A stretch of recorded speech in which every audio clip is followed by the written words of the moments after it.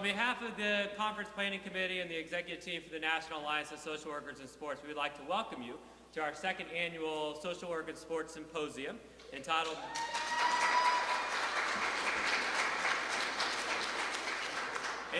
Mentally Healthy Athletes or High-Performing Students and Athletes. So my name is Matt Moore. So I'm one of the executive committee members for the National Alliance of Social Workers in Sports and an assistant professor for the Ball State Department of Social Work. So I will be leading as the master of ceremony for the morning portion before turning it over to my dear friend Dr. Emmett Gill, who will lead us through the afternoon session.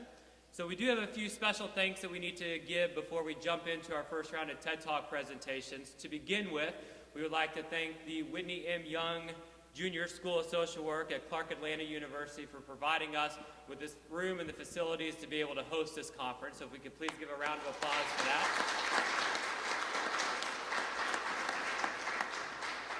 In late breaking news, Savannah State has also just joined as a sponsor for us. They've also brought a handful of students that will be assisting us throughout the day today. So a big shout out to Savannah State for all the work that they've done. If I could get my slide forwarded one slide forward.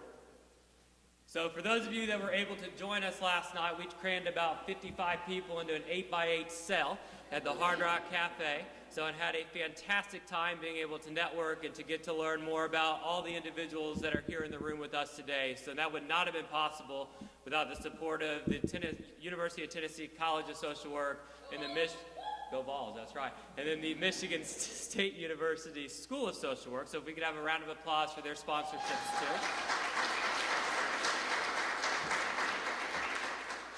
And our last big thank you for this morning goes to Barry University and the Ellen Whiteside McDonald School of Social Work, who sponsored our registration and also the poster presentation session. So if we could give just a collective round of applause for all 5 of our poster presenters, and I'll go through the names really fast.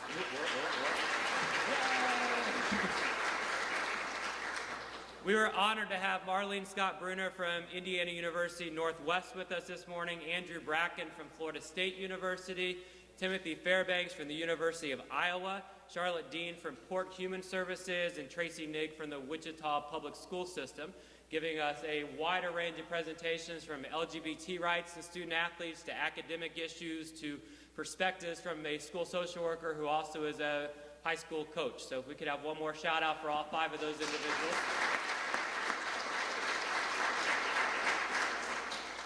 This conference would also not be possible without those that participated on the Conference Planning Committee for the National Alliance of Social Workers in Sports. So you can hold your applause until we get through all the names. But Dr. Emmett Gill, Dr. Ginger Gummelt, Dr. Tiffany Victoria Jones, Miss Natalie Grays, Miss Cindy Miller-Aaron, and Miss Kelly Mondero for the work that they did putting this entire day together.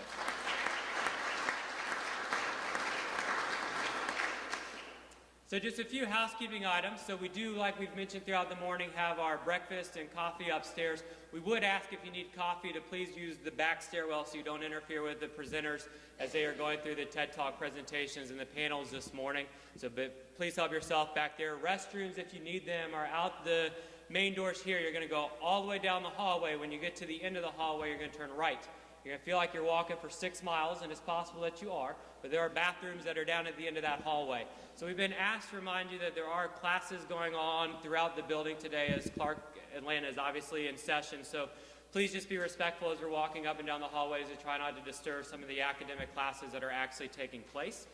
We would also ask, if possible, to please turn your cell phones to silent so we do not disturb any of the presenters that are up here this morning going through that. We've got our silent auction upstairs as well, so make sure that you check out the items that were brought by all the individuals that are here today. So the bid sheets are up there as well. All money that is raised through the silent auction goes directly back to the National Alliance of Social Workers in Sports. So we are extremely grateful for any generosity that you can give as it relates to the silent auction items. We also have t-shirts that are over there on the front table that are for sale for $15. So if you do not have cash, it is possible to pay through PayPal, so you can go through the NASWIS website. If you go through our member listing, you'll see our PayPal link, and you're more than welcome to pay online. If you do that, just write a little note on one of the sheets of paper over there letting us know that you were able to do that through PayPal if you do not have cash. So if you need change, we can obviously throughout the day try to work to make sure that we get you any change. Or if you want to just give a 20 and give $5 to us, we will obviously smile and take the money too. We're not shy.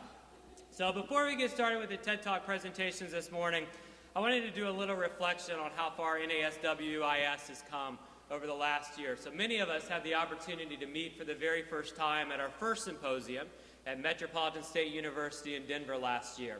So, and to be able to go to that symposium and to learn more about the individuals that are there, that are interested in the interseed between social work and sports and coming from a variety of different academic disciplines, was easily one of the greatest highlights of my academic career. So, I mean, I still look back at the memories that we had during that day at Metropolitan State and the friendships that I've been able to form with many of you in this room today, and the network and the connections that we've been able to build is something that really is priceless to, I think, many of us as it relates to the movement that we're trying to cause. So when you think about how far it is that we've come from a handful of years ago, very few publications in academic journals, a lot of conferences, social work oriented, not really being open-minded to the idea of athletes being a vulnerable population, to where we sit today with the interdisciplinary collaborations that we've had, the friendships that we made, is truly something of beauty. So and it speaks to the whole idea of grassroots advocacy and making sure that we do all that is possible to advance the ideas that we have and to try to really support all the athletes, whether you're a youth, collegiate, professional, or Olympic athlete that is out there, to ensure that we look at you as an entire person and make sure that we focus on your mental health aspects as well. So there are a few things from NASWIS that we really feel are important for us to be able to share while we stand here this morning. The very first thing is the fact that over the last handful of months, we've actually become an official organization through the state of Texas. Following our articles of incorporation, we sent out bylaws last week for all of our members to be able to review, as well as a strategic plan. So if you're able to join us for our membership meeting tomorrow morning, we'll be spending more time talking about these documents and how organizationally NASWIS is setting up and some of the goals that we have for the upcoming months and the upcoming years. So we hope that all of you are able to do that. In addition to that, we launched our website back in June, and I am pleased to announce that as of this morning, we have over 12,000 website views from our website, which is really a lot. So we've started to trend a lot higher on some of the databases that are out there. So my wife told me before I came here, she's like, you can't really say 12,000 views because 11,000 of them are probably you, which might be true. But 1,000 other people looked at our website, so we're going to take it. So we've also seen our professional and student membership base grow from what was 5 of us at one point to having close to 30 founding members, and over the last couple of months adding another 50 members to have our membership total above 80. So, and while 80 might not sound like a big number, to us it really is. Because when we think about the number of individuals that are really out there that are focusing on the interseeds between athlete well-being, social work, and some of the other disciplines that are represented in this room tonight, 80 is a big number. So when you think of where we came from with just a small number of us interested in it at first, to see the growth that we've had is a miraculous thing. So if we went to 80 in a matter of a handful of months, who's to say that we can't get to a couple hundred as time goes on? The big push that I think all of the executive members would really like to highlight is the fact that we want an active membership base. So to us, we'd rather have 80 fully involved and participating members than we would 500 members who don't actually do anything to support the cause. So I know that Dr. Gill this afternoon will probably spend more time talking about the need for members to really rise to the occasion and to step up, so I'll leave that conversation for him, but certainly know that we value and appreciate and respect the talents that all of you bring to us. And the more that you're able to give and to contribute, the further our mission and the further our voice is going to go as a collective effort. So we've also been able to do some really cool things over the last handful of months. So thanks to Cindy Miller-Aaron for the work that she's done to help the NCAA recognize our organization as a legitimate organization with our sponsorship that we gave towards the NCAA Sexual Violence Prevention Toolkit. We've also had members that have had published articles in some of the top social work and interdisciplinary journals that are out there, as well as presentations at multiple national and international conferences. We have members sitting here today that have recently received grant funding for various issues related to social work and sports as well. So, and we've also seen a huge growth in our actual symposium. So by a show of hands, can we have the hands raised for those that are attending their very first social work and sports symposium with us today?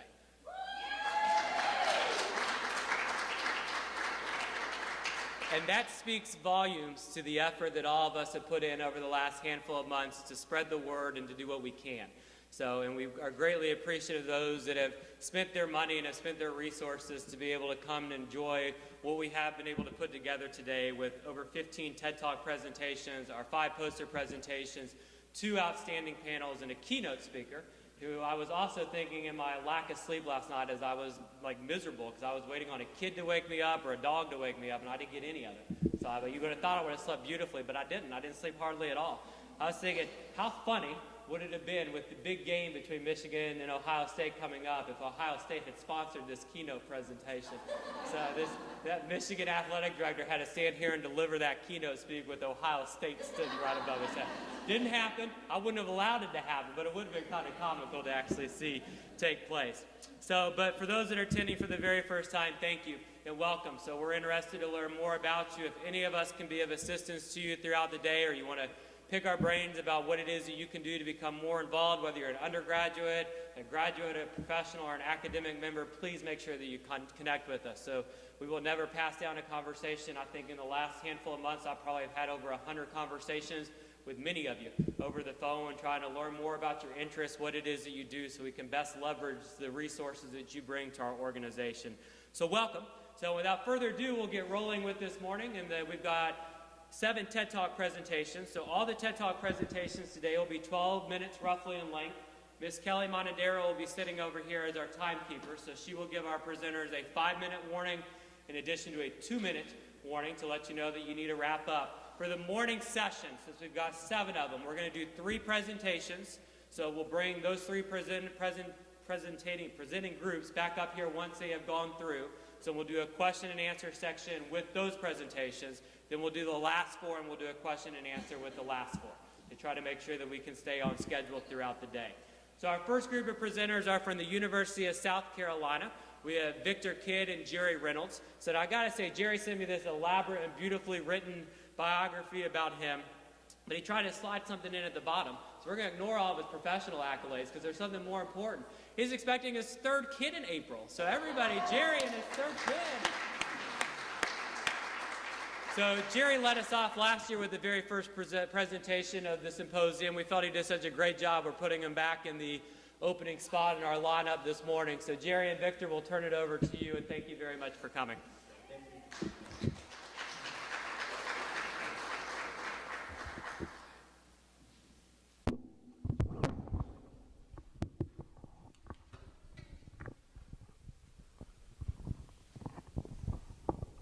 Okay, good morning, everybody. My name is Jerry Reynolds. I'm from the University of South Carolina in the College of Social Work, 2nd-year PhD student. My name is Victor Kidd. I'm from the University of South Carolina, 1st-year PhD student in sport and international.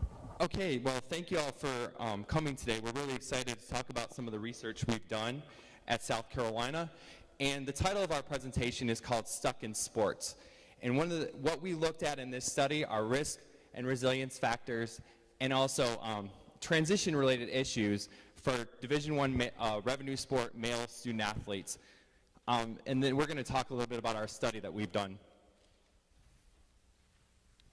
Basically, to kind of give you an overview of the history of our study, this was a collaboration between the College of Social Work at the University of South Carolina and the Department of Sport and Entertainment Management, and also the College Sport Research Institute, which is housed at the University of South Carolina.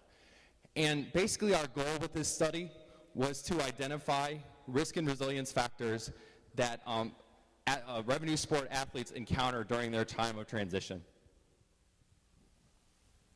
So I'll be giving you guys a little brief overview of the risk and resilience factor framework that we use for our study. Risk and resilience are 2 things that can actually be an inhibitor or negative for positive transition. So it's defined as any influence that increases the likelihood of the onset of a problem or maintaining the problem state. So for this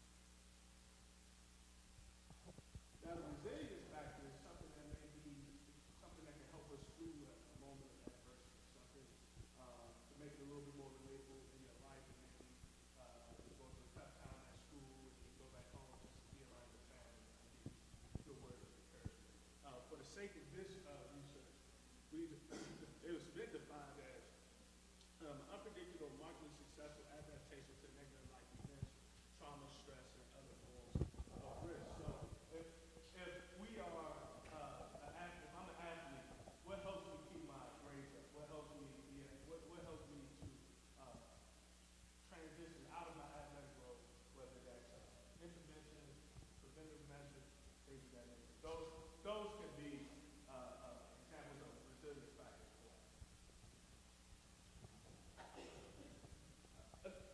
While we were doing the research, what we recognized was the importance of the presence of athletic rolling golf. Athletic rolling golf was introduced by Alan Allen in the late 80s, early 90s, through a popular book, Backboards and Blackboards, if you're familiar with it. And they define athletic rolling golf as a process by which athletes become engulfed in their athletic role as it ascends to a position of prominence. Usually when the athletic role is starting to come to a position of prominence, it's due to the detriment or the relinquishing of the academic and social role. So now you see a salient identity just with the athletic role. And researchers have shown that when the athletic role or identity becomes salient, that person often relinquishes his academic role. We looked at some other things and other things that came up in the research. One thing that we really wanted to focus on that kind of came to us was athletic identity. And Weissman and Williams did a research project with roughly 400 high school students. And they measured their athletic identity using an athletic identity measurement scale based on the years that they played their sport and things of that nature, among other categories.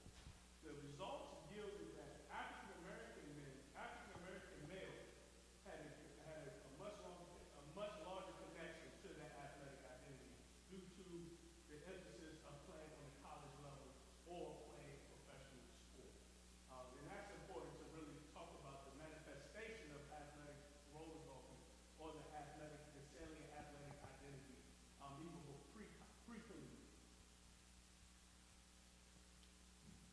Some things that they also found out that Mexican Americans also had a very large identity connection to athletic identity. Okay, so our study was a mixed method study. Our sample at this time is still evolving, and we have 21 subjects to date that we've interviewed. They're Division I, former baseball, basketball, and college football players. And we looked at, basically sort of our timeline was that we looked at folks that were just about less than 15 years out. So we wanted to try to capture things that were fresh in their mind. And we also collected demographic data about each subject, and also we used qualitative open-ended interviews in our approach. Basically, we looked at 5 different periods in the athlete's life. We look at their recruitment experience, their time during college, that immediate time right after college, and we also looked at their life, not just immediately out of college, but also their life today. So we really kind of looked at the whole spectrum. We used a grounded theory approach in our analysis of the data, and also we did use an open coding approach, and also did some triangulation where, for instance, I would look at I did a lot of the open coding and sort of the initial look through. Victor went back and looked for role engulfment themes, and other members of our team also were scoping out the data for different sets of themes. So we started kind of out being less structured, but we moved to be very much a more structured approach to our analysis. And we also use Atlas TI as our software. Okay, some of our preliminary results, and really even within this sample of 21 athletes, we really learned a lot. First of all, we had some athletes that didn't receive any exposure. I had one athlete that told me, I just decided to walk on 2 years after I was started at the university. And then on the other side of the coin, I had an athlete that told me he had 104 scholarship offers. So we had a really, really good sample so far with regard to recruitment. Transition from high school to college, a lot of our folks talked about the difficulty of not only the academics, but also moving to the quote-unquote business of college sports. that was a big factor in the adjustment process for them. And also during college life, their time in college, they really had a lot of satisfaction, but also a lot of disappointment. So we had a lot of mixed reviews with that. And also just, there was one thing that really stood out there was minimal engagement outside of sport in campus life. As looking about the transition to real life, basically everything that you would pretty much assume both positive and negative, we saw a lot of the presence of all those factors. Lots of mental health challenges, lots of engulfment-related challenges, and we're going to provide some examples of that, what we saw. As far as resilience factors, one of the big ones really for us was faith and family. That was really one of the strongest resilience factors that we saw throughout our study. And also, as far as current life today, basically, again, mixed reviews, but I will say the main thing that we saw was the consistency with teammates. There was very much a bond with teammates, very limited ongoing interaction with coaches, and also, too, one of the things that they overall generally reported being satisfied with their lives. So I'm gonna go over some of the quotes that we took from the data set to kind of give you guys some insight on what some individuals deal with. On this slide, what Jerry really thought was important, and I also thought it was important being a former football player, was the importance of when asked about the biggest adjustment post-college, it was the eating. I don't know how many former athletes we have in the room, but I played linebacker. I was 240 pounds. I'm probably about 265 pounds now. I still eat as if I was playing. And so it's important to really keep that in mind because if we look at a lot of things, hierarchy of needs, you know, to use some social work terms, human development terms, it's important to understand that physiologically, if we're in that, we can't do anything else. We can't support our family. We can't do these other things that we need to do for our lives. Also, another important one that I really wanted to highlight was the last quote on this slide. I'm working, but know that I could get called up any day. And so being in that influx, what does that look like to be in between the transition? Or maybe teetering between the transition crisis, knowing that, hey, I got one foot in a regular world and another foot in maybe almost being back into my athletic role. And also, just as a note, one of the things that I wanted to point out was in the parentheses we put the first number is how long they've been out of school, and then in this person's case, the one represents how long they've been out of that professional role as an athlete. Okay, as far as future directions go, we certainly want to diversify our sample. We want to include more African American athletes in our sample. And also we want to look at non-revenue sport athletes. That's one other area that we're looking at.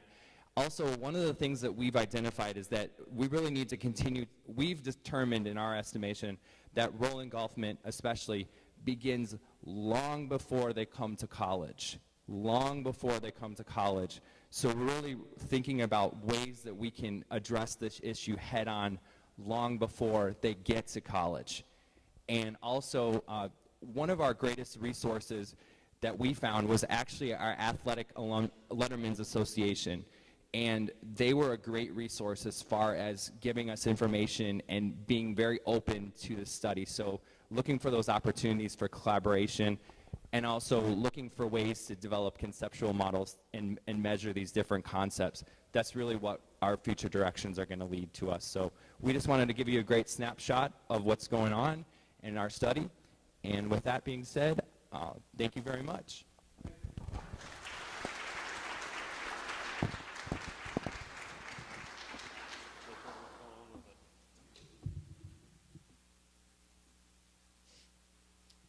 So we do have a couple quick resources that we want to let you know that we have available to you. So we've got copies of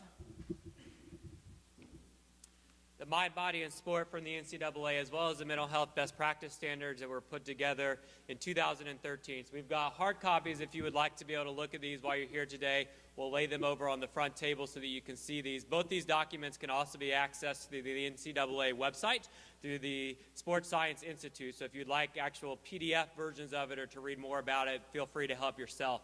The other thing that we would encourage all of you to do is you see presentations that you like, to make sure that you're tweeting and following NASWIS_2016 on Twitter. So we'd love to see the hashtag NASWIS2016 trending as much as possible today. So I also want to give a big shout out to the University of Alabama, who has paid for all the video equipment that you see in the room today to make sure that we're able to capture the moments that we spend together, as well as being able to broadcast all the presentations and the panelists through Facebook Live today. So once we get all the videos collected, we'll make sure that we upload those to our website as well, so that we'll have a permanent memory of the time that we spent together. So up next, we've got our second TED Talk presentation. This is coming from Lindsay Sanders. So it's entitled Creating a Culture of Care-Seeking, Strategies for Encouraging and Supporting Student-Athlete Well-Being. So Lindsay is a second-year doctoral student in the Department of Public Health and Education at the University of North Carolina's Greensboro. She's a licensed clinical social worker, and she's also working at the Institute to Promote Athlete Health and Wellness on campus to make sure that we're connecting athletes with proper mental health care, as well as looking at the communication between coaches, the symptoms that athletes face, and their comfort with being able to communicate levels of care that they need. So Lindsay, please come up.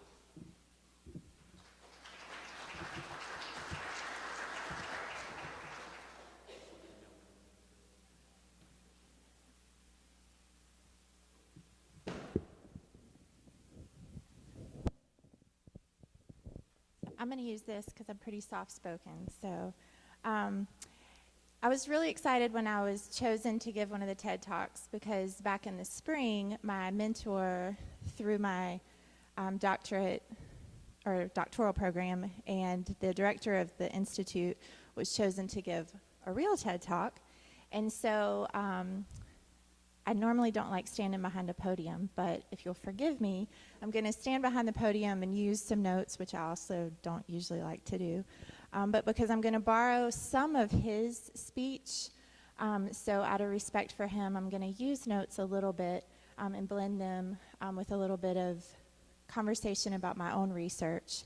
But like I said, just forgive me for using notes because I don't normally like to do that. Go to the next one. Yeah, I wasn't sure where to look. So, no pain, no gain. Suck it up. There's no room for quitters. Play like you're gonna lose.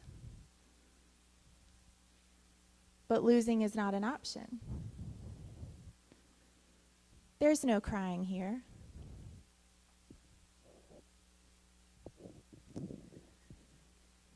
Take a moment just to think about what some of these phrases feel like.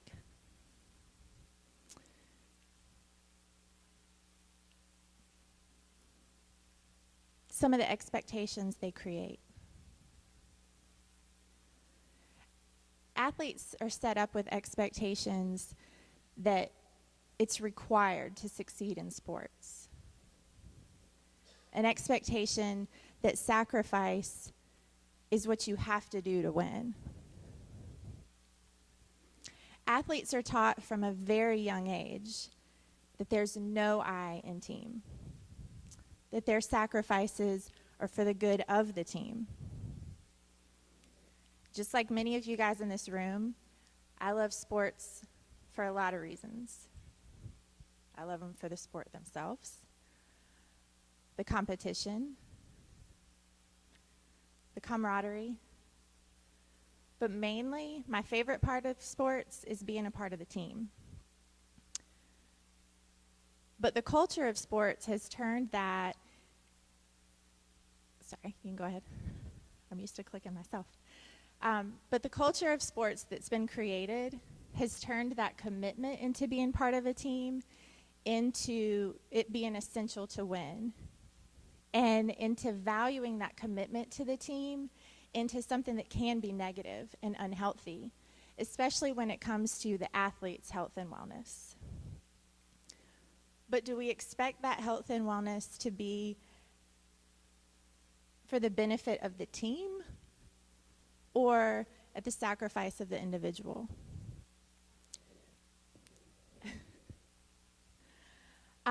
So my answer to this question is that as a culture of sports, that we have to embrace the idea that there actually is an I in team. and by accepting the I in team, that sports can cultivate athletes who are empowered to advocate for their own health and wellness and also advocate for the health and wellness of their teammates. So at the Institute to Promote Athlete Health and Wellness, where I work, our mission, as you can see above me, is to improve the health and wellness of all athletes through the translation of prevention research to effective programs, policies, and practices. And at the Institute, I'm the only clinician, and so, as scary as it says to say out loud, I'm seen as the mental health expert on our team, which is kind of fun in a way, because I get turned to for advice on all of the programs, research, and on everything that we do. And in most of the things that we do, I really use the theory of care-seeking behavior as a guide for all of the advice that I give and the research that I use. And I don't know, are any of you familiar with the theory of care-seeking behavior? Yes, no. Well, it's a way to facilitate mental health care seeking, specifically in athletics, and to normalize the conversation between players and coaches. So we do a lot of things at the Institute. A few of our solutions are listed behind me, and especially those of you who are in college athletics, you may be familiar with some of the things listed. Some of our solutions include My Playbook, Brain Care, Moving On, Coach's Assist, Spartan Choices, and Shift Y. We have a bunch of other things that we do. We do evaluation, program development, and a lot of research. And most of the things that we do involve this idea of care seeking. And almost everything we do and most of the things that are being brought to us have this idea of what is mental health and how can it strengthen our student athletes or professional athletes. We're now being brought a lot of projects that involve professional athletes as well. So everyone in this room is very familiar with the idea, with the fact that athletes suffer from many, many, many different types of injuries, and we see them all the time. Torn ACLs, broken bones, sprained ankles, dislocated joints. However, we all know that one of the injuries that we face in sports today that goes unrecognized is the injury that we don't see.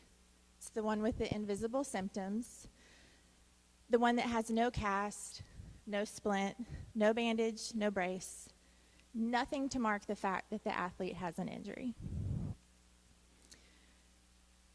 So take a moment, think about this athlete that you see behind me. Think about one of your athletes that has a knee injury. You can see her.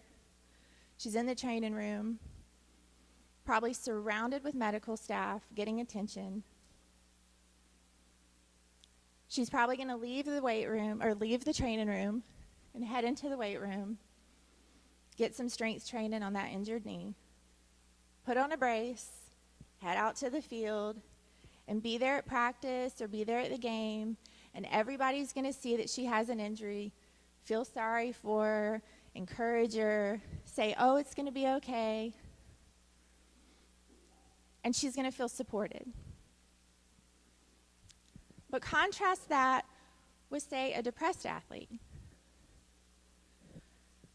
See that athlete in their dorm room or in their apartment, alone, probably looking in the mirror saying, I don't have a knee brace. I don't have a bandage. I don't have anything marking my injury. I don't have anything saying I'm injured. I don't have anything to validate the fact that I, too, have an injury. So imagine that that athlete probably feels some isolation and some loneliness. So athletes worry that they're going to let down their coach, their trainer, their teammates, their parents, their fans, if they report that they have some kind of mental illness. Or worse, they worry that they're going to be labeled as not tough enough or accused even of making it up. And these pressures, whether they're real or they're perceived, influence a really powerful stigma and play into the fact that athletes don't report mental illness. And this feeds back into the idea of a care-seeking culture that I mentioned before. So my research is to better understand what athletes' perceptions of this stigma are and how we can work to change it. I want to better understand how to create and maintain an environment in sports that destigmatizes mental illness and promotes care seeking. I believe that it's imperative that everyone, not just the people in this room, feel that mental illness is a serious injury and that it requires seeking treatment, just like a knee injury or a broken bone. And I feel like if the sports injury can adopt that idea, that it'll be safer for all athletes and all people in the sports world. So, what are some things that everybody in this room can do and can take back to our own communities? We can normalize this idea of a care-seeking community. We can take the time to listen to our athletes. They'll see that as the fact that we care about them. We can talk to our athletes about mental illness just as openly as we talk to them about that knee injury. We can advocate for treatment for them and connect them to services. We can encourage them to seek treatment. We can provide consistent support. And we can expect them to also encourage their teammates to do the same. So it's time to fully support a sports culture where our athletes see room for the individual on the team. There is an I in team. Just as we trust our athletes to push themselves to compete at a high level, it's time to trust that when they seek care for mental illness, they aren't faking the injury. They need our help, and we need to be there.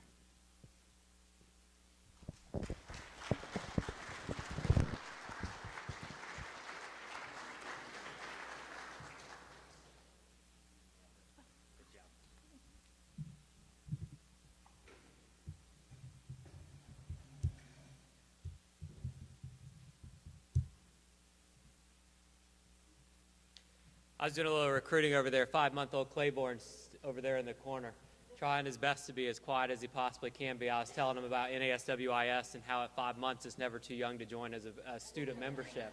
So I'm working on it. So hopefully here in another few hours we'll see Claiborne come across on the membership screen, and we're able to do that. So Cindy and Ginger wanted me to remind you that tomorrow morning we also have our CEU training that is free to all of our NASWIS members. So make sure that you check that out. The topic of the presentation will be related to sexual violence and sexual prevention in athletics. So Ginger and Cindy have done a fantastic job putting together that presentation. So please, from 8:30 on tomorrow morning, make sure that you're here so that you can check out the work that they've been able to put together. So we'll do one more TED Talk presentation, and then we'll bring up our first 3 groups to have a question and answer session. So our third presenter is Lisa Borkart. So she is a passionate professor of social work at Nebraska Wesleyan University, answering her calling to work alongside individuals encountering loss and grief. Lisa received several awards for her service to others. She is a former student athlete who endured a collegiate career-ending injury and embraces the strength in her telling the story, and she hopes the same for you. So Lisa, please come forward.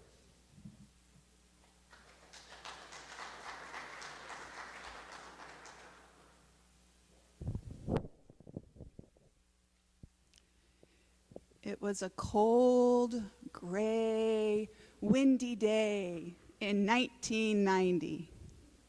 You know, back when MTV was music television. And VJ Downtown Julie Brown spun the hits for us, and we watched that. And it was the era of the Rachel from Friends hairdo, 1990. It was also the day that it was an important game for us. We had to win to go into the postseason. Oh, our team was doing great things. We were calling out the screens. We were doing the great bounce pass in the middle of the lane. And that's when I cut in. I took the pass. I went up for the shot. And as I came down and heard a pop and felt tears in my ankle, I thought, something's not right here.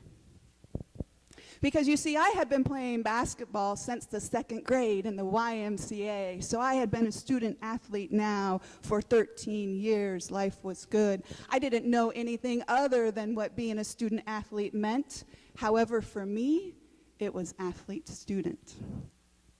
Right? Because I put emphasis on sports. And my classroom, I sat in the back.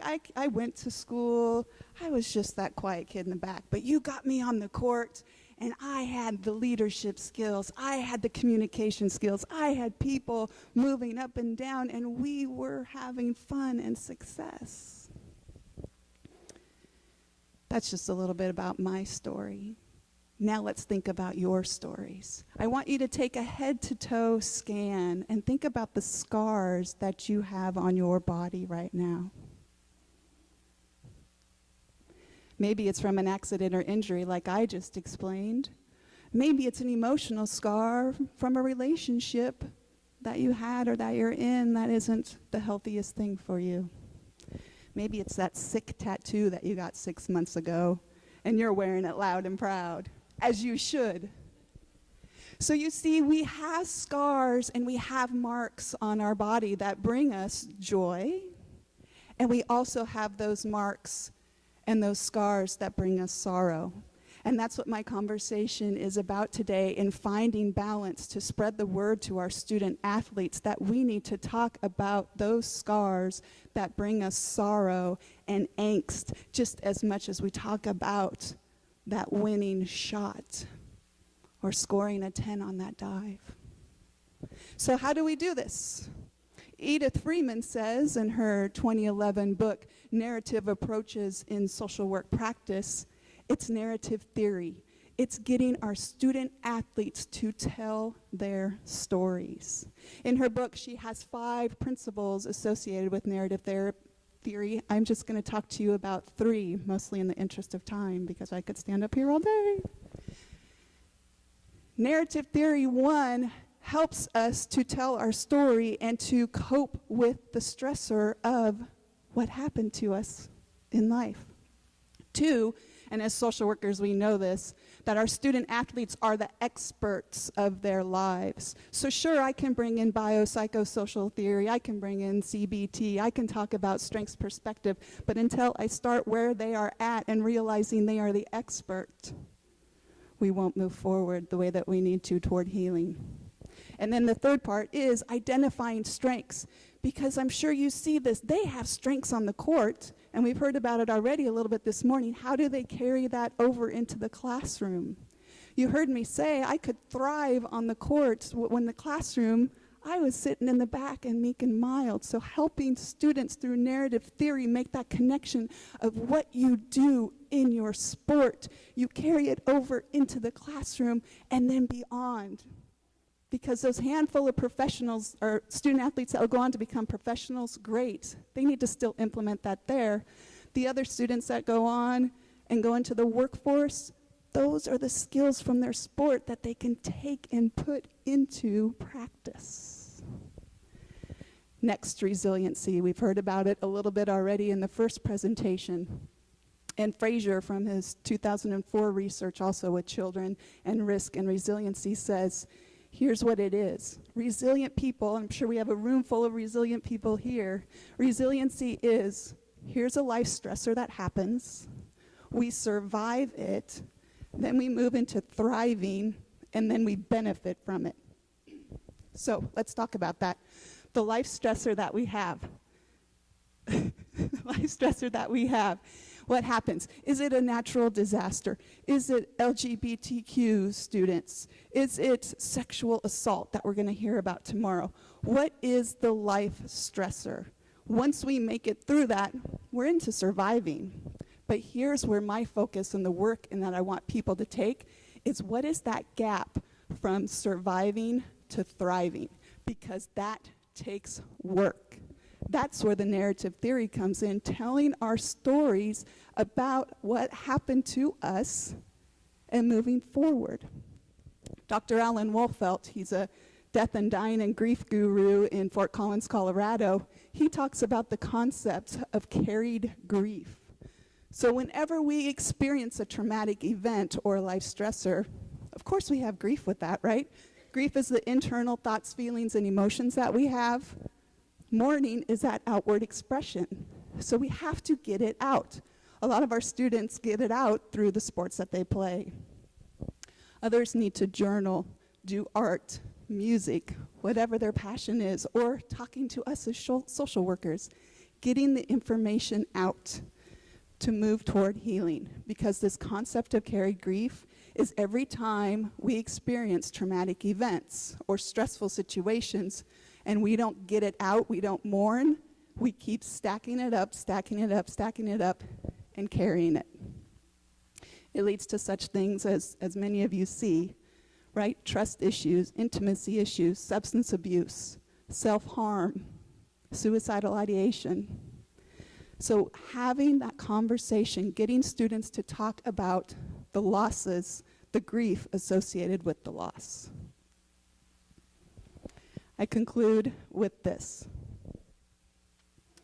When our student athletes are able to move from surviving to thriving, then they can see the benefit.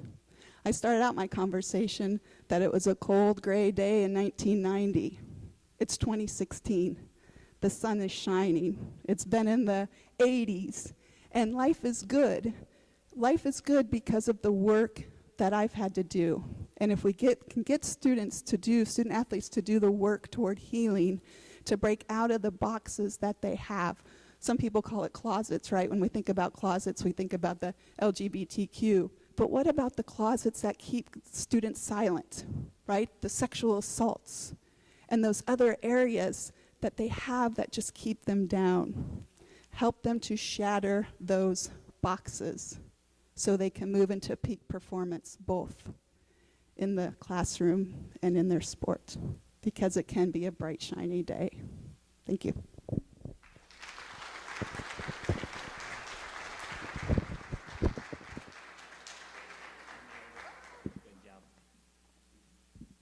All right, if we could have Lisa stay right where you're at. So have Jerry, Victor, and Lindsay come back up. We'll do a 5-minute or so question and answer before we move to our final 4 TED Talks for this session.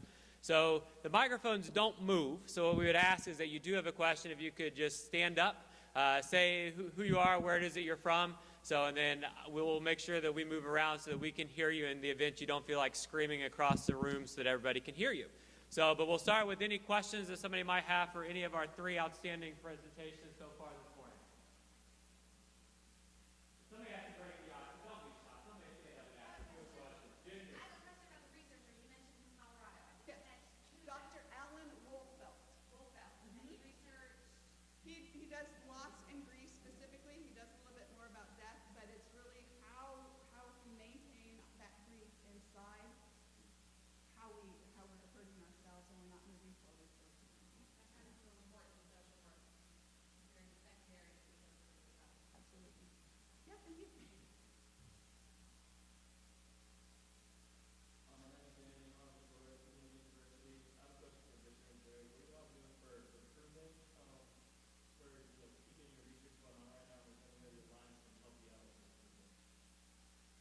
Well, we've really taken a lot of different strategies to our recruitment. And for time purposes, I didn't really talk a lot about it, but we had some undergraduate students who combed roster data. We had access to some alumni data. We combed that, and if they fit that requirement, we would go through it. And then that was sort of like, almost we did sort of a cold calling type of, recruitment. But also from there, I'll let Vic talk about some of the things because that was sort of the initial part.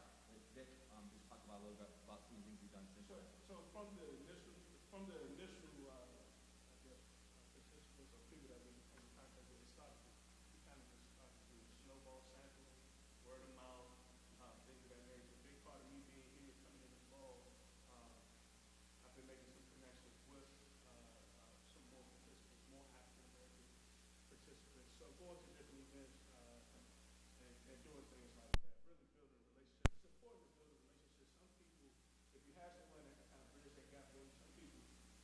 talk about athletes, we're talking about social marginalization, particularly so, they feel like they're not comfortable with you or don't really identify with you. So it's important to keep that combo going, and that's how we start doing our doing. And teammate to teammate has been extremely effective. Like, some guys will say, hey, we make contact with somebody, and then they're like, I've had some guys say, well, I knew about the study, and I wasn't sure what was going on, and then so-and-so told me it was legit. So, you're not fishing, you're trying to understand. And that was really a crucial. So teammate to teammate was big. And also, engagement of alumni associations has been a huge resource for our school. My name is Matt Sykes. I'm from the Staff Education for Liberty. I feel like it's in fact we educators need to do an indictment of my superiors, but what you do is talking to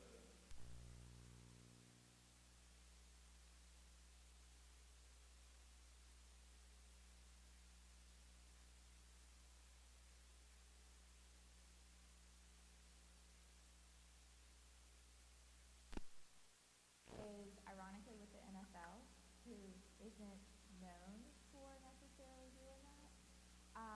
But it's a program, one of the ones that I listed on there called Shift Y. And the whole idea is shifting the culture of sports. Shift Y. And the whole idea is about shifting the culture of sports from a win at all cost culture to an education-based athletics culture. It's really geared at high school athletics, but some college programs are buying into it.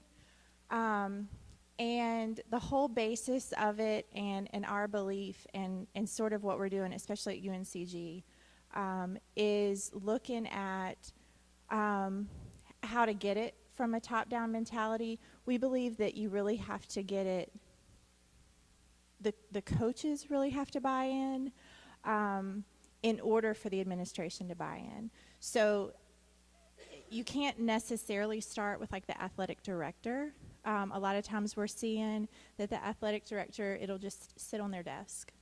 But if all the coaches are buying into it, then the athletic director sort of has no choice but to adopt it as well. And that's one of the program components of Shift Y, is getting the coaches into it. Again, that program's developed for high school sports, but I mean, I have some information about it if you want to talk to me individually about it. And again, it's something that was adopted by the NFL, so we can talk individually about it a little bit more, because there's some tricky parts about actually giving it to Georgia Tech, but but we'll work it out. But yeah, I think just as an umbrella statement, top down is the best way to approach it, but getting the coaches to buy in then forces the administration to buy in.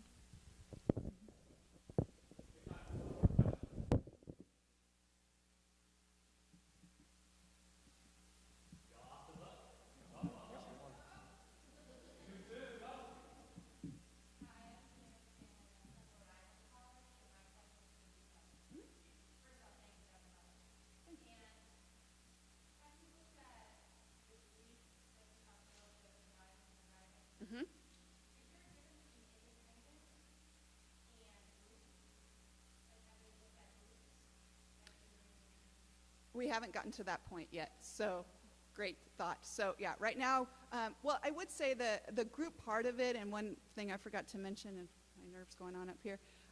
So when you think about time as a loss also, think about what our students put in. On average on our campus, it's 20 hours for their sport, right?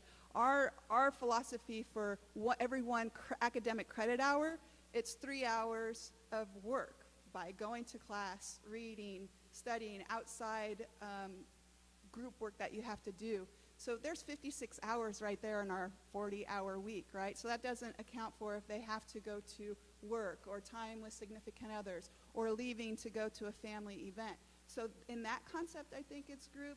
But right now, the work that we're doing is more one-on-one, getting them to identify the losses that they have and then to grieve and mourn them so they can achieve peak performance.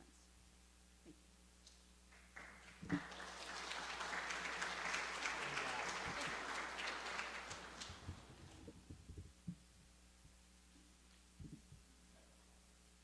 those three are now stress-free and pressure-free. It goes on to the next people to have to deliver. So our next TED Talk presentation is from Dr. Heath Hooper from Shorter University. The title of the presentation is Learning Disabilities Amongst Today's NCAA Student Athletes. Dr. Hooper is the Dean of the Ledbetter College of Business and an Assistant Professor of Sports Management at Shorter University.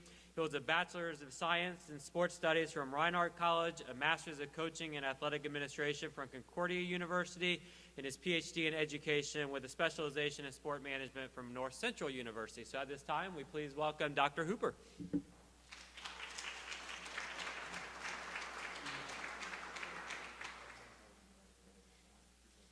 morning.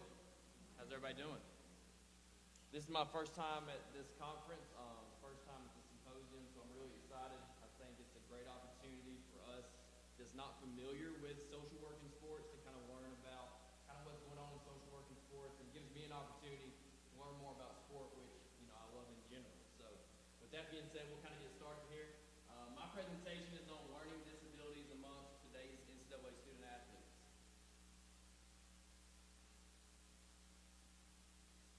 Okay, so starting out, what comes to mind when you think of a student athlete's health? You know, we've had one presentation already reach on showing injured athletes getting therapy in the training room, but we really don't think about, outside of specific visual injuries, what we see with student athletes. So we typically think of a sprained ankle, ACL. More typically today with the concussion protocol, we start seeing a little bit more as far as proactiveness off the field, on the sidelines. As soon as somebody gets hit, they take them off, they go through the protocol. Health equals physical and mental. So in order to be a healthy student athlete, we need to have a healthy mind and a healthy body to perform at our utmost potential. So some risk factors of being a student athlete and the student athlete's well-being. The greatest risk is health concerns, in which a lot of people don't think about. Student athletes' risk of mental health problems, we look at three specific areas. We want to focus on pressure to adhere to academic responsibilities. Being a student athlete, that's too loud. Okay. Being a student athlete, it's important to balance the student and the athlete factors. Most of the time, students are going to college because of gaining an athletic scholarship. They're not going to college to get a degree, or vice versa. So both have to kind of go hand in hand together. Identity is questioned, and ability to manage a student and an athlete is overbearing. So a lot of responsibility falls on the coaches, administrators, counselors, medical staff, teammates, and even professors serving as advisors to these student athletes. All right, so our next slide is the student athlete needs your help. So, we've talked a little bit about the struggles of being a student athlete. Now getting into more specifically, early identification and prevention is essential by stakeholders. So in recruiting student athletes, it's important to learn who that student athlete is as a person, not only an athlete. I think that's probably the biggest benefactor that we can kind of grow as far as coaches, professors. The first time we meet these student athletes, let's get to know them. Let's understand who this person is, what makes them tick. Every student athlete is different, from your best player to your worst player. Each person can be coached differently. Each person can be picked up differently. Some athletes you need to, get on a little bit more, yell at to get them going. Some athletes, they need reassurance. So being able to identify and then create the prevention. All right. So getting in more specifically, I want to focus a little bit on ADHD, attention deficit hyperactive disorder, as far as the learning disability that I'm going to discuss in this presentation. So some statistics real quick. 11% of college undergraduates reported having or suffered from ADHD. That's a large percentage. And how much are we aware of which student athletes are suffering from that? That's a 10.9% increase from 2008. So 11% total and a 10.9 increase, that we were basically at 0 and now we're at 11%. One study the NFL did was found that 14 of 159 players had either ADHD or learning disability that was not discovered prior to doing the survey. So there's three common symptoms: inattention, hyperactivity, and impulsivity. Okay, next slide, please. So getting into more of an overview, the effect ADHD has on collegiate student athletes, there's a lack of normality. There's a lot of difficulties. Identification is amongst college student athletes. Some techniques being used, they're using athletics to counteract symptoms. So instead of taking a medical approach, a lot of colleges and universities and even high schools are putting these students into athletics as a fixture to the issue. A lot of times these student athletes suffering from ADHD can use their symptoms and focus it towards the sport. Reflex activity, seeing a ball, hitting a ball, catching a ball, running, being active, okay? Now some specific strategies that we need to use to improve role of the coach. Every single day that coach is with that student athlete. How can they be a positive benefactor? Role of the professor, role of the advisor. Me as a professor, I see my student athletes every day. I see our students every day. Okay, I have the opportunity to know them outside the sport. I can be their confidant in the office or in the classroom. They can come to me for help for any issue that they have going on. So right here, this is just a chart that shows the symptoms, the core symptoms to ADHD and kind of how it's diagnosed. So individuals must be diagnosed with at least 5 of the 9 symptoms below for at least 6 months. That's the medical termination there as far as being diagnosed. Now, what coaches, professors, advisors, what we can all do is when we get to know the student, we can start looking for these early symptoms and seeing if they're evident and how we can help them, before they even come to college. And then once that student gets on college campus, there's already a transition from high school to college. So by being proactive and putting them in the right scenarios and putting them in front of the right people, we can proactively, help increase the risk of these things occurring throughout their college career. So the effect ADHD has on student athlete, there's a deficit in study skills, problems with organizational skills, social interaction, low self-esteem, increased dropout rates. So that's just why it's so much more important that we do work together to help these issues. So ADHD plus athletics equals success. I touched on this earlier that a lot of times athletics can help fixture these issues that student athletes are suffering. So the great thing about sports is it serves as a natural outlet. It fulfills the need of a person wanting to be successful, a team atmosphere, being around others that have the same loves and the same interests as you do. So being together as a team really helps succeed the student, succeed the athlete, the person. Ability to act without reflection, quick decision-making skills. All those skills right there are necessary in sport.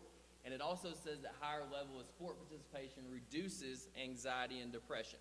Okay, now that's being around positive people as well. A lot of times a coach can have a major effect on an athlete's experience, on a student athlete's well-being.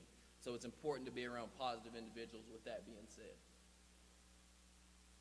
So effective treatment of ADHD in student athletes, talking with the student athlete. I feel like that's the number one deal.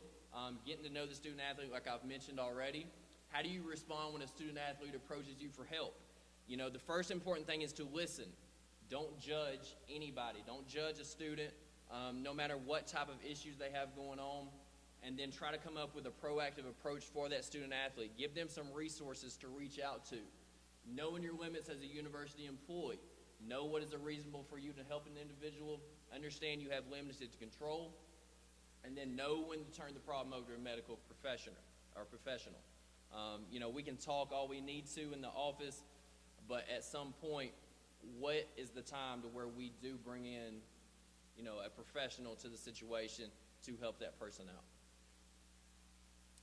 So with that, the effective treatment of ADHD continued, the mental intervention, behavioral therapy, education by the coaches, exercises of the mind and body, the role of the coach, identifying, referring, understanding the coach's power that they have on the student athlete. So right here I have pictured, everybody knows who this is, right? Okay, Michael Phelps. Michael Phelps did an interview, I think it was like 2 months before the Olympics started. Anybody get to see that interview? Michael suffers from ADHD, okay? He was diagnosed when he was in middle school, I think, when he first began swimming. His mother was very open about it. What she did with him was she put him around positive individuals. He had a positive swim coach, he had a positive teacher, and his mom was the support system. So what they did, they focused all of his energy, all of his focus, all of his drive towards swimming. So it reduced his outside threats of having ADHD. It reduced the necessary risks that were there for him to possibly be involved with. And as we know, Michael Phelps is, the historic Olympian he is, one of the greatest athletes ever. And Michael suffers a lot, he says, when he's not involved in something with depression, with, suicidal risks after he was caught, smoking marijuana and all that and had the DUI. So he has really focused all of his energy towards being successful. The quote here, Debbie Phelps did, his mother, and then Michael, your mind is the strongest medicine you can have. You can overcome anything if you think you can and you want to. And so that I kind of just leave it with that is, we're here for our students. We're here for college athletes, professional athletes. Anything we can do to help them, I think it's our responsibility to do that. Okay?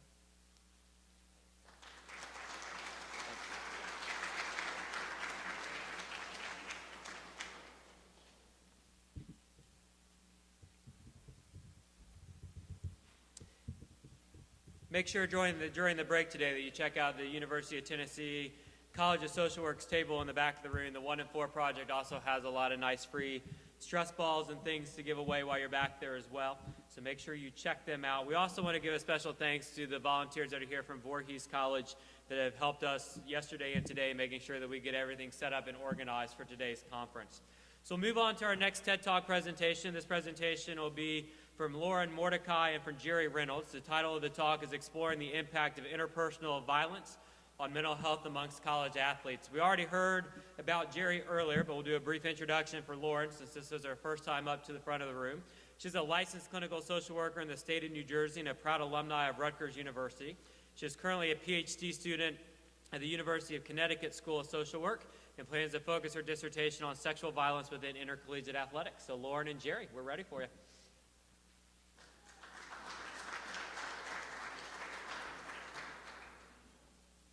Hi, everyone. Thank you for that introduction. As was mentioned, my name is Lauren, and this is Jerry, who they already recognize. So we kind of thought about what we were going to present and kind of combining our two interests. And again, my background is in violence against women and children, and Jerry's is really looking at the transition out of sport. So we're going to look at the impact of interpersonal violence on mental health among college athletes. So what is interpersonal violence? It's a very broad term. So interpersonal violence could be dating violence, family violence, emotional violence, physical violence, and even sexual violence. So what do we know about this problem as it relates to college athletes right now? So what we know is 1/5 of college sports-related crimes are associated with domestic violence. And one study in the 90s actually showed that even though college athletes make up 3% of the population, 19% of those actually commit sexual assault, and 35% commit domestic violence. And what we know currently, 10% of student athletes are actively involved in a Title IX investigation. And a recent study showed that of 46% of students who endorse sexual violence, over 50% are college athletes. So why is this happening? Social learning theory suggests that individuals who deem violence as acceptable have seen it, either experienced it or witnessed it as they were growing up. And children who witness IPV have a greater likelihood of committing DV later in their adulthood. And those who actually commit IPV are more likely to inhibit learning effective, or it inhibits learning effective communication and conflict resolution skills.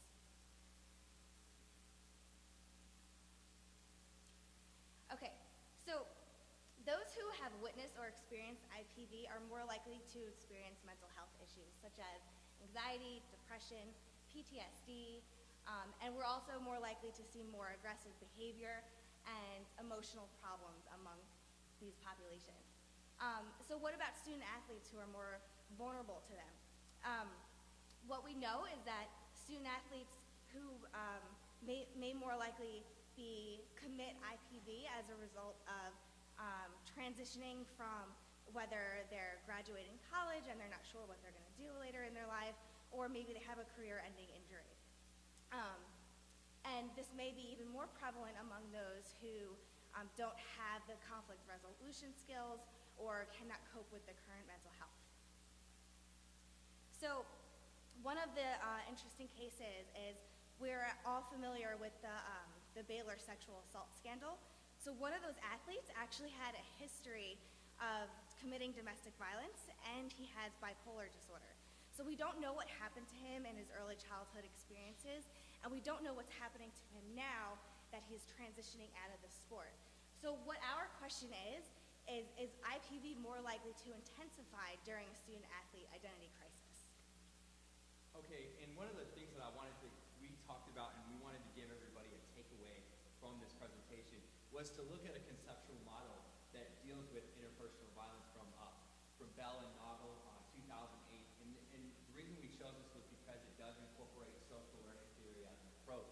And also this is a good takeaway to give everybody here because basically on the left you have sort of the contributing factors like as examples, childhood abuse, and also physical or emotional distress. And then at the top you have things like how are they responding to it? Are they using what coping skills, behavioral attributes, and also the target behavior, obviously, what are the consequences of that, and also how does that feed into this? Well, some of the additions we are proposing to look at into the black are also on the left here, directly above me. We really want to see, and we're asking the question, does a forced retirement or a transition, or an identity crisis, does that feed into sexual violence? Or also other forms of interpersonal violence? And is that created as a result of norms and expectations of that behavior that athlete has learned throughout the course of their lives? So basically, again, just to kind of highlight some other issues related to transitions out of sport, we know that mental health challenges are significant for athletes, especially as they transition out of sport. And also, anytime an athlete, whether they are accused of committing an act of violence or they're convicted, there is that again, taking somebody out of that role engulfment, or also, can you hear me better? Okay. Out of an identity crisis. So really what we wanted to, and we're pitching to explore using this model, are some of those additional questions that might be able to be answered, such as what factors are leading into that act of violence rather than just the act of violence itself. And basically, just to give you some other suggestions that we are proposing is basically to continue to look at increasing mental health services on campus, and also improving the overall well-being of athletes through addressing these various identity and transition challenges that they have, whether they are on campus, whether they're about to leave campus, or also afterwards. So really, it's just looking at the whole spectrum and looking, again, as we've talked about through a lot of different ways today, to continue looking at the whole picture of the athlete. Thank you very much.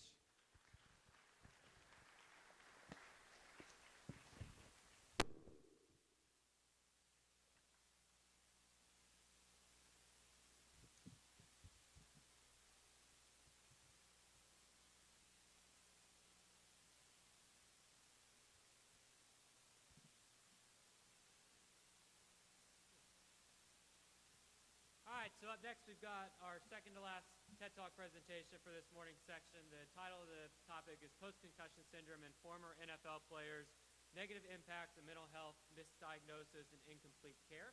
This presentation will be given by Dr. Diane Rowan, who is an associate professor in the School of Social Work at the University of North Carolina, Greensboro. She's the co-author of an article, Charlotte.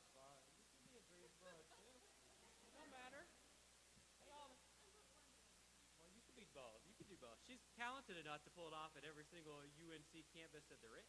So is a co-author of an article entitled "The Social Worker's Role in Servicing Vulnerable Athletes." She's also one of the editors for the special issue that we have coming out in the Journal of Issues in Intercollegiate Athletics, which the deadline for submitting that is articles is December 1st.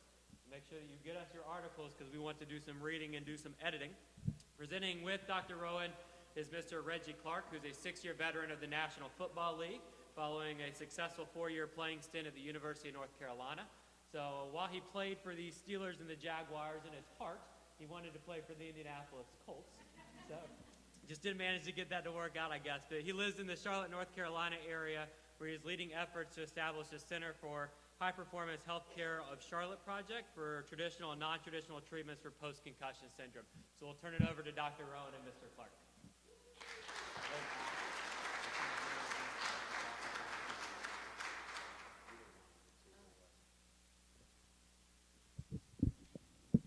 Hi, everybody.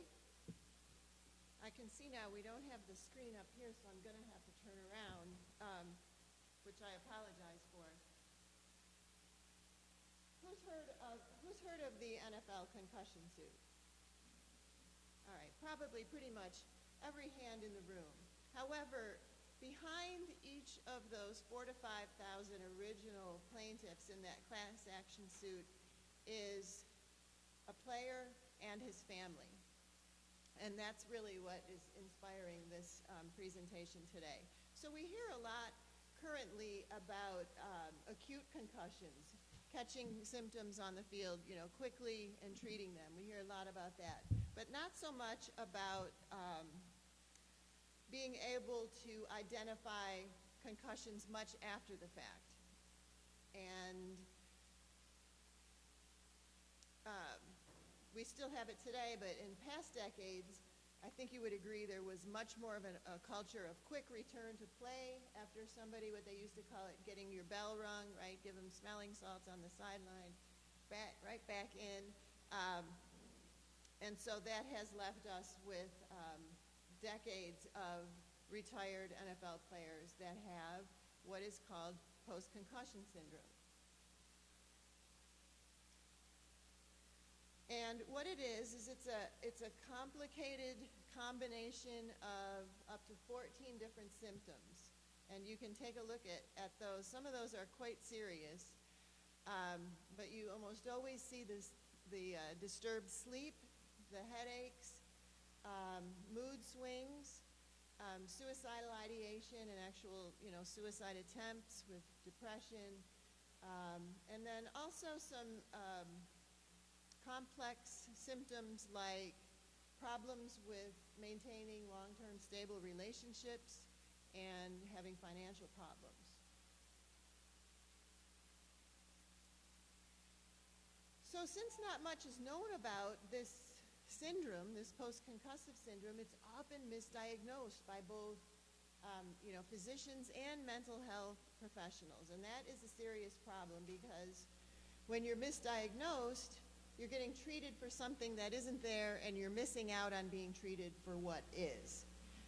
Some common misdiagnoses are bipolar, which you can imagine if you have mood swings and depression, MS, along with the unsteadiness, the dizziness, the headaches,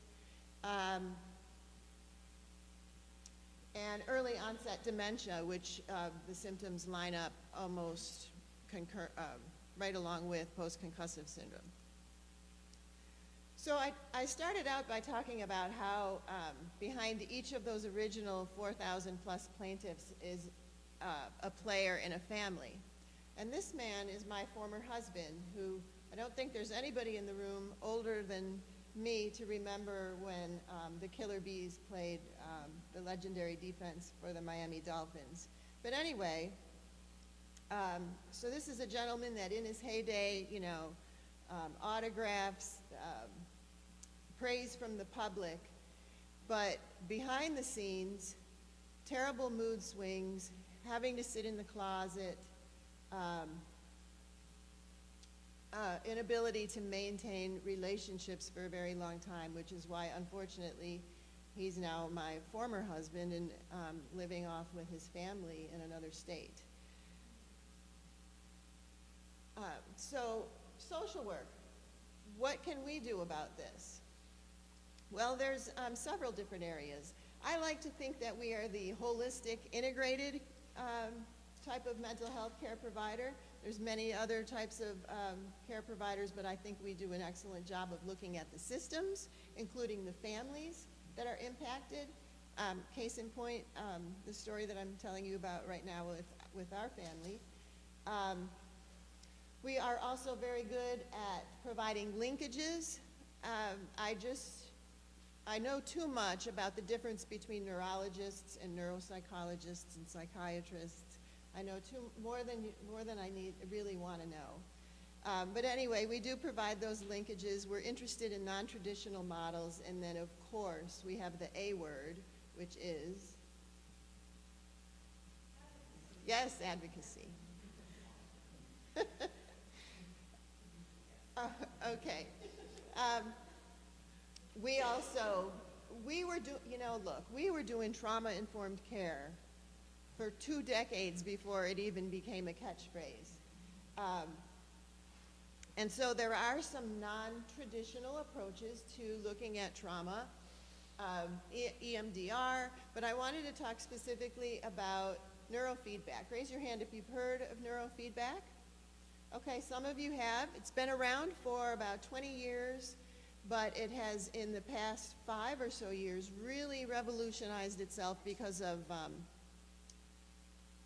video games like where it's like you're really there, virtual reality. It's really improved since then. We had a study in Charlotte with 30 retired NFL players where they went through a specified protocol of neurofeedback, and it was found to be very, very helpful at reducing their symptoms. That paper is not yet published yet, but it will be soon. Reggie is going to talk to you a little bit more about his experience with neurofeedback. But here's Reggie, who you heard his introduction, and what I'd like to do is let him take some time to talk about his story. How many minutes we got left? 5? You got 5 minutes. It's all That you might be want. too long, okay. You know, I've spent the past, 16, 17 years normally spending 2 hours with the doctor, telling him everything, so I'll try to squeeze in 5 minutes as best I can. You know, I've been in court with the NFL the past 5, 6 years, and it's funny because when they ask me when my concussions happen, I can't tell them. So they pull out the paper and they tell me how many concussions I had. But I remember the first concussion, I remember the last concussion. The last concussion I remember because it was the most deadliest one. It was a hit against the Buffalo Bills when I was in Green Bay in '97, and what happened was after the next day in practice, it was hitting the same place, and instead of taking care of the concussion, they ended up releasing me. And I was so out of it, I ended up leaving town. But for the next year and a half, I was started having symptoms, and the most deadliest symptoms was the blackouts. So if I'm driving down the road, I would have a blackout. Finally, I signed with Kansas City that next year, and being a designated driver one night, taking a teammate's friends to the airport, I blacked out at the wheel 2 seconds after talking to guys and hit a tree 70 miles per hour. That ended up causing my career. After that, I returned home to my wife, my child, and she started seeing the symptoms, and that caused me my first marriage, and ended up having to come back to Charlotte.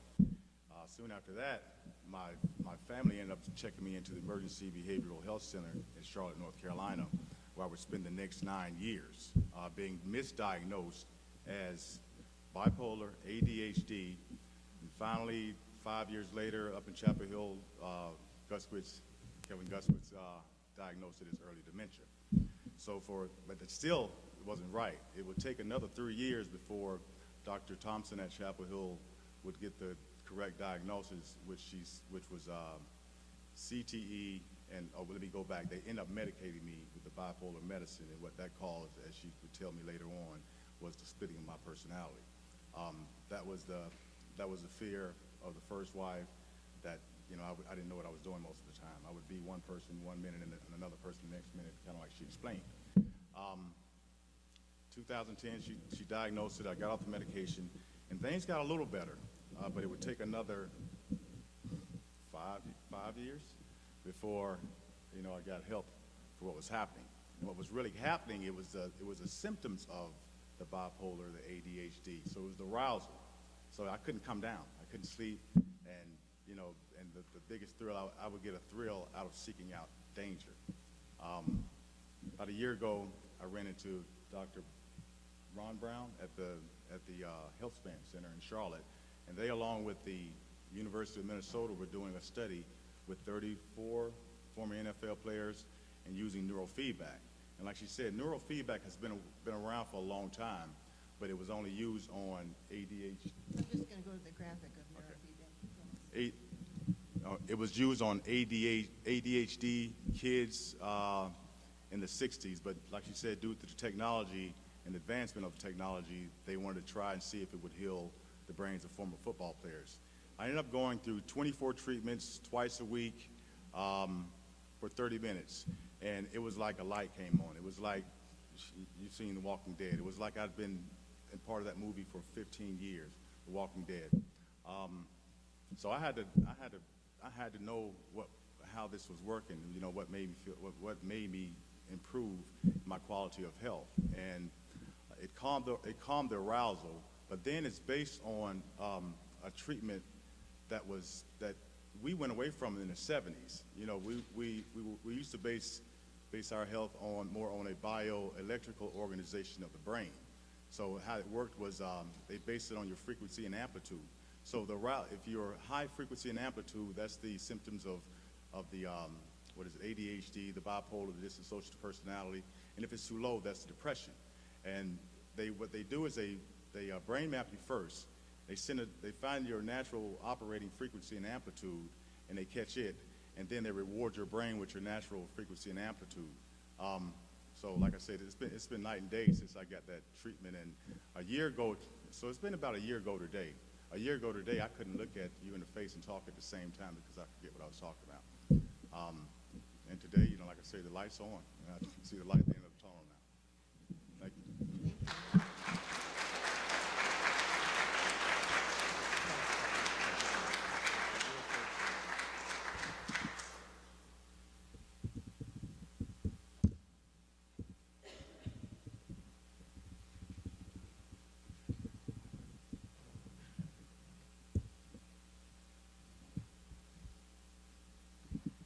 I've been asked again to make sure that we remind all the presenters to try your best to speak into the microphone. I've whispered into your ear, but I don't know if I think everybody's focused on what they're going to say and maybe not just blocking me out completely, which is okay. My wife does it every day of my life, so it is what it is.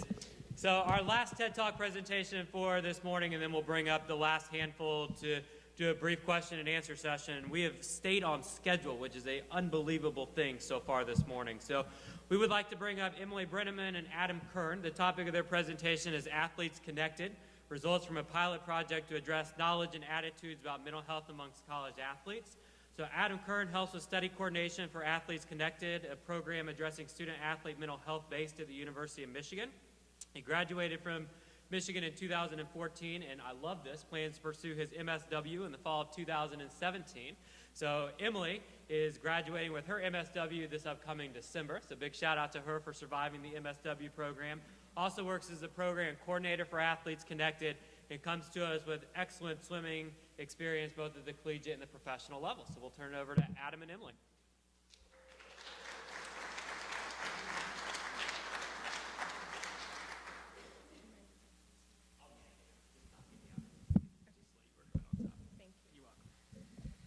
All right. So as he mentioned, I'm Emily Brenneman, and this is Adam Kern, and we're going to talk with you about Athletes Connected. I guess I should tell you, not me. So I'm going to give a little background and program overview of Athletes Connected. Adam's going to speak to the research that we've conducted, and then a little bit on what we've done since the pilot program and where we hope to go in the future. Next one as well. You can go to the next one. It's fine. So Athletes Connected started in 2014 We received the Innovations in Research and Practice grant from the NCAA, and that was awarded to us in the spring of 2014. Athletes Connected is a collaborative program with the University of Michigan Depression Center, the School of Public Health, and the athletic department. Our vision of the program was to change the culture regarding perceptions of mental health and well-being in our student athletes. We wanted to use a comprehensive approach to student athlete engagement, targeted interventions, and scientific research. And then finally, our goal was to equip our student athletes with evidence-based skills that could help them wherever they were in their life, not only performance, but as they continue to move forward past athletics. So as we started the program, we were also given these results from the Healthy Bodies study in 2014, which is when our program was implemented. And if you notice, it's looking at the normal student population versus a student athlete population. And student athletes don't experience depression or anxiety at a higher rate than the normal student population. But if you look at that last statistic, of the normal student population who is struggling with anxiety or depression, about 30% reach out, which is still a low number.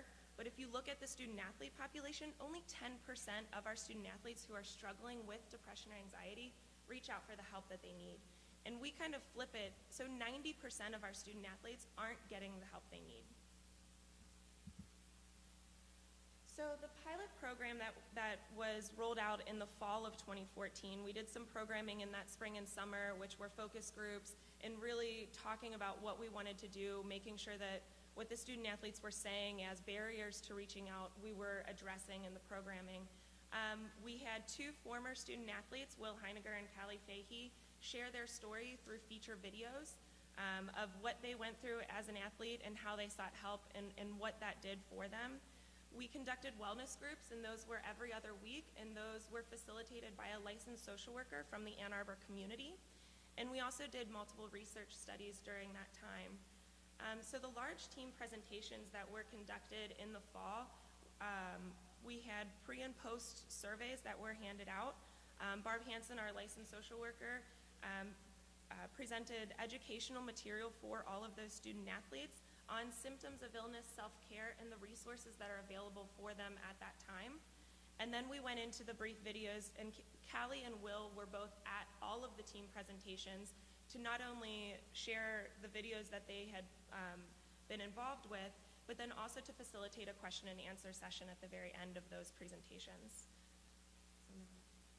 Yeah, right, so with the pilot study that Emily just mentioned involving the team presentations, our team came up with the research question of what is the efficacy of contact and education-based interventions among a student-athlete population, in this instance, the U of M student-athlete population. So the interventions are somewhat self-explanatory, but just to give you a brief background, contact-based intervention is one that involves interaction between those experiencing mental health illness and then a general audience, so the student-athletes. And then education-based intervention involves highlighting educational material and highlighting facts and fallacies about that material. So that's the PowerPoint presentation that our athletic counselor gave, Barb Hansen. So just to give you a little more background to the structure of these presentations, we, like I said, used pre and post questionnaires. And so in those questionnaires, we had 4 groups of questions that set groups of questions that we were looking at. So supporting teammates questions, looking at how likely and confident student athletes would be supporting teammates that might be struggling. Own help seeking, so how likely and confident student athletes would be to seek help if they were experiencing mental health issue. Knowledge, so just assessing general knowledge of mental health. And then stigma, so just questions related to perceived stigma of mental health.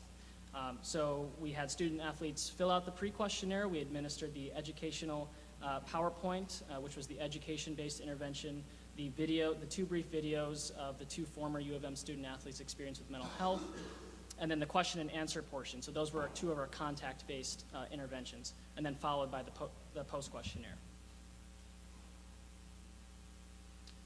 So this is the table of the results, but I'll give you a cleaner explanation of the results. So what we found was there was a significant positive difference in the way that student athletes responded to the post questions compared to the pre-questions. So more specifically, we found that student athletes were more comfortable discussing mental health issues with their teammates, more confident in their ability to identify a teammate who may be struggling, more confident in their ability to help a teammate access mental health care, more likely to consider seeking help if they were struggling themselves, more willing to accept someone who has received mental health treatment as a close friend, and then they were, in general, more knowledgeable about depression.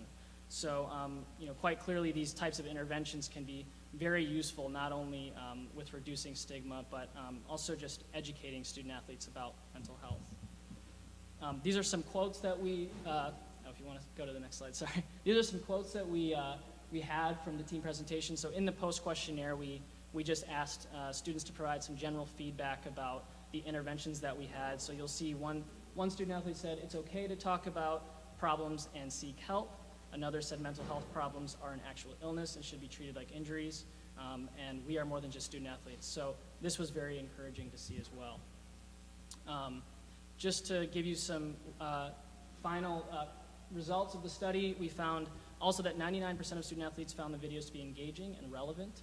96% of the student athletes were at least somewhat likely to use the information that was presented during the intervention. So we can conclude that these types of interventions, ones involving educational material and also video-based and this contact-based interventions, these can definitely be used as strategies, not only to increase help seeking, but reduce stigma, and also just be tools for education.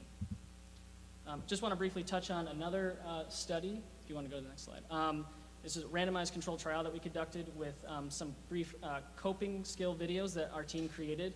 We were looking at so we used a smaller sample of U of M student athletes, and we were really looking at whether student athletes would be more likely to remember content that they saw in a coping skill brief video versus the same types of coping skills seen in an article. So we randomly assigned students to those two conditions, and we found that students that were assigned to the coping skill video were significantly more likely to remember the content of the coping skill in the video, and they were also significantly more likely to have reported using the coping skill that was presented. So again, this is just further sort of reinforcement that this type of method and intervention can be very efficacious. So since our pilot project, we have conducted more research, and we just finished our most recent iteration of research, which was really trying to look at mental health and how it relates to not only academic performance, but athletic performance. And so we're really trying to make that link and see what we can find, and I think that's going to be a very important next step in this field. And also, since our pilot program ended in fall of 2014, we've obviously continued through the programming. We're now in our third year with Athletes Connected. And we have just recently created 2 more feature videos. One was just released this fall on Stacey Irvin and his story on how he took ownership of his mental health and during his time at Michigan and what that meant to him while he was there. And then another video will be released soon on transitioning out of college athletics and what that did to one of our former student athletes and how she handled it. We also have 3 more coping skill videos that will be released soon as a resource for our student athletes. As Adam had mentioned, we found from that first study that those coping skill videos are very important and valuable for our athletes. We'll be revamping our website to make it more interactive for our student athletes, those who work with student athletes, and really a one-stop shop for people to go to gain the resources that they need. And we're hoping to roll that out in January. We've also added more team members to our core Athletes Connected team, and that includes current student athletes. We feel like we want to make sure that if we're providing a resource for our student athletes, then their voice also needs to be heard in the programming, making sure that what we're doing is relevant for them. And then lastly, we speak about Athletes Connected to our student athletes as a resource that's designed to meet our student athletes wherever they fall on the continuum of well-being. So if they're at a 9 and they want to get to a 10, we have resources available for them. If they're at a 1 struggling with severe depression or some other aspect in their life, we have those resources available for them. So as we continue to move forward with the program, we want to continue to empower and engage our student athletes in taking ownership of their mental health.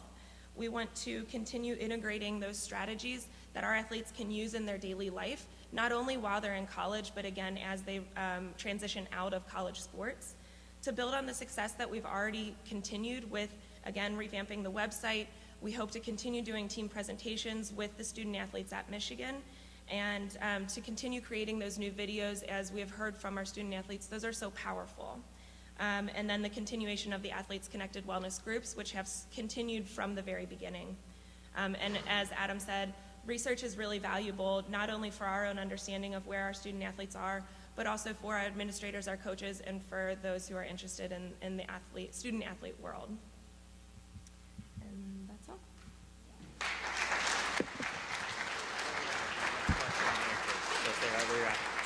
If we could have Heath, Lauren, Jerry, Diana, and Reggie come back up to join Adam and Emily, we'll do a quick 5-minute question and answer session, and then we'll get you to break close to on schedule.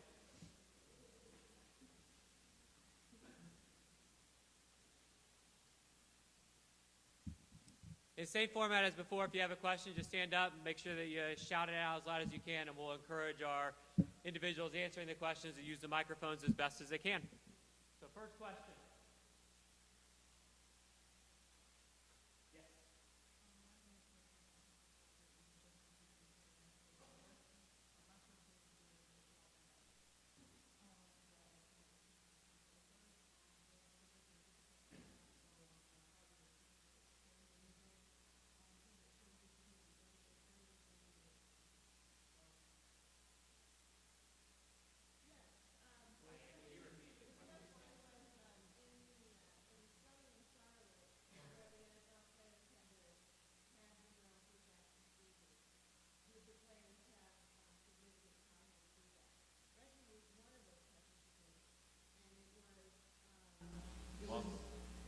Remarkably positive. About 77% of the participants had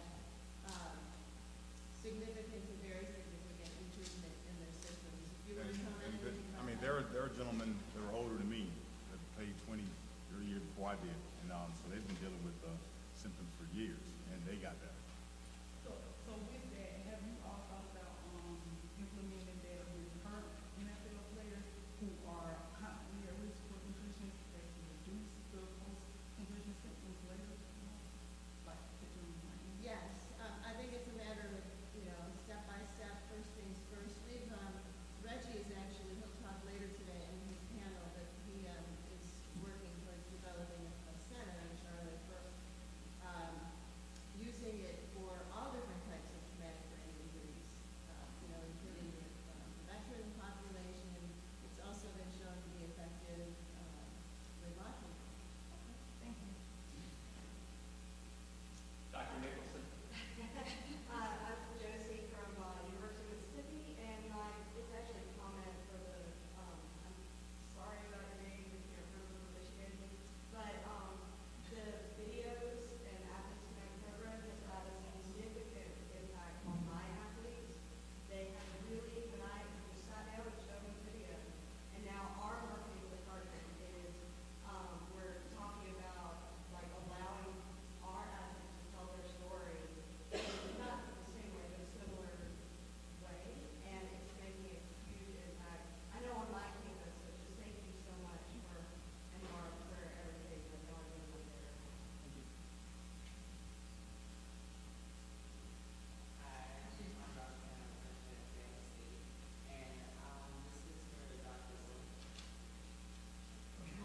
Dr. Rowell. Southern. I know there have been some instances where former NFL players who suffer from post-concussion syndrome, they abandon their pharmaceutical and take to self-medicating with new substances like marijuana. Currently, what's your opinion on players who tend to self-medicate? Oh, well, that's kind of a controversial question. I think that often the patient knows better than the practitioner, and so self-medicating may not be necessarily improper medicating, and I think that if whatever it takes to get symptomatologically controlled, as long as it's not hurting anybody or breaking any laws, I'm all for it.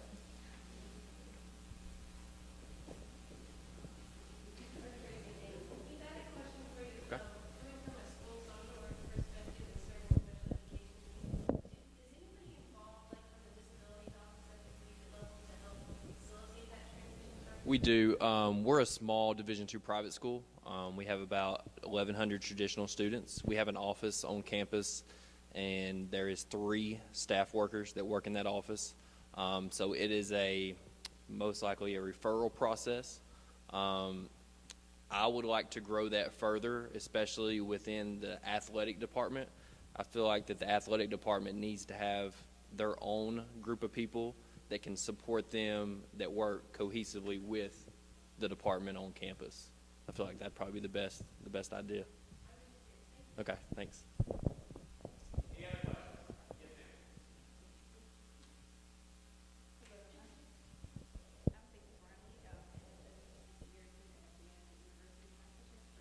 Okay.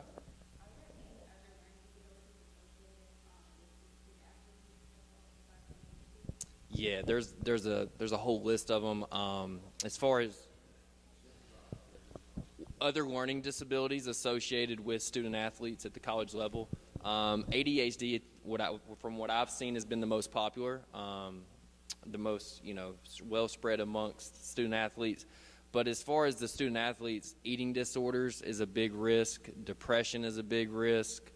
I would say eating disorders is probably one of the most overlooked as far as male and female athletes altogether, especially swimmers, gymnasts.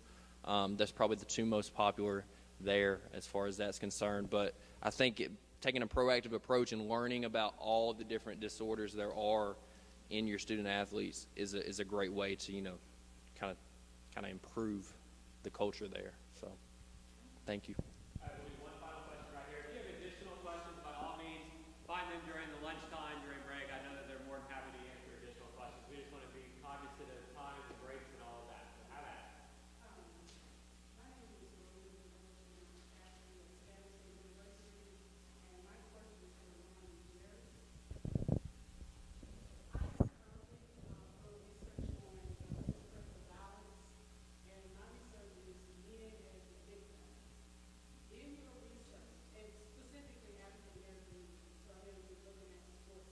Sure.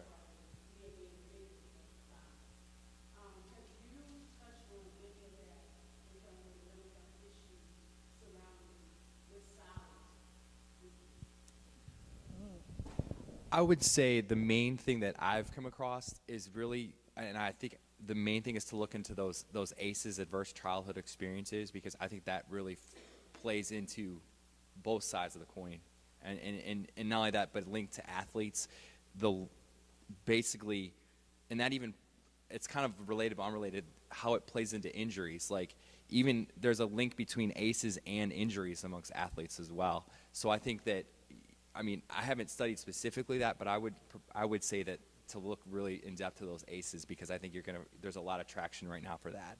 That's just my take on it. Yeah, I think that's really an interesting topic, and it's not something that I've researched very much. However, I know that it happens, but males are actually less likely to come forward about being a victim. But it does happen, and we do see that there is a lot of sexual abuse by coaches. So it is less talked about, so I would love to see what you actually find. So starting down on the very end, we have Brad Horton, who is the athletic director for Georgia State University. Next to Mr. Horton, we have Ms. Barb Hansen, a licensed mental social worker from the University of Michigan. Next to Ms. Hansen is Dr. Josie Nicholson from the University of Mississippi. And to my right, your left, we have Walter Dunson. His profile, as I said, is a former NFL athlete, but as you read his full bio, that doesn't do him justice. So make sure that you check out the full bio that is, or the brief bio that is in there, of some of the accomplishments of all of the panelists that we have. And on the far right over there is Mr. Greg Harden, who is an executive associate athletic director at the University of Michigan. So moderating the college athlete panel for us this morning is Mr. Joey Garcia, who we'll also hear from later this afternoon in the second round of TED Talk presentations. Mr. Garcia received his master's in social work from San Jose State University as an assistant professor and a coordinator for athlete student development at the University of North Dakota. So we will turn over the panel to him at this time, and he will lead us through a series of questions and some good audience interaction. So thank you, Joey. Thank you. So thank you, everybody. Hold on, let me make sure this other microphone is working. Testing, 1, 2, 3. Thank you. Okay, so if you don't mind, I'm going to put this over here in the hands of Mr. Greg Harding. Here we go, sir. Thank you very much. Thank you very much. So, we'd like to begin this panel. The first question I would like to ask is, what are some of the mental health challenges that athletes face based on your observations and experiences in your positions? Well, since I have the microphone, I guess I should go first. When we talk about mental illness, mental health, sometimes we're talking in flaming generalities, you know that. But today's sessions and what people have shared really have helped us narrow our focus. What I like to talk about, and what's most important to me, is being able to understand that in simple terms, we're looking at people whose self-worth and self-esteem is based on performance. That already sets up a dynamic that can be quite interesting. The thing that I also see is self-medication. We've heard this over and over all day today. Self-medication has to be something that we're looking at, and not just talking about who's an alcoholic and who has a drug problem, but people are going to be finding ways to try to stay sane in an insane place. Athletics is an intensely insane environment. Well, you know, one of the things on my resume is that I was also a college athletic director for 6 years. And having worked with that population of kids coming in, you're talking about kids coming in from high school, kids been playing ball since rec ball all the way throughout high school and now on into college. You know, a lot of times these kids come in, they were the best player on their team, they were the best player in the community, et cetera. They always got the spotlight when they come to college and then have to learn how to share the ball, we say. And that's hard on a lot of these kids. And now when they get there, they don't know how to function, they don't know how to survive that environment. And then you move on over to professional ball after that, which adds 10 times more pressure to you, because now not only are you doing this because you love the game, but you're also getting paid to do this. This is your lifestyle. This is how you earn a living for yourself and your family. And you find out from rec ball all the way through NFL ball, you find out that depression is a very serious issue that all of these athletes are dealing with. So another aspect of that is I think, obviously anxiety, depression is just like with the college student population in general, our athletes are really, really struggling, and a lot of them are wrestling so much with the double message. Like, they come to my office and the message is focus on the process and control what you can control, and everything around them says focus on the outcome and your life is not your own. So I think that double message, here's how you're going to be successful, is focusing on the process and letting the outcome take care of themselves, and yet everything in their life is the way you are successful is by focusing on outcomes. So they get a double message, and that's super stressful and creates a lot of anxiety. So just they're going to swing on one side of the fence or the other, and that's a huge hurdle for them to overcome. I was thinking about a specific thing that I've seen probably a little bit more in the last couple years. I'm not sure that there's any significance to that, but just the challenge that it is for student athletes when they have an injury that takes them out for months, takes them out for 2 weeks, takes them out for their career potentially. It is such a transition period that I think can easily get overlooked, because they're now spending time probably in the training room, doing a lot of hours of rehab. They may not even have the opportunity to be around their teams so much. So they lose that connection. There's a lot more isolation. They may also be dealing with some chronic pain or some significant pain issues. As you said, Greg, the medicating certain things.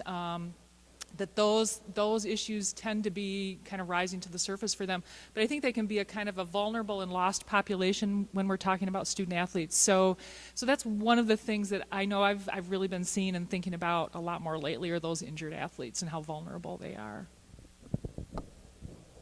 I'm always in the tough spot to go last when everyone's touched on the hard points. I think it's the same thing. Dealing with student athletes in this population now, everyone in this room, I think, have heard the term of being a millennial.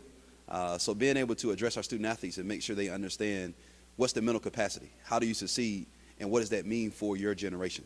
a lot of our student athletes on our campus, the struggle is, they came before me, but how do I make my impact?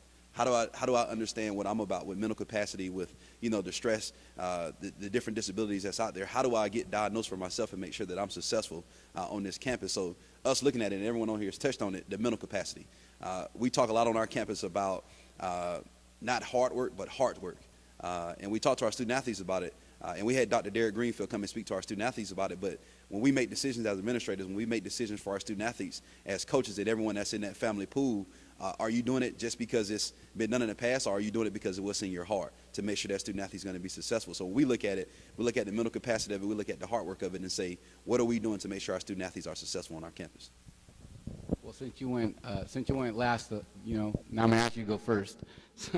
So what are there any effective strategies for addressing mental health disorders among athletes, and if so, what are some? Again, we talk about on our campus the total person. I think a lot of student athletes, they hear the term now of student athlete, and they look at themselves and say, what is a student athlete?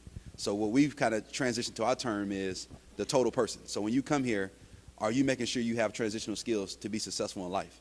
So when we diagnose you for, when you come in on the official visit, and that's what we start really with our process on our campus, is sitting down with our athletic trainers and asking their parents and asking the student athlete, what success do you want here as a student athlete at Georgia State University?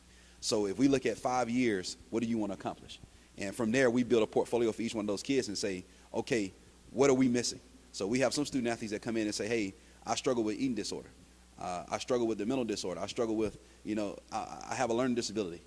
Okay, that's not a failure. That's nothing that's going to cause you to fail at our university. We'll get you the support skills to be successful. So looking at the total person and saying, in 5 years, how can I make you a better person when I leave our university? And that's some of the things that we look at when we say, hey, what are some of the barriers and some of the things that we can do to help our student athletes on campus? And I second that. I think helping our student athletes to really recognize and understand who they are as a whole person. The whole athlete identity issue can be so powerful coming in. They've come in and been playing their sport for years and years, and that's how they introduce themselves. So helping them recognize there's so much more to them than just that student athlete identity, I think, is one of those keys.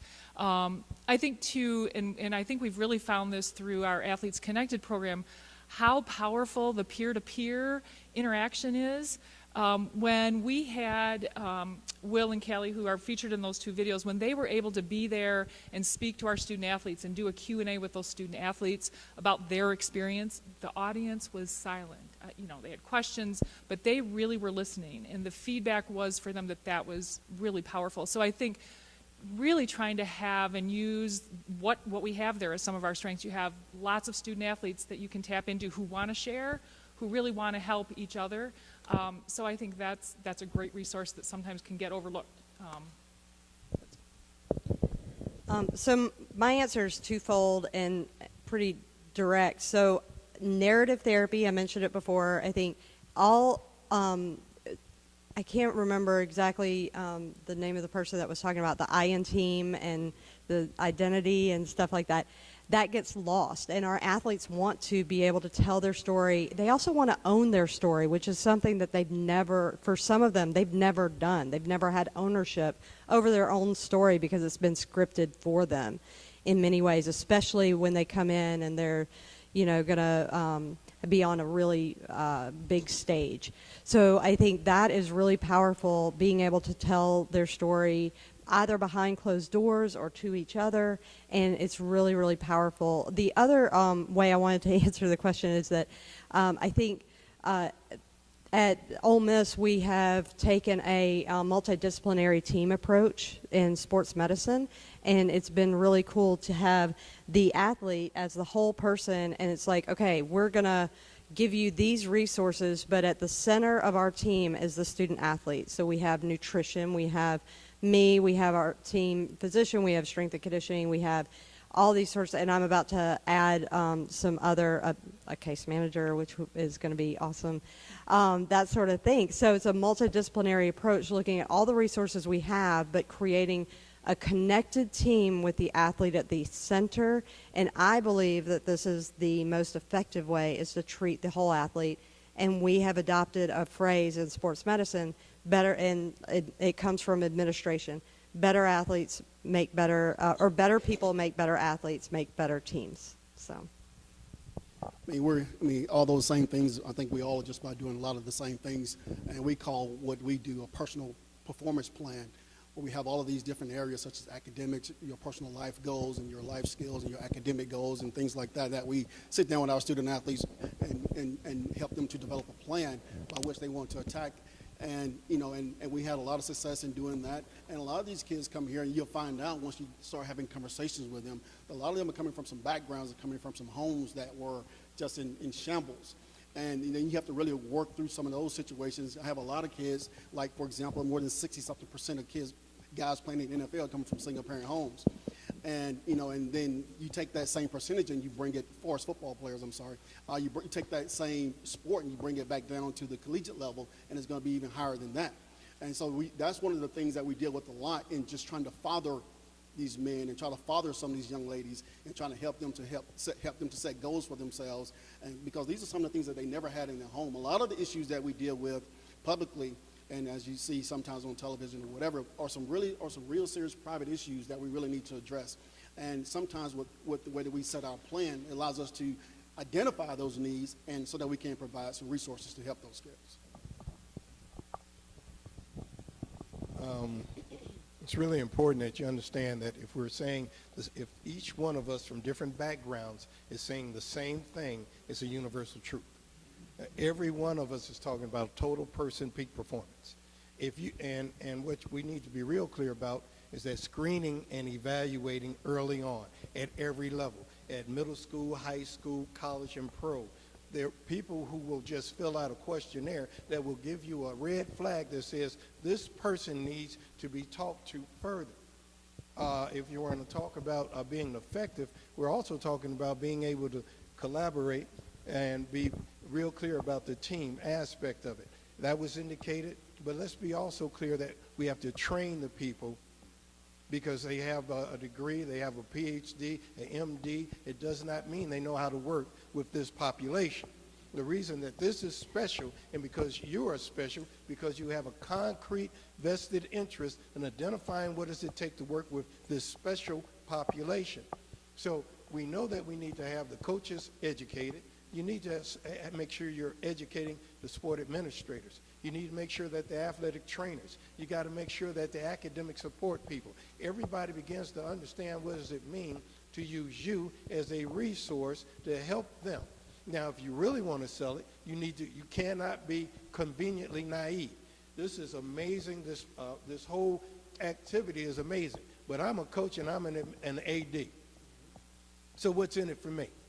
If you can't sell me that better person, better athlete, that is the key piece to the puzzle.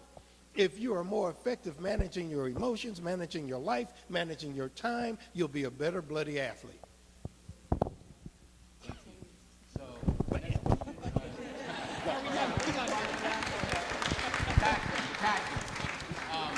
Next question, Dr. Nicholson, I would like to ask you, what do you think are some of the barriers to treatment? The number one barrier that I see, I've actually been pleasantly surprised, and I shouldn't be surprised anymore in my 6th year, but we have a pretty open campus department. There's always stigma. That's, of course, the number one, I think, universal. The number one barrier I experience and my athletes experience is scheduling. And I know that is just so basic, but to find an hour in the week for these athletes, they are so overscheduled, and I don't know what to do about it. It used to be that I'm going to sound like I have terrible boundaries, but I would come in I've done team meetings at 6 o'clock in the morning or 6 o'clock at night, 7 a.m. sessions, 7 p.m. sessions, like I've come in on a Saturday because that's the only time I could find. And now my life is different. So I'm kind of forced to have different boundaries because of my family life, and I can't do that anymore. And to find an hour for these kids is unbelievably difficult. And without And so how do I maintain confidentiality when the player doesn't want the coach to know that they're coming, but it would be great if they could just come to practice a couple of minutes late? So I don't know. It's just so hard to figure that out. That is universal. That time is my answer as well, and scheduling. And so what I find is if there's ways at all to be able to be flexible with my schedule, or not expect that it's got to be an hour, it's got to be 45 minutes, but that we can have that flexibility to, again, kind of meet them where they're at. And if they've got 20 minutes and they can pop in, great, we're going to use that 20 minutes to the best of our ability. So just trying to work with it as best we can, but sometimes you just kind of have to acknowledge, I think, that with that student athlete, that, you know, this is one of our barriers. How can we problem solve around that? And then I agreed with what Josie said. Sometimes we can actually convince them they may be able to talk to their coach about it.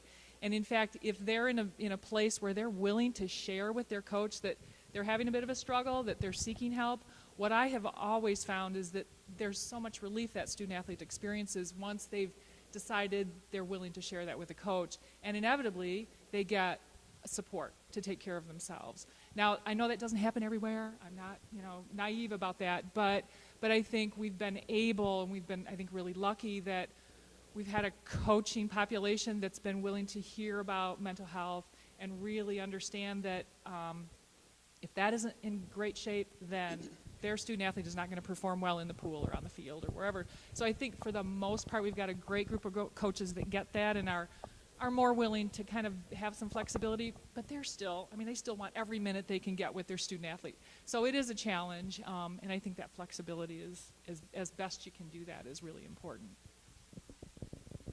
I think it's two pieces to it. The piece for us, and this room, this is NACTA, M4A, different organizations, is to challenge your coaches. I think that's the piece that's hard today, is to challenge your coaches and say, why can't we do something different? Myself being a former student athlete, one of the things I did on our campus was I told our coach, we have 105 guys that have, on just football, that have a different story. So why can't they tell their story? So what I did was I said, hey, you like to practice from 3 o'clock, 4 o'clock to 7 at night, 8 at night. How about you get up in the morning, practice from 6 to 12, and do something different? And we give a chance for our student athletes to tell that story. And at first, I'm not gonna be naive when I sit up here. It was a lot of cursing, a lot of yelling. And I said, Coach, I know you want to win football games, but I want our student athletes to win in life. So it's two different things that we have to look at. We have to look at their sustainability, their success at our university. So if we take our football team and do something different, and that's the majority of the student athletes that have disabilities, have disorders, have different things, let's do something different to make them feel like you care about them. We went from, and I'm going to brag a little bit, we went from winning 1 or 2 games a year, and that third year really bought in, and our guys went to a bowl game. And our coach was like, why are we going to a bowl game? I said, because they care about you, and they know you care about them. So being able to try something different and say, Coach, let's throw everything out the window and look at it different. It's going to be hard for you, but the people in this room, you really can change lives. And I think that's the big piece of it, is that we're life changers. And our coaches understand that. And I tell our coach every time we have a football game now, when we have a former student athlete that come back from any one of our sports, they walk on the sidelines, they walk on the court, they walk on the swimming pool, they walk wherever we are, and they come to our coaches and say, thank you for everything that you did for me. And I tell our coaches, no other win, no other loss, nothing can replace that kid coming back, having a family and being successful in life. It's hard to follow these people. They're all good. They all know what they're talking about. And you need to be real clear that our confidence in what you represent is real. When we talk about what are some of the barriers, we have to remember some of the presentations that already took place. It was Lindsay Sanders who talked about the I in team. Am I right? Is that the right name? All right. Let's be real clear that we're talking about a culture that is not invested in understanding a whole person. Any coach worth his salt has got a huge ego, or she has a huge ego, and it's about what I want, when I want to do it, and how I want to do it. And anybody that interferes with that is stupid and get out of here. If you didn't play for me, how did you even get in the building? You've got to understand the culture. You've got to understand in the athletic culture, anger is not allowed unless it's 2 or 3 specific sports: hockey, wrestling, football. sexual orientation is not discussed. Am I right or wrong? You are, I mean, you got to be real clear that when we talk about depression, depression is not allowed. You don't have time for that. I mean, buck up. Sanders broke it down for us early.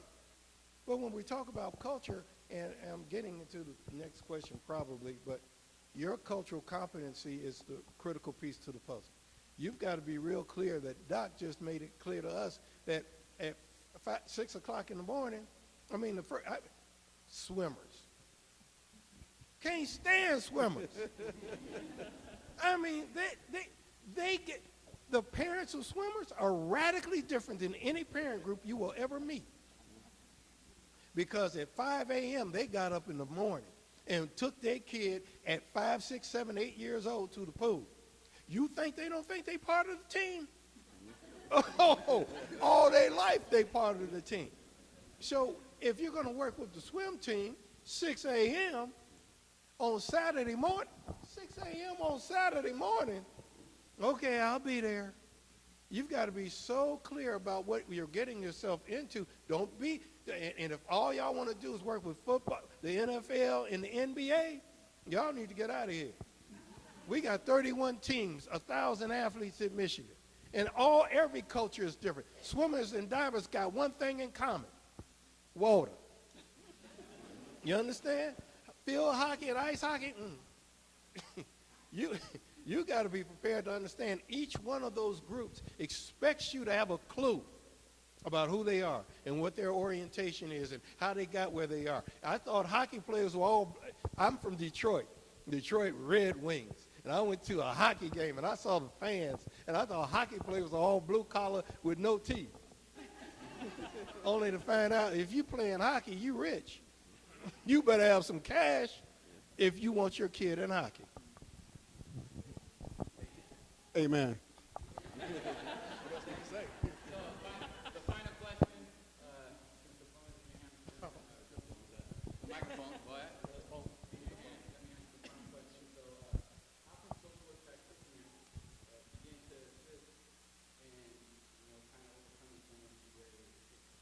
Well, I think you need, again, going back to what I said earlier, as we all talked about developing a plan for our student athletes, and it's very crucial that we can sit down and have this conversation with these kids and try to find out, first of all, to identify some of the barriers that could possibly hinder them from becoming successful in any area, such as employment, such as, they have desires to go and play professional ball, or sometimes they just want to just get married and just have a family.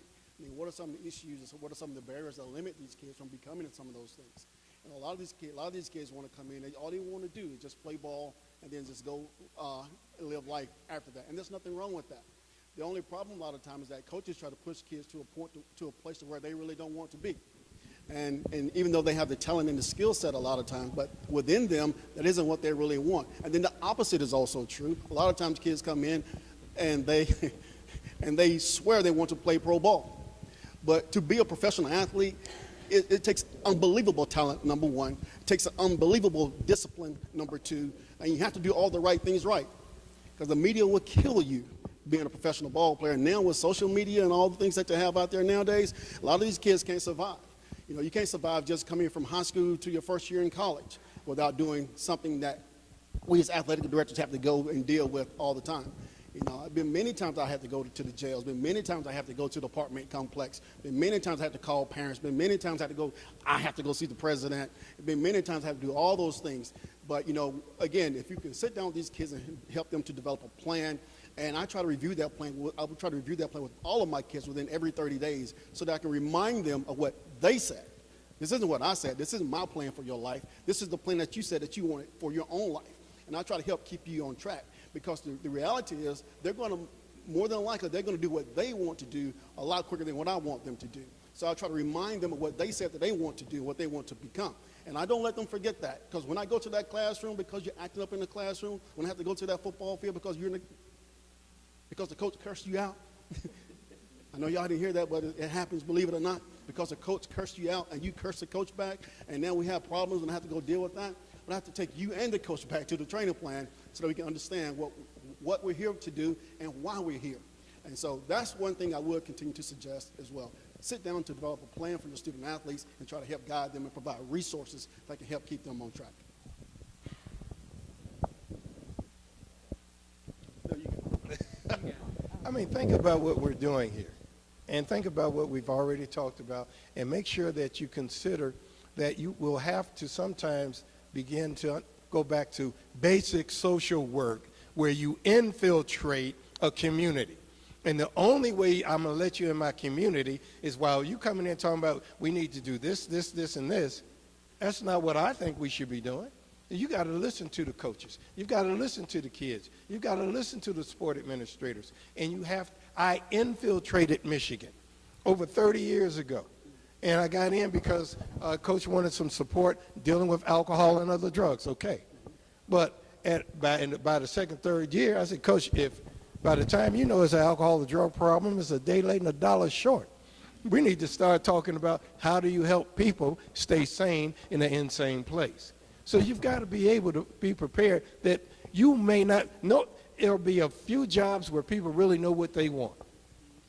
But you're going to have to enter in, and sometimes with a disguise that doesn't let everybody know that you are the greatest advocate for this population that they have ever had.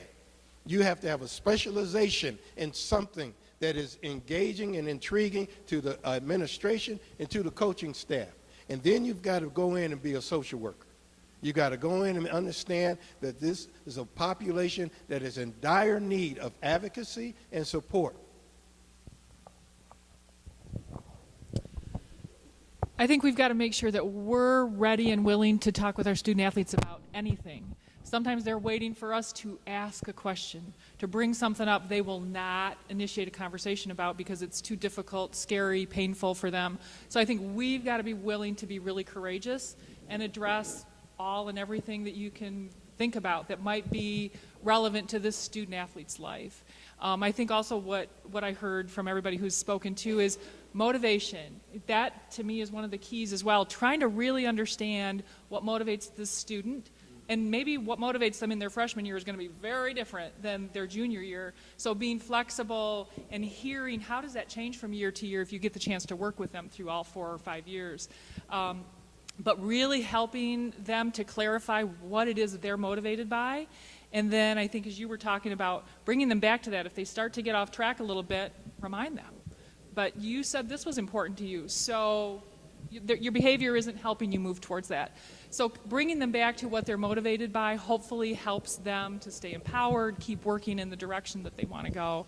But I think we've got to be courageous and really listen and ask hard questions. So I'm going to answer the question in a little bit of a different way because I want to talk to the, I'm going to get it right, NASWIS.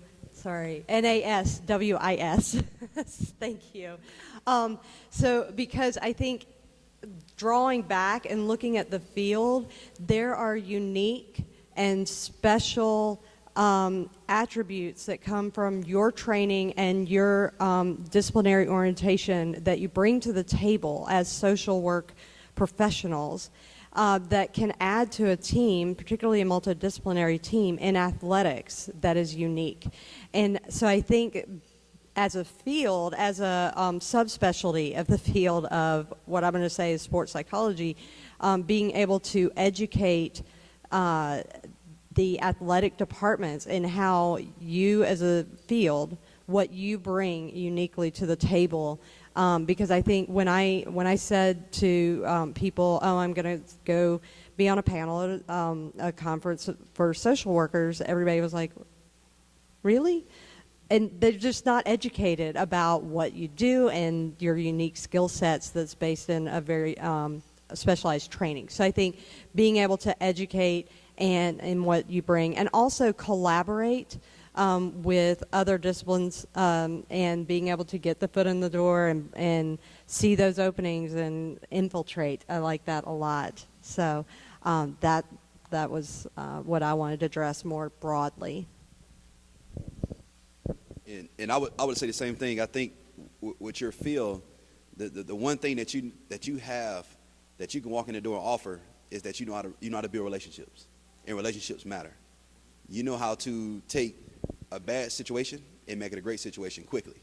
And I think that's the big piece is coming in, being able to diagnose student athletes and say, hey, this is the plan in place. Let's build this relationship. Let's get it going.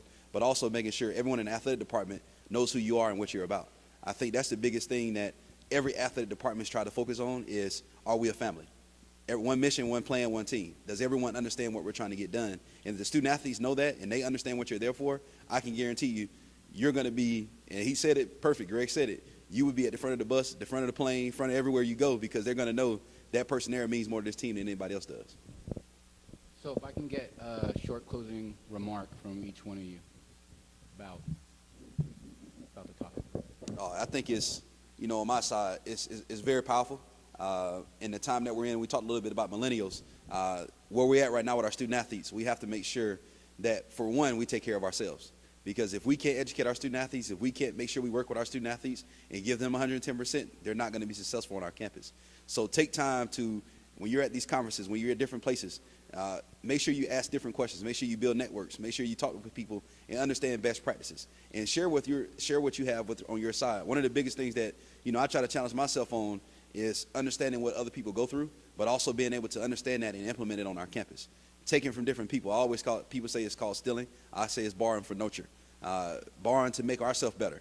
So being able to take different things and make sure that you can use that on your campus and your personal lives and for your student athletes. One of the things that strikes me is, and that's really exciting to me, is the energy and the youth in this room. I'm not going to do this work forever. I hope to retire at some point. And so I love being able to be here and see how many of you are so invested in this work and will do great things, I have no doubt. So I just want to continue to encourage you to take advantage of opportunities like this. Use your peers. The collaboration has been key in my professional experience. So reach out, get somebody's card, call people, and don't be afraid to do that, and move your career forward and help those student athletes as well. I'm so glad that you guys stressed collaboration and networking and all that sort of thing. I think being part of organizations like this is really important. Just in terms of a self-serving plug, if you guys are working in college athletics, please come see me, because there's an organization that dovetails very nicely with this one, and we hope to do some collaborative projects in the very near future, and it's for mental health professionals that work in college athletics. So please come see me so I can tell you about CCSPA. I think I got all that right. But network, collaborate, don't reinvent the wheel, and consult, not just within your discipline, but with other professionals as well that bring a totally different angle to what you have. These issues that we're talking about are universal issues. I do work I was also the director of NFL youth programs for the Atlanta Falcons. I did that for a number of years, and I also am a consultant now to 21 NFL ball players and their foundations. And I travel all over the world doing this, and I consult with 7 countries right now in 2 of my favorite countries, which is the Bahamas as well as St. Martin. So I do a lot of work in this area and working with kids and youth organizations help to develop youth sport and tourism in a lot of places. But I tell you, these problems are universal. What we have kids that have learned to function with the dysfunction in their life. And to them, it's normal. And there's nothing wrong with that, and it's okay. And they've learned to function with broken places within their lives. I have to go in there and I have to break some things in them to get them back and to reestablish them to a place of zero. So that's what we're dealing with a lot of times. We bring kids coming into our programs negative, and then we've got to get them back to just zero before we can even begin to build on that. So that's what we're dealing with a lot of times from our recreation programs all the way through even some of our NFL guys. NFL guys are probably worse because now money hides some of that. And they think that they're not functioning with a dysfunction in their life, but they really are more dysfunctional now than they were even when they were kids coming up.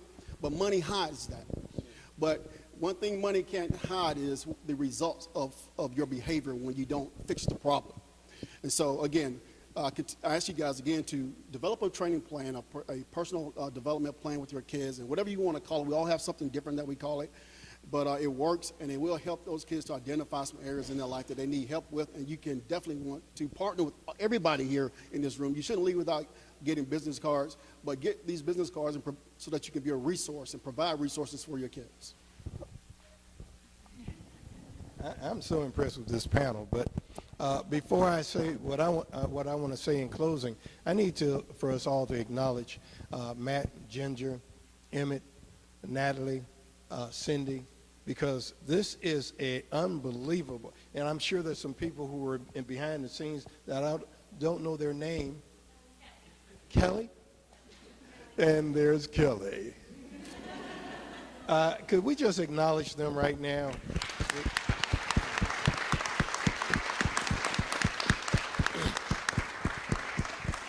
And my closing piece is pretty straightforward. Bad Brad made it real clear that it is about relationships.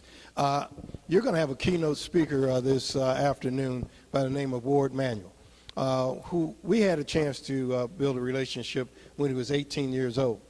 And Ward Manuel, because of a lot of different reasons, had no choice but to come see me. And as a result of our conversations, after about 3 or 4 sessions, Ward Manuel looked at me and said, look, I may have to come in here, but I ain't got to talk to your ass. I said, what? He said, I don't know you, fool. You know, he's straight from New Orleans, so that's really what he says to me. I mean, he started making it clear to me, you got degrees and you got all this, and you're a clinician, but I don't know you. And you want me to tell you all my business? I said, this ain't going to work. I said, I got to reevaluate this whole operation. Because I came straight I'm a clinical therapist from a hospital-based program. And quite frankly, young man, it doesn't work quite like that. And he said, okay, but if you want me to talk to you, I'm going to know you as a real person. And I don't care how much you know until what? I know how much you care. Social work provides a professional individual who understands that I came in with baggage, PTSD.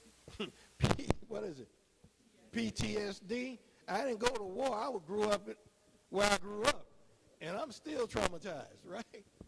We're talking about people come from violent homes. We're talking about people that come with all kinds of unbelievable baggage, and they need more than a clinical therapist. They need more than just somebody that can focus on how to be a better performer. They need advocates, and they need people that they can talk to who they know care about them and can see them as more than someone who can win us a championship. They need to know somebody can see them as a whole person. Everyone here has said the same thing, and we've been saying it all our lives, and we're counting on you to take it to a whole nother level.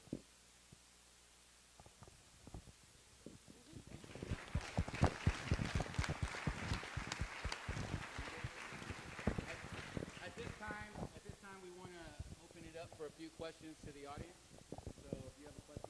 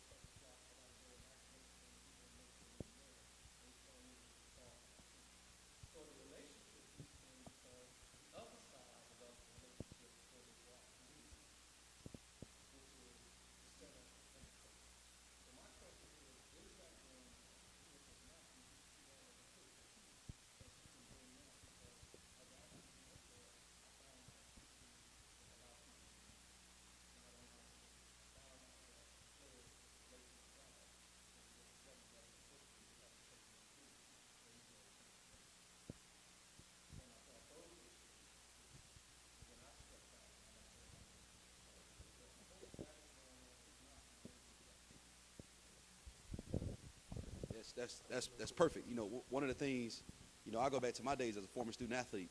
You know, when you used to go to your coach's office and watch film for games and all this other stuff, they would give you designated times. So by the time I got to be a senior, I got a little naive. I said, let me just go to the office at 11 and see what goes on. Because I'm like, my coach never works. That was my thought process. So I go up to it at 11 a.m., and they're in there in a family meeting. And they had academics there. They had strength and conditioning. They had athletic training room, head coach, position coach, GA, film guy. They had everyone in the program. And when I first became, you know, an academic guy, one of the first things I did at Florida State is I went into Jimbo Fisher's office and I said, Coach, why can't we have a family meeting? And he said, a family meeting? What do you mean a family meeting? I said, let's invite everybody that touches any one of our student athletes. And I said, don't just think the big people. Let's think small. Let's think the people that you may think they have the worst jobs in our athletic department, but they do more than anyone and they see everyone. We had a lady there and her name was Maria. She was the janitor. She would go through the locker room and pick up every towel, every dirty sock, everything, put it away for the guys. And she came to the meeting. And she said, Coach, I would just wish the guys would do X, Y, Z. And he immediately had a meeting with his senior guys and said, guys, this is Maria. Do you guys know Maria? Yes, we know Maria. Okay, take care of Maria. And then Maria became basically the mother of the team. So being able to have, and in those meetings, it's just like he said, when you have those family meetings and take that idea and push that idea.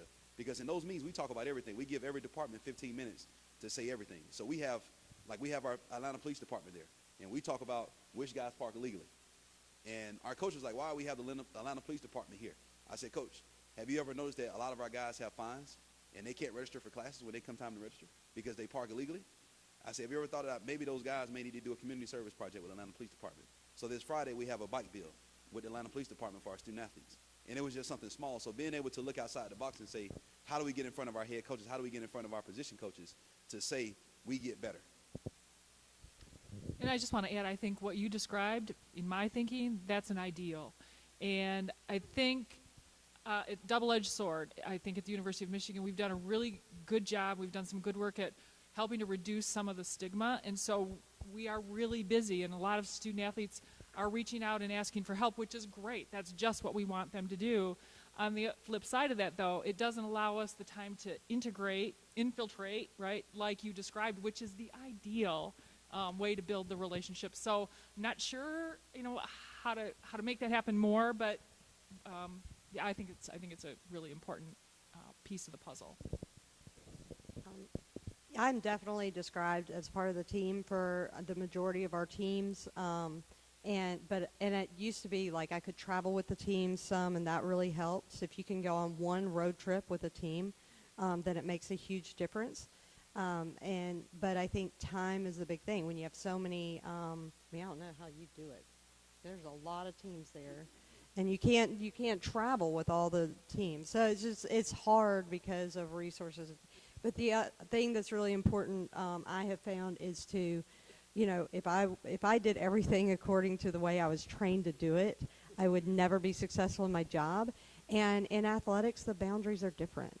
And recognizing, okay, I'm not just going to throw all the boundary stuff out the window, but how do I make it work?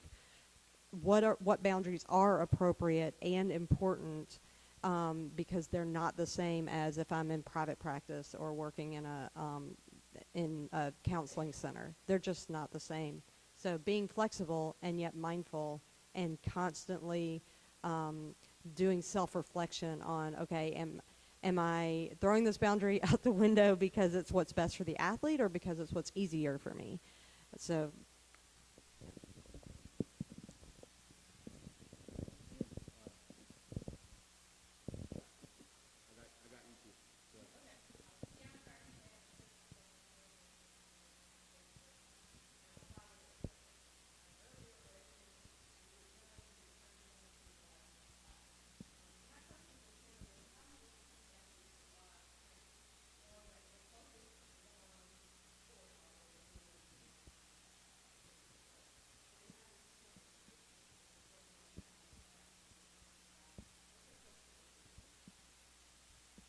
Well, I'll tell you, first, I was one of the founding members of the Georgia Fatherhood Program, so congratulations to you on that. And I know what that's all about. And one of the reasons why I can help our student athletes in that area, especially our male student athletes, the non-custodial parent in this case, try to provide resources, again, through collaborative partnerships with our community partners, working with those, even the Department of Family and Children's Services, and helping them to establish relationships with our student athletes, and providing resources to help them. You know, one of the main things I did for my men is that I want them to be a part of the kids' life. So I have what's called Super Saturday, and I would invest from the school side in babysitters or daycare provider for the custodial parent. And you know, it's funny that we have these issues going on, and you know, we fussing, we fighting, but when I bring them to the neutral location, and she can leave the child there, and the father can spend time with them, supervised visitation like that, but the father can spend time with the kid and still maintaining that relationship with the kid and being a part of that kid's life. And then also for a lot of my guys, and I had 5 situations in particular, and I know this, you know, very vividly because it was pretty rough for a minute, but the non-custodial parents are helping to pay child support while he's in school and so on. But I also had another issue where I had a female basketball player that had a child as well. And, you know, and the opposite was true, to where she now wanted to spend more time with the kid rather than to play ball. And then I had the coach who's fussing or whatever because he wants her back on the field, back on the court. So that was a tough situation I had to deal with. But at the end of the day, you know, I wanted to do what's best for her and the child.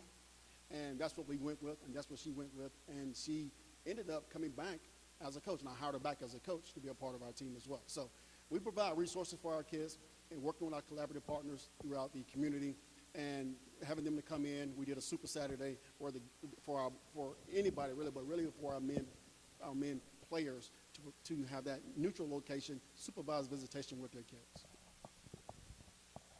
Young lady in the back.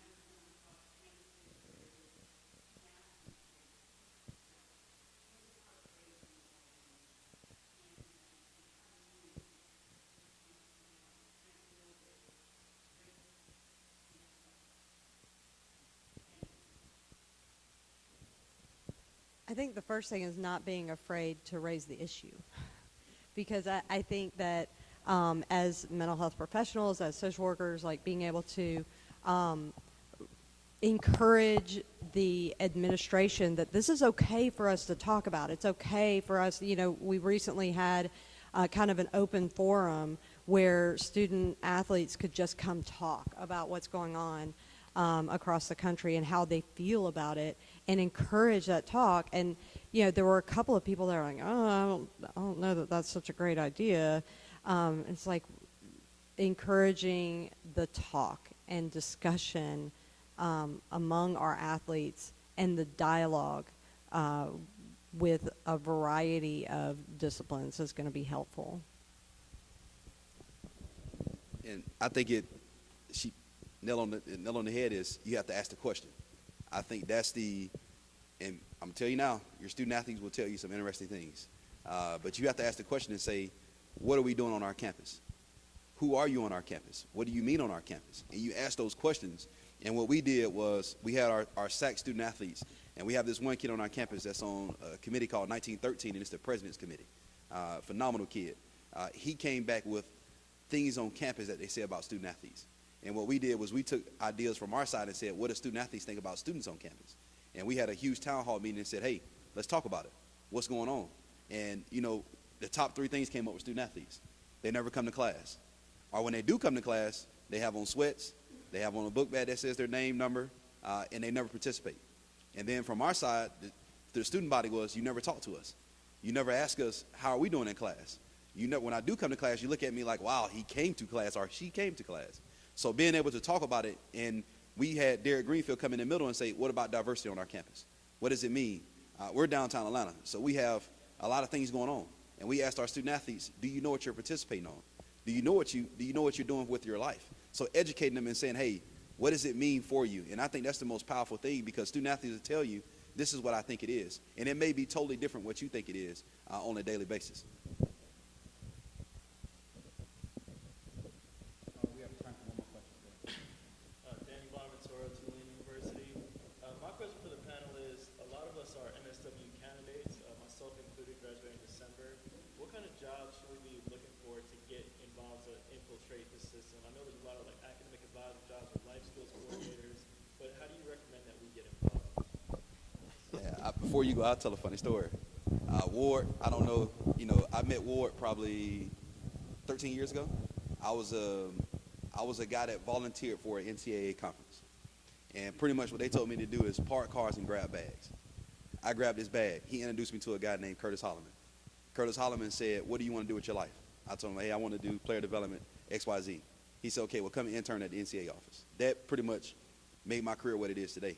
So don't be afraid to just look at one thing and say, this is what I really want to do. Look at multiple fields, and if they say, hey, you have a GA in the athletic training room, you would be amazed what you'll learn from the training room that may transpire over to you being an athletic director one day. So look at different fields, and look at whatever opportunity it is, and network with different people, because you'll be amazed how you can go from being a 313 candidate to number 2 candidate. So being able to look at yourself and say, I have these different things that I can bring to the table makes you more valuable as a candidate.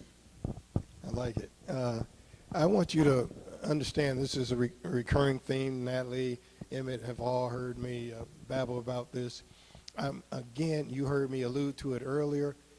Please get out of the fantasy that the only excitement is in football or basketball or college or pro.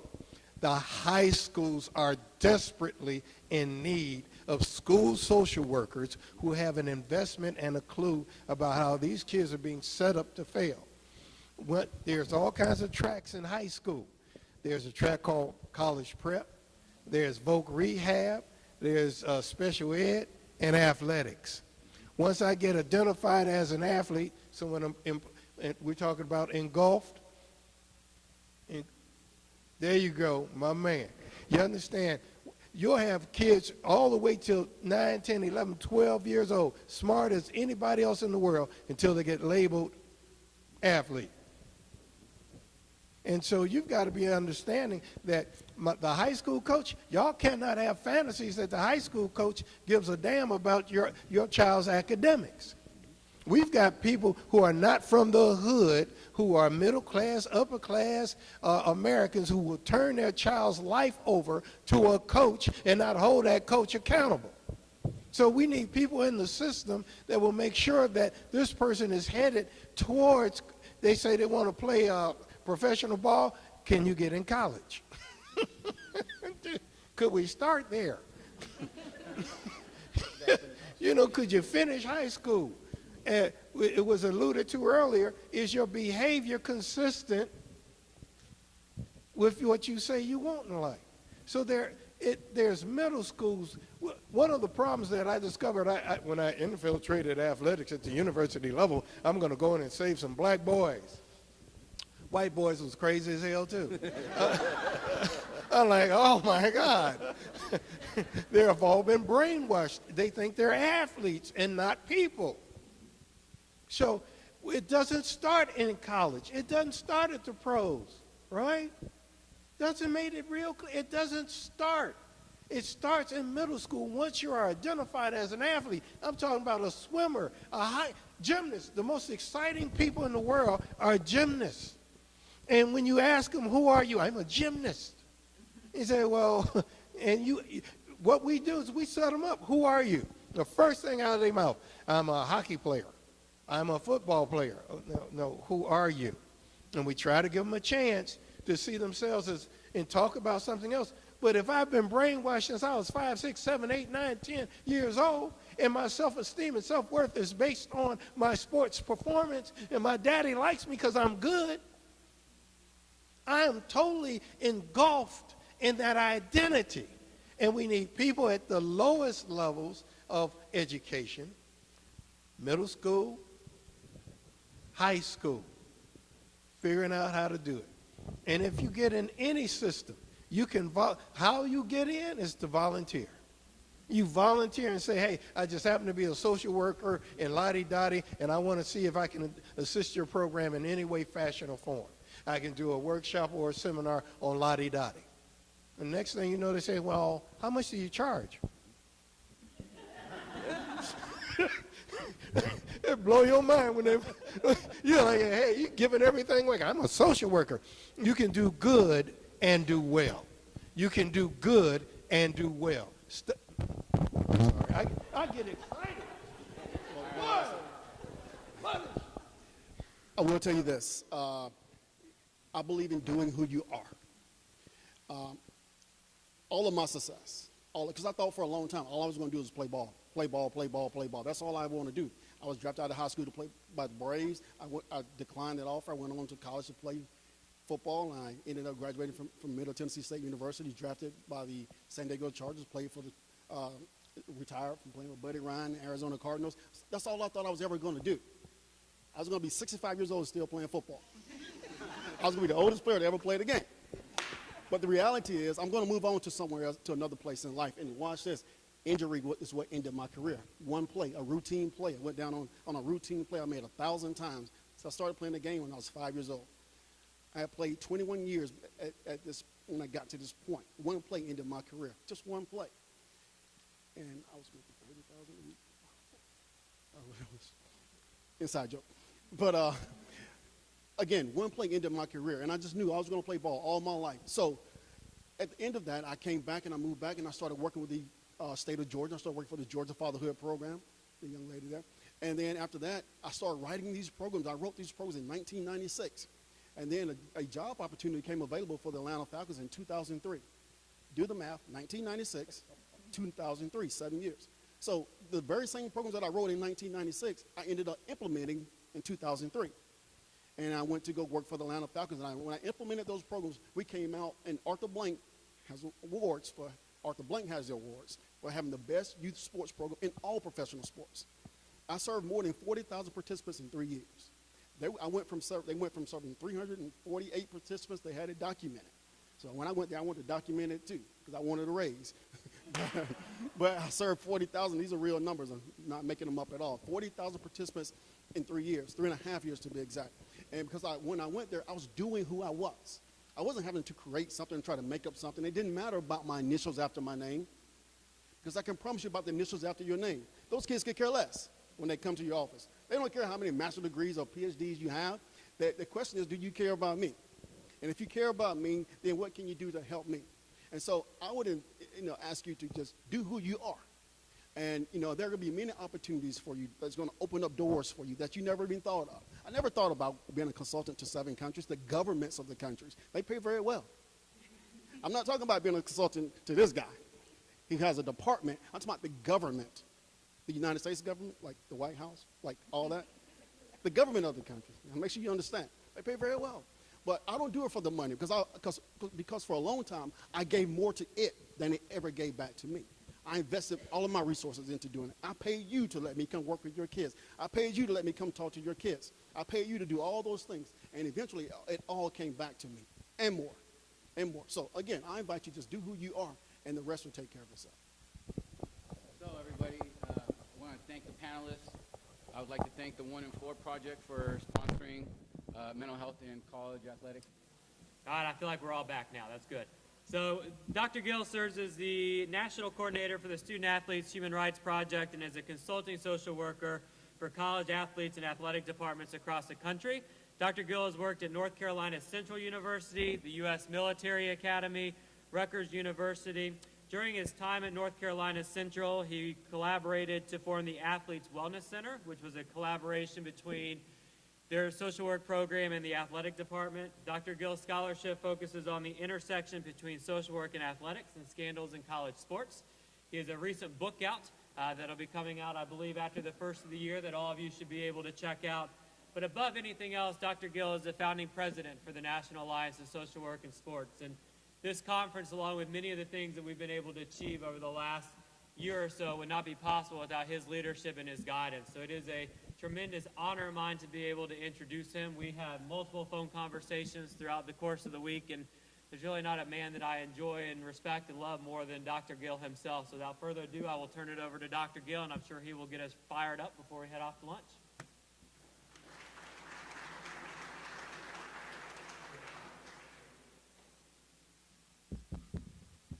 Good afternoon. I'm going to make sure that I speak into the microphone here. I'm not as tall as Matt, so I might have to move this up just a little bit.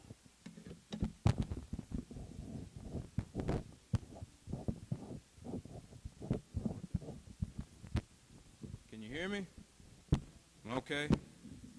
All righty. First of all, before I begin, I just want to really thank each and every one of you, each and every one of the sponsors, each and every one of the individuals who preceded the National Alliance of Social Workers in Sports. It's going to be a little hard for me to get through this once I get started because, you know, when I had a chance to meet Greg and, you know, I learned about the work at Michigan and had an opportunity to meet Natalie Graves and had an opportunity to meet Cindy. And then I, you know, learned about folks at Louisville and UConn and had a chance to meet Matt. A year ago we had a conversation about starting this organization, and here we are. And so before I begin and as I get myself together, I just wanted to thank each and every one of you for taking time out of your schedule to be here and for the work that you've done to get us here. I want to thank the National Alliance of Social Workers in Sports executive and conference committees for allowing me to address our esteemed panelists, presenters, members, guests, and sponsors. It is an incredible experience to be here with you in Atlanta, a city to whom I was introduced to in 1996 during the games of the 26th Olympiad. 4 years later, during the games of the 27th Olympiad, I began to invest in the intersection between social work and sports.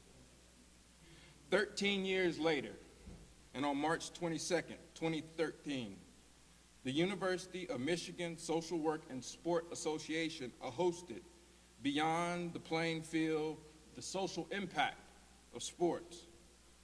That's when I first learned that Bill Vanderwill was mentoring future sports social workers like Tarkenton and Lauren, while introducing the field of social work to sports. Now, I knew the godfather of social work in college sports, Mr. Greg Harden, was at Michigan after being recruited by Glenn Edward Bo Schembechler to help with the development of athletes. But I did not know that sports social work was beginning to infiltrate so many different circles. Then I met, as I left Michigan, Natalie Graves, who started the 1 in 4 Project. And I left Michigan inspired and determined. And as I shared earlier, and then I met folks like Cindy Aaron and Matt Moore, heard of folks like Barbara Hanson and Dawn at the University of Connecticut. But before I say another word, let me say this. Bill Vanderwill, you are one incredible brother. If it were not for you, it is plausible that not all of us would be here today. Bill, I want to thank you for being the inspiration for the National Alliance of Social Workers in Sports.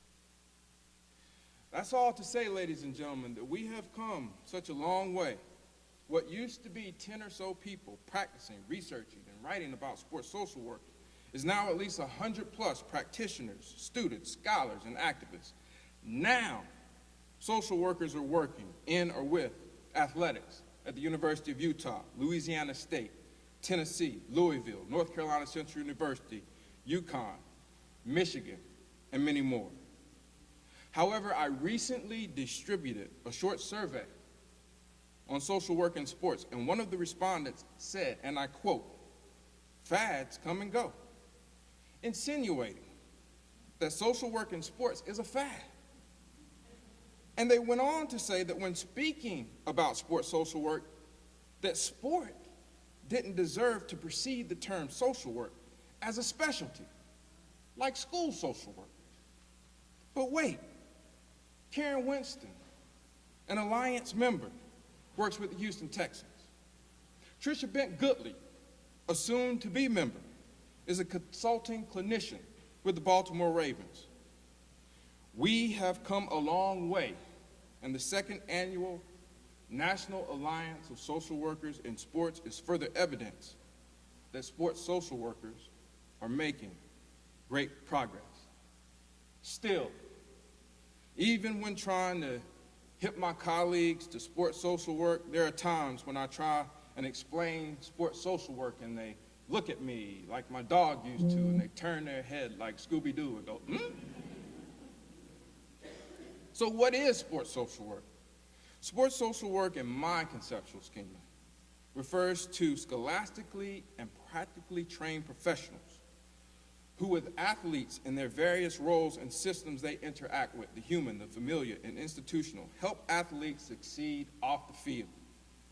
A sports social worker is someone who possesses a special brand of cultural competence that allows them to understand the complexities at the intersection of sports and life.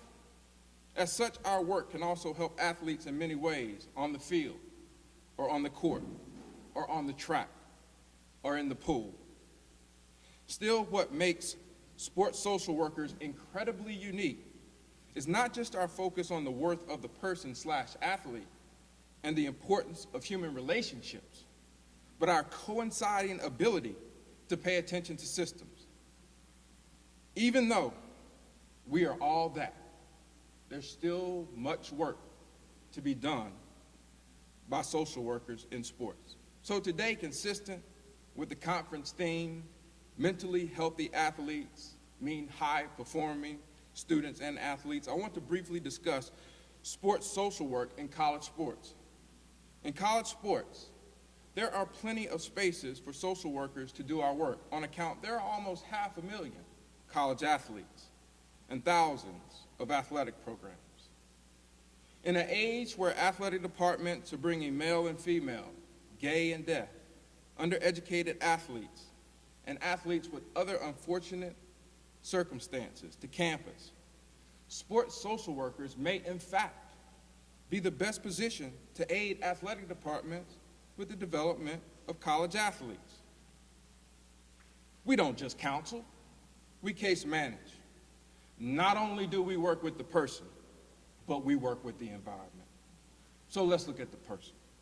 18% of a sample of college athletes reported that they regularly use painkillers like Vicodin, Oxycontin, and Percocet.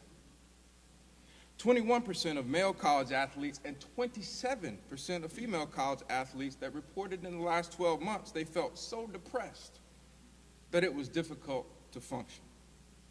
Between 2004 and 2009, suicide accounted for 9% of all college athletes' deaths.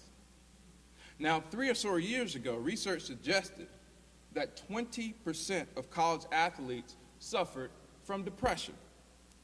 Now, the NCAA published that research. So for argument's sake, let's just add 5% to that figure. Now, imagine or think about how many college athletes are in foster care, are homeless, are parentless, are wards of the state, are in the criminal justice system, or are first-generation college athletes. Now, I'm going to go a little researchy here on you. Now, add that percentage to the 20 or 25% of college athletes who the NCAA said experienced depression, and estimate what percentage of college athletes could use the assistance and guidance of a sports social worker. Sports social workers can provide counseling, case management, and advocacy, and a continuity of care that can help college athletes transition into college, adapt to college life, and help them transition out of college and into the world over a 4-year period when their vulnerabilities might be most prevalent. Now let's talk about the environment. Let's look at the sometimes scandalous college sports environment. Cheating at UNC and Notre Dame, sexual abuse at Penn State and Baylor, prostitution at Louisville, constant gunplay at Alabama, abuse of student athletes at Rutgers. When we look at these situations and at these NCAA member institutions, there are several areas of concern. But my chief concerns are that we're putting college athletes in harm's way by not creating a nurturing environment that will help athletes win at life. And in some of the aforementioned scandals, we are modeling immorality, dishonesty, and obliviousness. Every time I hear that an athlete is suspended for unspecified team rules, I cringe because I suspect that what they are alleged to have done is so bad that transparency is not an option. But not only are social workers capable of working with the person and helping them function in their environment, but we are also capable of influencing policy circles. Let me briefly talk about Title IX. Title IX is still immensely important in terms of further providing opportunities for girls and women in sports. In 2016, it's not so much the number of opportunities for women in sports, because we know that the opportunities for women in sports have grown immensely. However, my white and black, Hispanic and Asian, and Pacific Islander brothers and sisters, there are still racial disparities that suggest there is an element of privilege to Title IX. Soccer, volleyball, and softball are women's sports where there are serious disparities between whites and people of color. You have to be honest.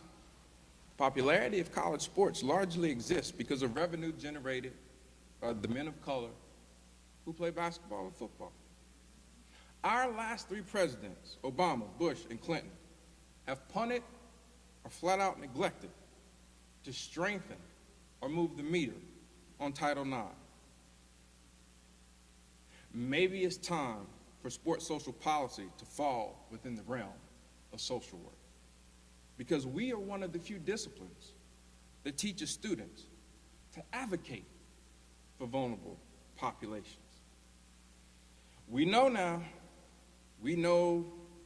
that the policy arena are one of those spaces where social workers are supposed to roam, but truth be told, we can get a little bit better.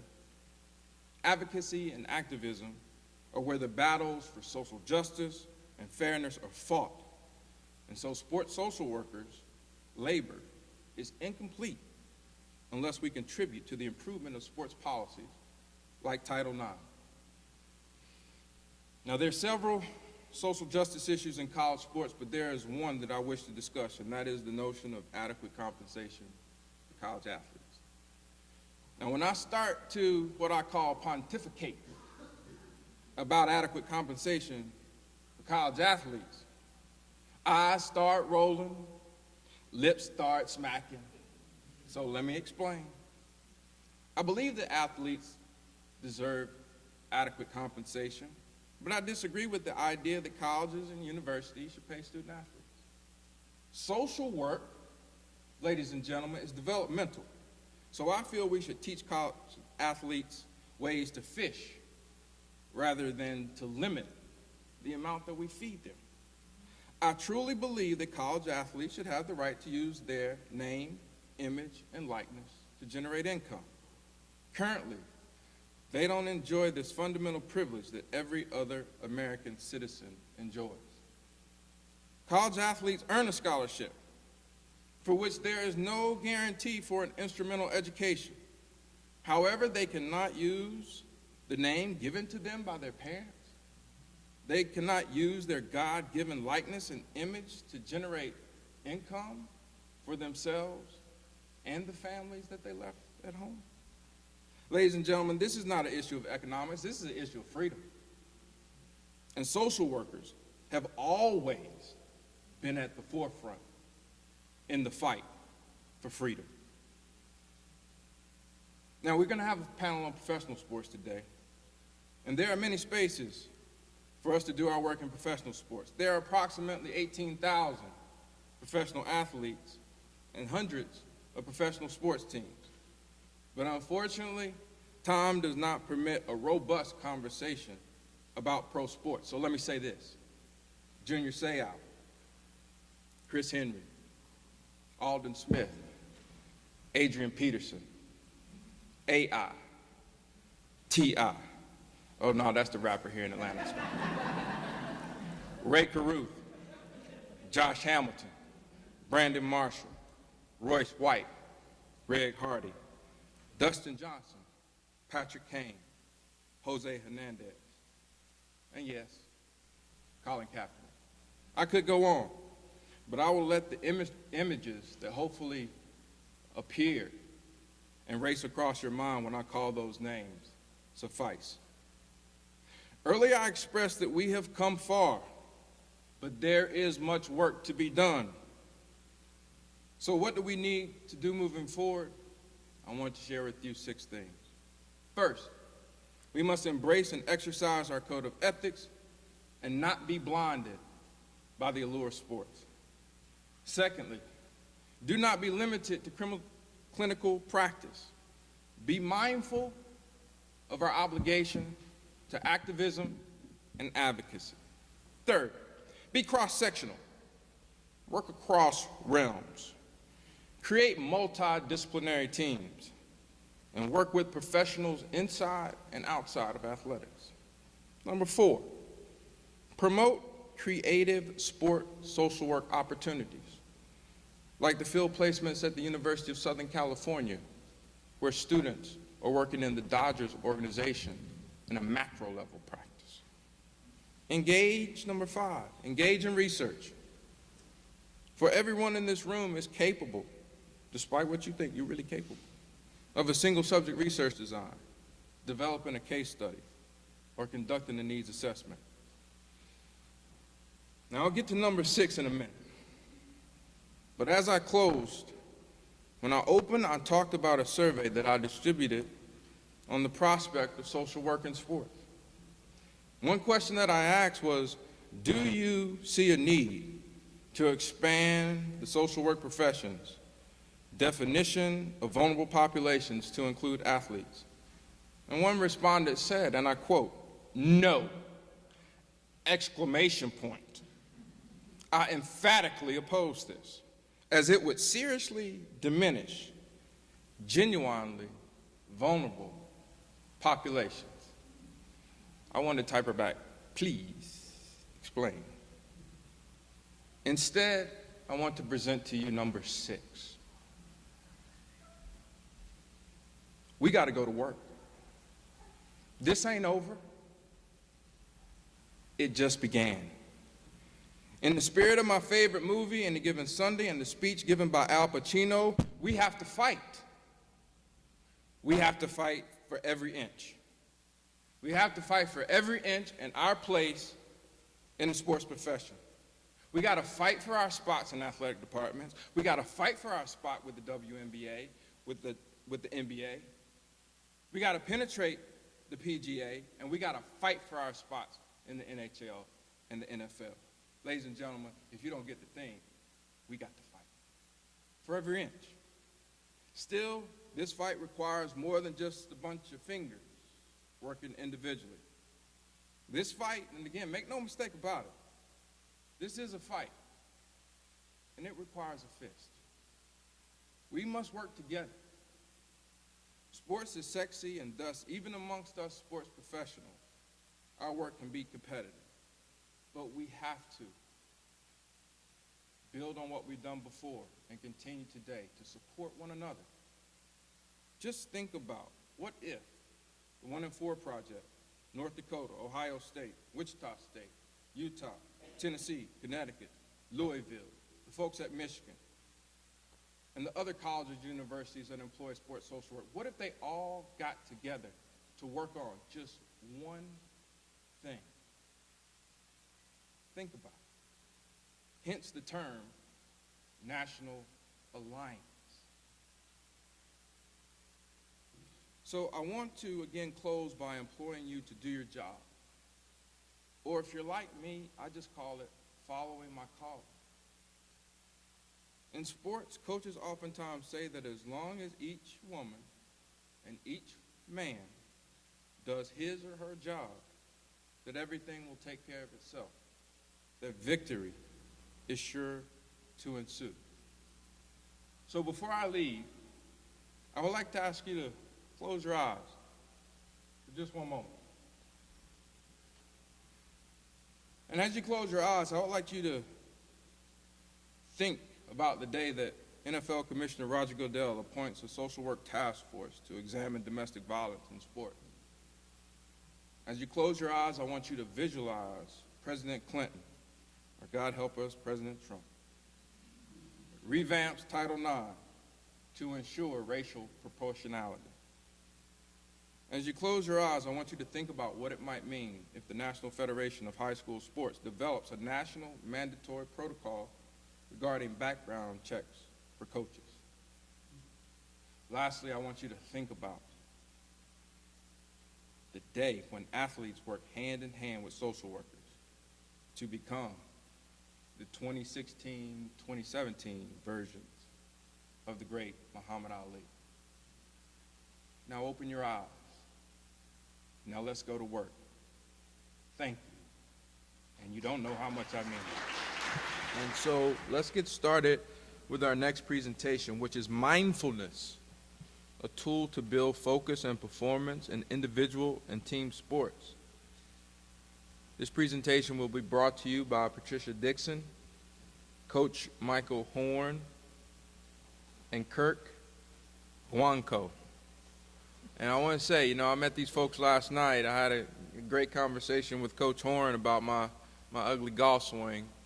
And we're just so happy that y'all came down here to the warm climate in Atlanta, Georgia from Wayne State. Let's give these folks a hand, ladies and gentlemen.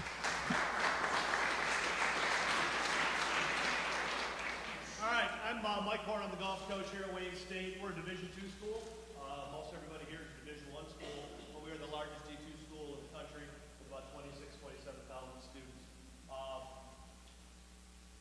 We're going to get into the golf end of it, but first, we got to find out if anyone knows any Wayne State trivia. When was Wayne State founded? Close. Young lady, where'd she go? Where's Tracy? Tracy, you might know the answer. 1868, we've got a winner. All right. That was planted. That one was planted. All right. We are the Wayne State what? Warriors. Who said that first? I think she knows that. And what were we before the Warriors?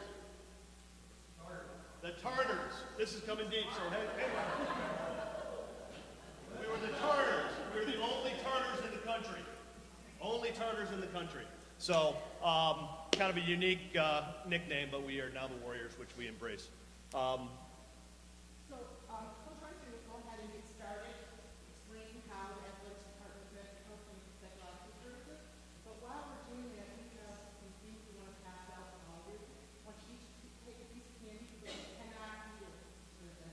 You can look at it, you can smell it, you can observe it.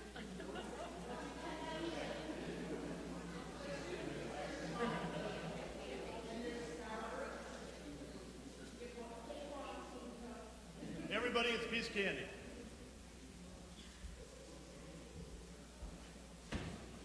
So, California Psychological Services is located on the east side of the lodge, and athletics is on the west side of the lodge. And we had to come together and meet. So Coach Horn's going to tell you how we met. A few years back, back, about 7 years back, we had the CAPS people come over to our athletics monthly meeting, and they introduced CAPS and the services provided. And all the coaches, of course, immediately go to, what do you have for sports psychology that's going to help my team? And they didn't really have that per se at the time, but they had mindfulness training. And I'm smart enough, I'm not the smartest guy in the world, but I'm smart enough to know that if somebody's offering something that I think could help, I raised my hand and I volunteered. And at that point, we decided that we're going to start that just on a very once a semester kind of thing, and then it grew from there. So the idea was that we did a champion experience with each of the athletes, and that's kind of the catchphrase that we do. So initially, CAPS offered one mindfulness session, but it quickly grew to be a little bit more. At this point now, we do 6 sessions per semester with the golf team. The guys come over to CAPS, they cross the bridge over the lodge, which is our freeway, and they come and see us, and we do weekly groups for about 6 weeks. We take a break in the winter when they have a break, and then we start up again in the spring.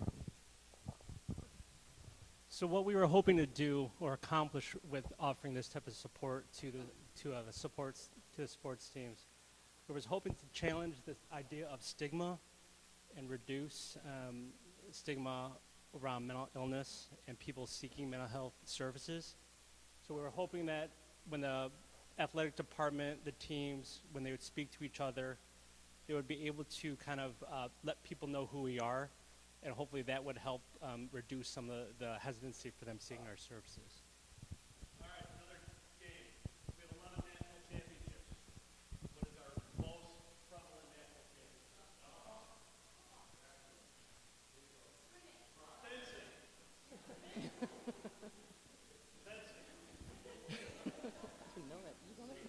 I didn't know that. So mindfulness is a really powerful tool. It's been used in a lot of different places. It's used to manage pain, and it's also used to help improve concentration. The thing about mindfulness is all it really is just purposely doing something, making the decision to do it, choosing to do it, so you're not driving mindlessly. Have you ever driven to work, went from home to work, have no clue how you got there? That is not mindfulness. So you're going to do it in a particular way, you're going to do it on purpose, and you're going to do it in a non-judgmental way.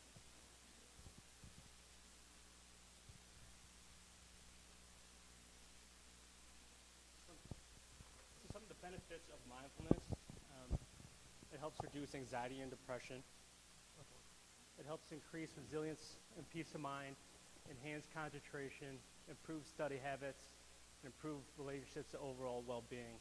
So one of the things that we liked about, mindfulness and introducing to the sports teams is that it not only can help with sports and that type of performance, but also as a student, maybe with some of their academic side, but also on the personal side when they're away from those two things.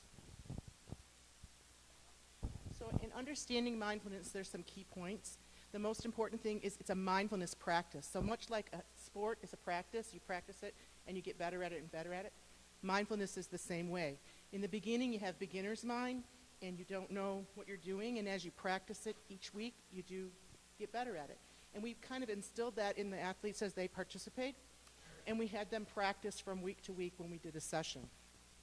All right, the most famous Wayne State, well, not one of the most famous. One of the famous Wayne State alumni. Casey Kasem, all right.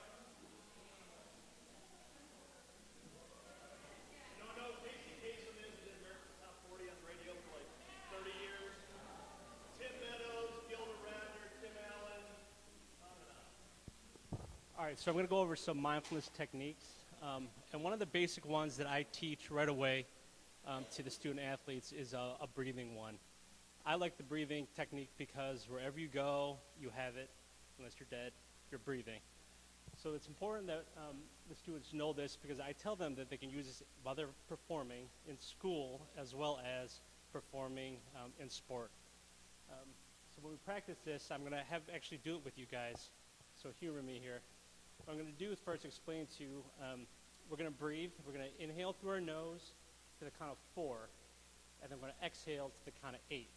So when we're breathing in, that is linked to the sympathetic nervous system. When we breathe out, it's the parasympathetic nervous system. and that's the body at rest, okay? So get in a comfortable spot or in your chair. Have you guys breathe in through your nose, the count of 4. Breathe out, count of 8. Breathe in. Breathe out. So you guys just did a mindfulness technique. There's some other ones there as well. You can focus on emotions. You can focus on the 5 senses, as well as other types of. So we wanted to teach the guys that you could use mindfulness in everything. You can even use mindfulness if you're Canadian and you go across to Windsor. You can use mindfulness when you're brushing your teeth. You can use mindfulness when you're eating a sandwich and taste the grilled cheese. Mindfulness works really well when you're eating pizza, and the guys came back and explained to us that pepperoni tastes very different than anchovies. You can walk mindfully, and we did a walking exercise with the guys. We walked in the Student Center building, and they came back to us and said that there were pictures on the walls that they never knew were there. So you can think when you're doing mindfulness, just sit. You can brush your teeth. They have really clean teeth. And you can do your homework, mindfully looking at your computer and your iPhone at the same time. And so we like to have fun when we have groups, so we do a lot of different things. When we're trying to teach the non-judgmental stance, so you're thinking of things without judging, we use the Jenga game, or as it's called here in the dollar store version, Jumbling Tower. And when you do this, you notice that the tower moves when somebody pulls out a piece, the tower moves when you pull out a piece, and when your teammate is pulling out a piece, you're judging them, saying, don't pull that piece.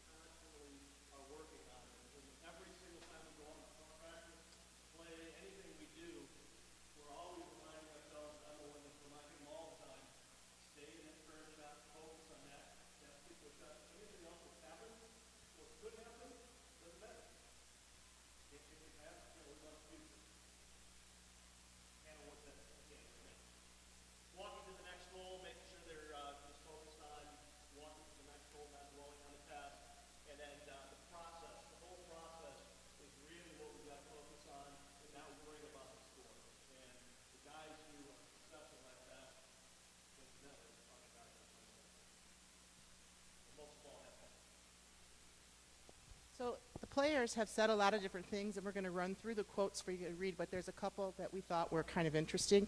I actually live downtown just off campus, so I'm on campus quite often, walking my dogs and doing things. And one day I was walking across campus with my dogs that are huge, and everybody thinks they're mean, but they're not. And this player says, Miss Dixon, it works, that mindfulness shit, it works. I passed my test.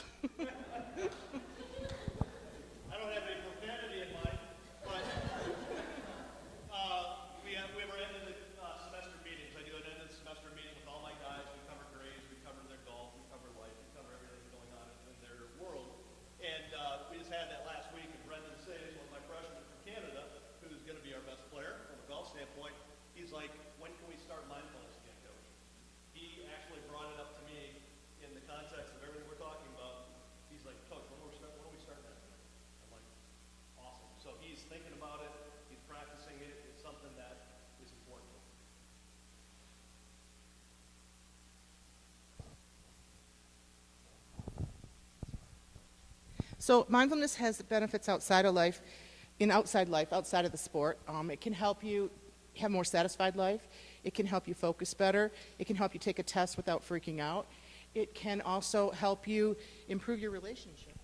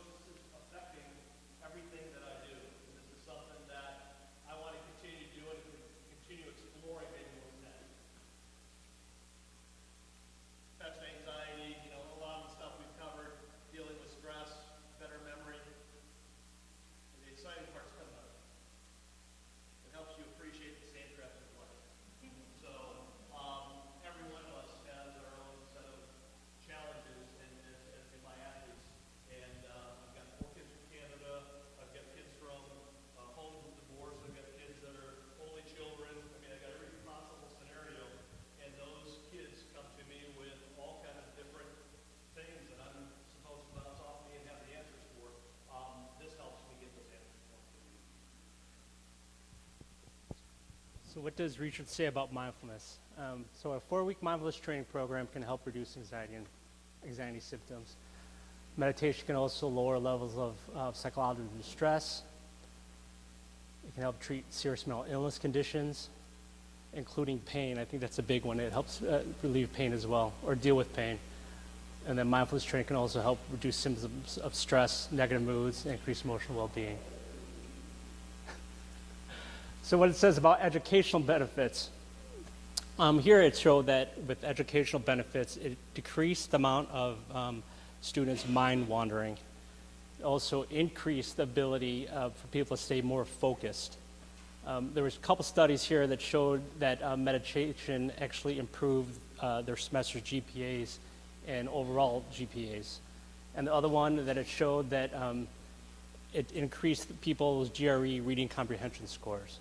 So there's definitely some benefits educational-wise.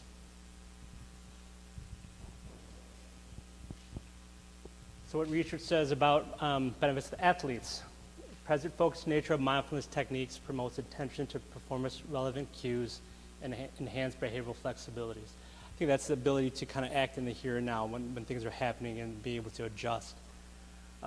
Ethics, as well as helps with mental and physical performance, and teaches techniques that are effective because they minimize external distractions that are barriers for athletic performance.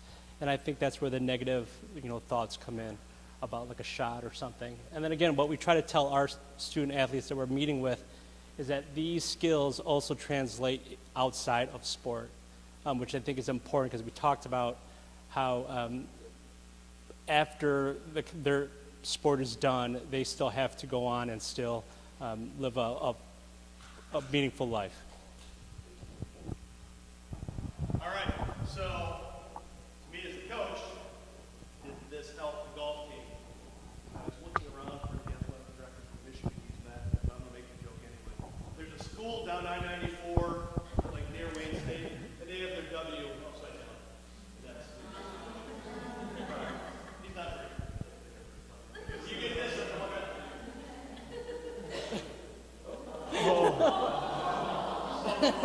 don't create a fire. So,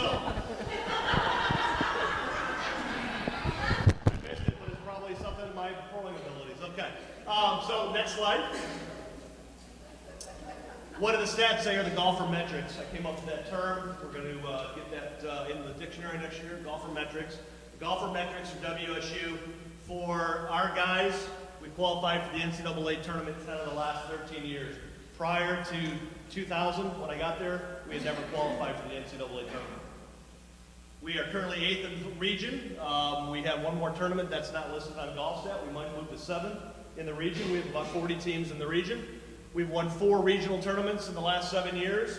I think that's at 11 first-place finishes.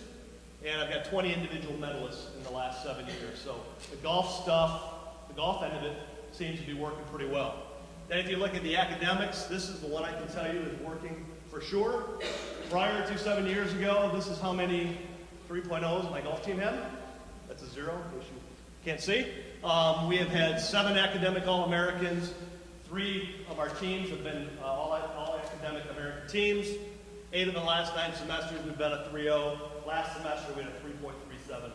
And, most people think golfers are pretty smart, but they're mostly guys like me that just like to play golf. So, 3.37 is amazing. 77% academic success rate. I think there's one more, maybe. Yep. Got 7 golf team grads that are in the golf business. So heads up, one more coming in.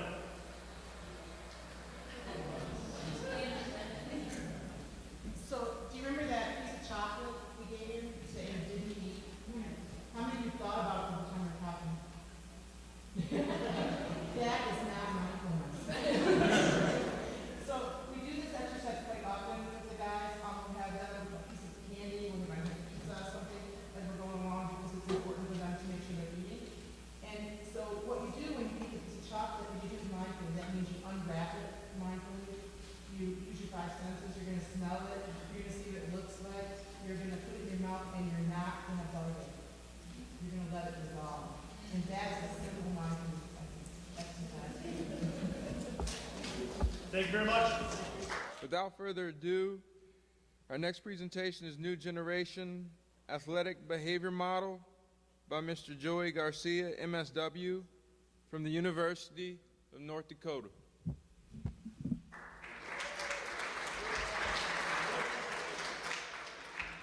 Thank you very much. Now, who is controlling that other than that?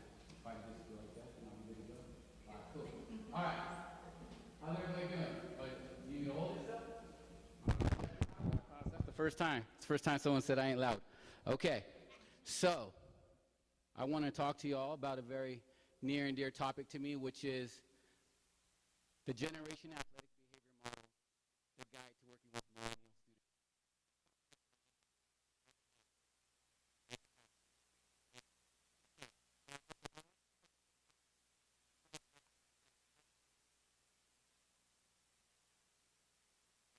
Thank you very much. That's the beginning of my presentation. All right, next slide. So, what is the New Gen Athletic Behavior Model? I came from San Jose State, California, where I created my internship with the athletic department. And upon being hired at the University of North Dakota, I took a very long train ride to Grand Forks, North Dakota. And at that time, I had one book in my possession. And the book is called Athletic Identity, Invincible to Invisible, The Personal Development of an Athlete by Dr. Mark Robinson. So, I picked this book up and started reading it in about Portland, and I didn't put it down until I reached Grand Forks. I read 200 and something pages nonstop. It had me captivated. He talks about what it's like to be an athlete. He talks about what it takes to work with this special generation, and not just collegiate student athletes. He's talking about professional athletes, people who are retired. And I was like, you know what? He knows what he's talking about, this guy. And so I reached out to him, much like I did Dr. Gill, and I had an informational interview with him, and I said, hey, you know, I would love to get you to come to North Dakota and really talk about this athletic identity model. So I'm going to pass this book around. We're going to start it on this side, for people just to take a look at a few of the topics. Second, while at the University of North Dakota, part of my job was to create a leadership academy, and people who are from Atlanta or from the greater Atlanta area might have heard of a brand called Growing Leaders. And Growing Leaders was started by Dr. Tim Elmore. He is somebody who has been someone on the front line of creating leadership, Fortune 500. He's done so many different topics, and he started talking about working with athletes. And so a lot of different universities, Alabama, I believe one of the Carolina schools, I can't remember, I apologize, but they're also on the list. And I was like, you know what? Let me reach out to him. So I was at the N4A conference this past year, and I got to speak to Dr. Tim Elmore, and he gave me this book entitled The Generation IY. The I is standing for iPhone, iPad, iBook, you name it. And just really talking about, it says, secrets to connecting with today's teens and young adults in the digital age.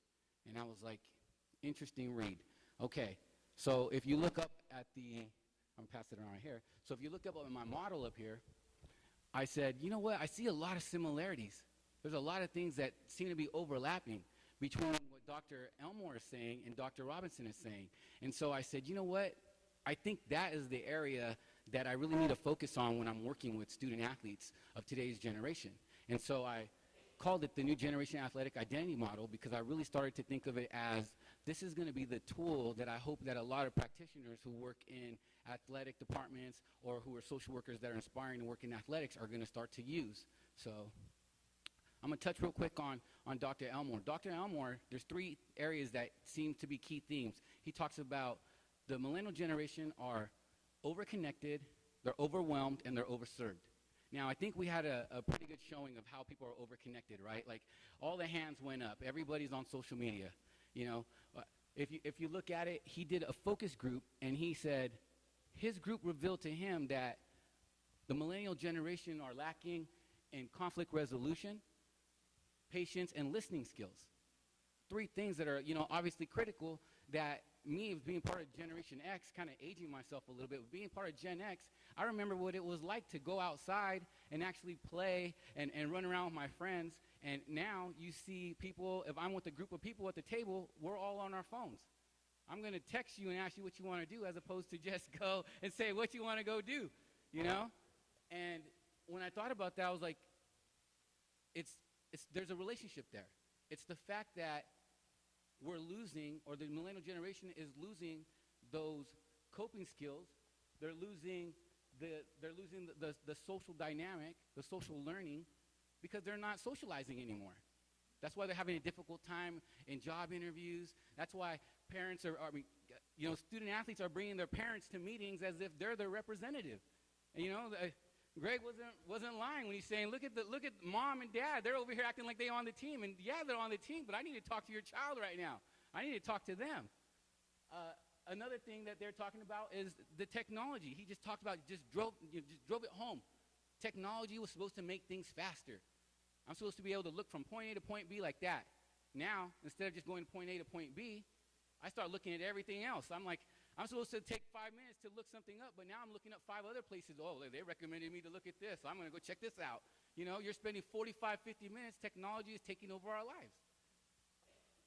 There was a study by Jacqueline Cabral where she said that technology has become just another form of addiction, where she's looking at young adults saying that they're starting to exhibit those components of addiction with dealing with technology. People are more concerned, like literally, social media is becoming the #1 priority of the millennial generation, and that's the way that she termed it. Overwhelmed. Now, Emmett has spoke about this. Or actually, that's the next one, not yet.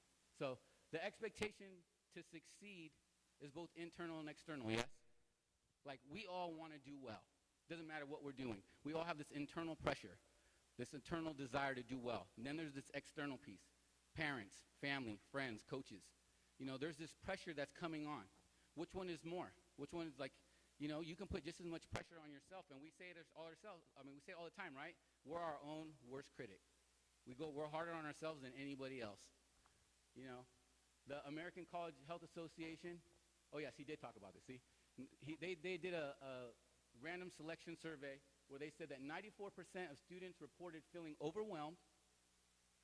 44% said they felt so depressed that they couldn't almost function, and 10% had, considered suicide in the last year. Okay? And last is being overserved. Now, this is a big one. What does overserved look like? As parents, as educators, as people who are staff for athletics departments, we are constantly spoon feeding. We're trying to look out for you. We're bringing up this generation that, Dr. Twinge from SDSU talks about it. We're bringing up this generation. We're making it all about them. And that starts to develop this narcissistic pattern that we start to see where it's all about me. And I get that there's an I in team. I do. But you have to remember that there are other people there. And you can't just make it all about yourself all the time. And that's kind of what's happening, And when she said that, Generation Y is the most narcissistic generation in history. Without a doubt, they're the most diverse. And I give that to you. But at the same time, you are the ones who invented the selfie. Like, I was on my phone right now, and if you go on your phone and you hit, on your phone, if you hit this phone right here, can I get you to turn that on real quick and go to your photos? Like, go to camera. Now flip it around. Hit that little button. Tell me what it says right there. Selfie. It says selfie. It literally, your phone is telling you it's time to take a selfie. Okay? So, thank you. Next one. So then I looked at Dr. Mark Robinson. His book on athletic identity.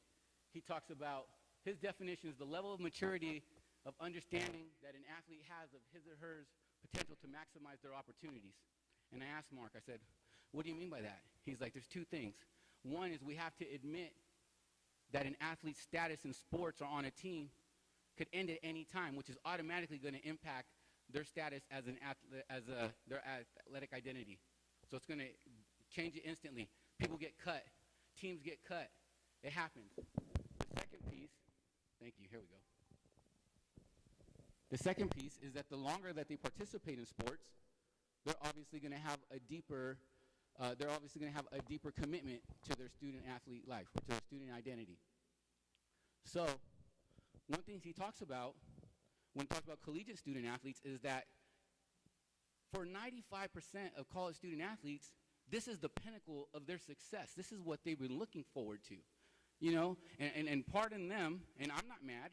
This is where they get to cash in, and although they can't cash in on their likeness, they get to cash in on their social status. That's social currency. That's what they have. So you're going to have athletes who being a student is second, and graduating becomes a byproduct because all they want to do is stay eligible to play. I want my 4 years, and by the way, what do I got to do? I've changed my major 5 times just to make sure I'm staying eligible, and now they're walking out with a degree from a university that's just a piece of paper. So when we look at that, we got to think about how are we affecting the millennial athletes that we're working with, and how can we better prepare them? So I looked at it through 3 different lenses: narcissism related to instant fame. Today is the age where anybody can be famous that's an athlete based off of going viral, right? High school athletes, kids who are not even the best player, out there getting, you know, thousands of likes, thousands of followers. You know, it's making it to where it's making a self-fulfilling prophecy that this idea that all athletes are going to be entitled. That's not true, but now it's starting to happen a little bit more. Self-esteem related to social media. It's either up or down. You're trending up, you're getting a lot of likes, you know what I mean? Like, I'm pumped up. What does that look like? Don't want to show up to class sometimes. When I'm there, I'm a disruption. Other way, I got posterized, you know what I mean? Like, I got slam dunked and it's all on TV and people are hating on me. I'm not going to practice sometimes. I don't want to go to any type of event that's for the community. Anything that's not what my players and coach, like my players and coach, I don't want to do. And last is the generational resilience. You have to look at this group, the participation generation. It's important that we do, you know, we do give them, you know, the credit that's due when they're young children, when they're in that life stage. But once they get older, we have to show them that hard work is how they're going to get what they want. And they can't just get the gold medal. They just can't get the trophy. They have to go harder. There was a study by NCAA that said that 40% of D1 basketball players transferred in their first year, and 90% of them said they transferred because of athletic reasons, meaning that coach wasn't playing me. Sorry, I got to go somewhere else. Somewhere I'm going to be appreciated. And so it looks at that idea, is it mental toughness? I don't think so. It's that lack of coping skills. They haven't been trained up with being able to understand that they have to deal with adversity, you know, and that's just a big piece. So I'm going to get ready to wrap this up. One more slide. So one-on-one facilitation. This is my bread and butter playbook. First thing, I look at how people refer to me. They're either self-referral or outside referral. Outside referral means coaches sending them to me. By the time they come to my office, I'm like the last line of defense. I already know they're coming to me because they've already been sent to counseling. They've been talking to coaches. They've been talking to other people like, Joey, we need you to work a miracle. And I'm like, crack my hand, watch me work my magic. You know, and I go in there and I keep it 100 because that's what they want, because they want to know that you care.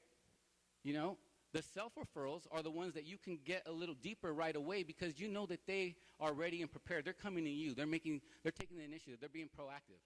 So when I'm working with the people who are outside referrals, I know right away. I got to be able to demonstrate for them right away. How is this going to impact you? Because if this generation is growing up on instant everything, I need to let them know. How is it right now? It's next up. It's next week, next month, next year. What can I do that's going to impact next week, next month, next year? And I work from the inside out. And because I know if I do it like that, I'm going to get them. And I believe it because they're always coming to my office. Second is I look at, you got to appeal to their self-interest. You just got to know what they want. You have to ask that question. You know, you have to create that buy-in. And it's a big deal. For student athletes, you have to understand that their lives are completely structured. The coaches tell them when they got to be at practice, when they got to be at weights, when they can eat, when they got film, they got classes, they have to do study hall. They have all these things that they have to do that they have no power over. So what do they have power over? What they get to do, their actual actions. So I tell them, what do you want? What is it that you want to do? And I tell people, look at where you meet with them. That's a big piece. I mean, if you're going to just meet with them in a regular office setting, that's not always going to work. You want to go take it to them. I love it when I heard earlier on the panel, like, you know, like, am I crossing boundaries? Nah. I know that this is the only time you're free. I'll come after practice. I don't care if it's 8 o'clock at night. I don't care if it's 9 o'clock at night. My job is 24/7, and that's the way I take it. And the reason why is I'm going to end with this. I tell all the athletes I work with, as a student athlete development coordinator, I say your coaches are fully invested in your athletic development. They're here to make sure that you're going to be the best athlete you can be. Your advisors are here, and they're fully invested in your academic. They're here to make sure that you're going to be the best student you can be. I go, I'm here, and I'm invested in you. I want you to be the best person you can be. Anything I can do to be part of your success, I will do it. Just give me the chance, and I promise I won't let you down. And boom, I got him. And it's not a line, it's the truth. Emmett said it. You know, it's my calling. I speak from my heart, and they know it. Real recognize real. When I'm not in this suit, I have tattoos, I'm walking around, people know. Because the real recognize real, and it doesn't matter if they're inner city African-American youth, doesn't matter if they're middle, upper class white youth, it doesn't matter. They all recognize that when I'm telling them that I care about them and I'm fully invested, that I truly mean it. Thank you. Our next presentation is going to be the impact of coach leadership, behavior on athlete performance. And this presentation is going to be by Dr. Lee from Mississippi State University. And you have your colleague here? Okay. And Dr. Kim. And Dr. Kim from a university in Korea, I'm sorry.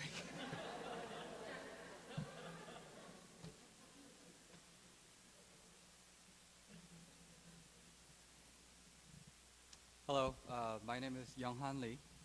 I am at Mississippi State University. I will do a little bit of an introduction for myself. So I teach sport management, I teach marketing, I teach business, all that sort. My expertise is really related in business feasibility, strategic marketing management, analytics, math, statistics, all that sort. So in other words, my work has nothing to do with social work. And as I was entering the conference room and start mingling with people, I felt like I was a fish out of the water. And it's not because my background is so different from yours or or how you contribute to the society, but normally the conferences that I go to, people are not that nice. They don't smile much. So this is a very unique environment for me. And soon enough, I start talking with people and they start asking me, so you do business, you do marketing and all that, so what are you doing here? And that is the exact same question I have been asking to myself. But here's the thing. Now, when I saw the call for abstracts, I figured maybe I can do something very different in my career. And maybe I'll have an opportunity to provide a different perspective in how we can prepare our athletes or their mindset or their preparedness towards their self, and eventually how that will lead to athletic performance. Can we go to our next slide? So today, I want to talk about a couple of concepts here, 3 to be exact. So coach leadership style, and also psychological empowerment, and organizational citizenship behavior. Now, the underlying principles of all the 3 variables are quite simple. It's really the math and the science involved that is boring and difficult. So I have eliminated all that stuff, and I try to make it as simple as possible and as short as possible. So let's talk about coach leadership. Now, can we prepare our athletes so that they can have a better mindset or a mental state which eventually will enhance their athletic performance? And the intervention in this process is coach leadership. So depending on the different styles of coach leadership behaviors, that would impact the psychological empowerment of these athletes, and that would somehow enhance the extra role behavior of athletes, and eventually that would enhance their athletic performance. So let's go over a couple of coach leadership behavior styles. Now, as I continued my research model, the subjects for this research were 75 professional handball players in 5 different professional teams. I implemented a regression analysis based on bootstrap analysis. That's about all the science that I'm going to talk about today. I did use something called a multi-factor leadership behavior questionnaire form 5X. Now, based on the research analysis, I have figured out that the different coach leadership styles would impact athletes' psychological empowerment. And that would also impact organizational citizenship behavior.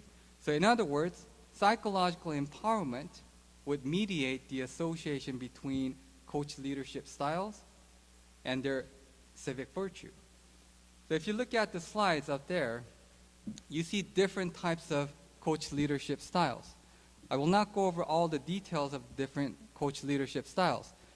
As you can see, the terminologies involved in the leadership styles are pretty much self-explanatory.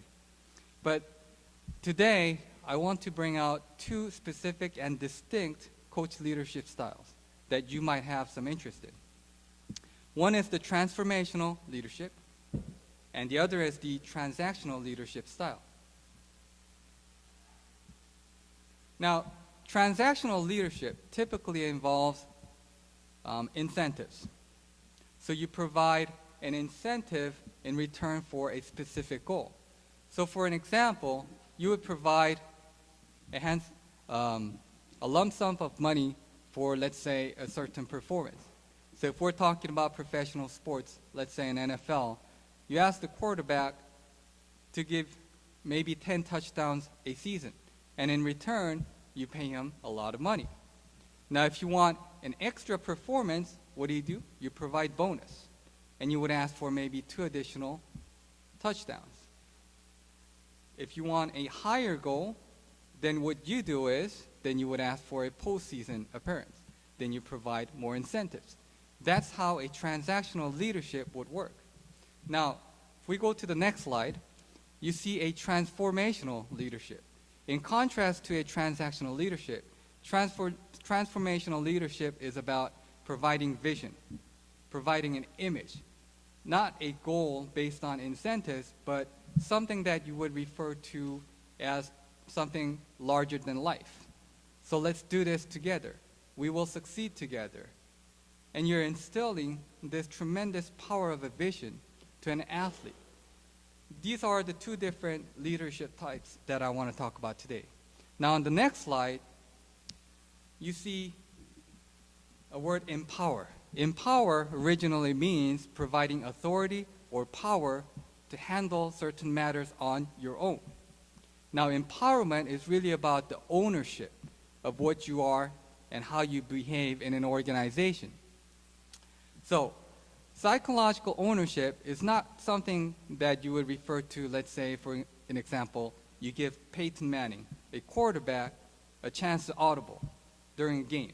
That's different from a psychological empowerment in an organizational perspective. Now, in an organizational perspective, psychological empowerment is really about owning or identifying yourself with the organization. So in a sports case, it would be the sport team. It may be through the coach as well, too. So you are the organization. The organization is yourself. That is the psychological ownership. Athletes start to mentally prepare based on the transformational and the transactional leadership types, and that we call a psychological empowerment. When you go through a psychological empowerment, what happens next is you try to think about the civic virtue, the organizational behavior. So if you become one with the organization, let's say an athlete with a team, you start extra role behaviors. An extra role behavior means going far and beyond your original job description.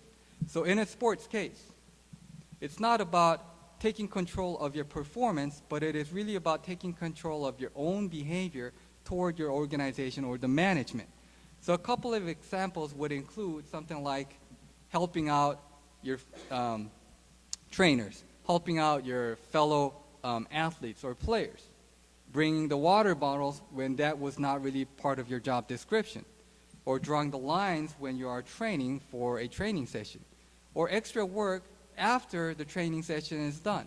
So these are all civic virtue related behaviors. These are called the organizational behaviors in a sport setting. So when you are psychologically empowered, you naturally become a part of your organization. And when you identify yourself with your organization, what happens next is, because of that psychological ownership, you go beyond your job description. When you go beyond your job description, everything becomes natural. When everything becomes natural, your performance becomes natural. So by time,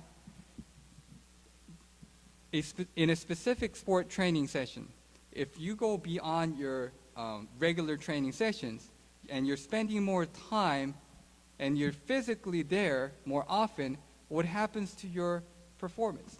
Naturally, you become enhanced.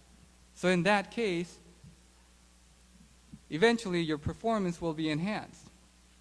Now, in a sport condition, yeah, I thought this was the political year, so I tried to make a point that we can enhance sport performance through a managerial or an organizational perspective if we can hit the right spots in a human resource perspective.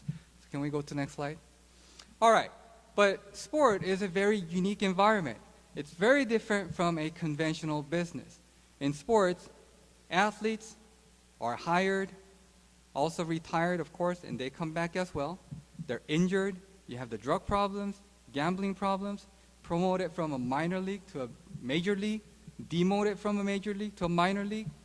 It is a very unique situation.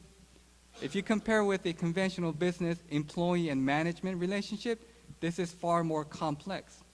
So if you are a coach or a leader and you try to either inspire an athlete for maximum athletic performance, or if you are a coach style that provides goal and incentives to enhance maximum athletic performance, you can't really stick to a particular leadership style anymore.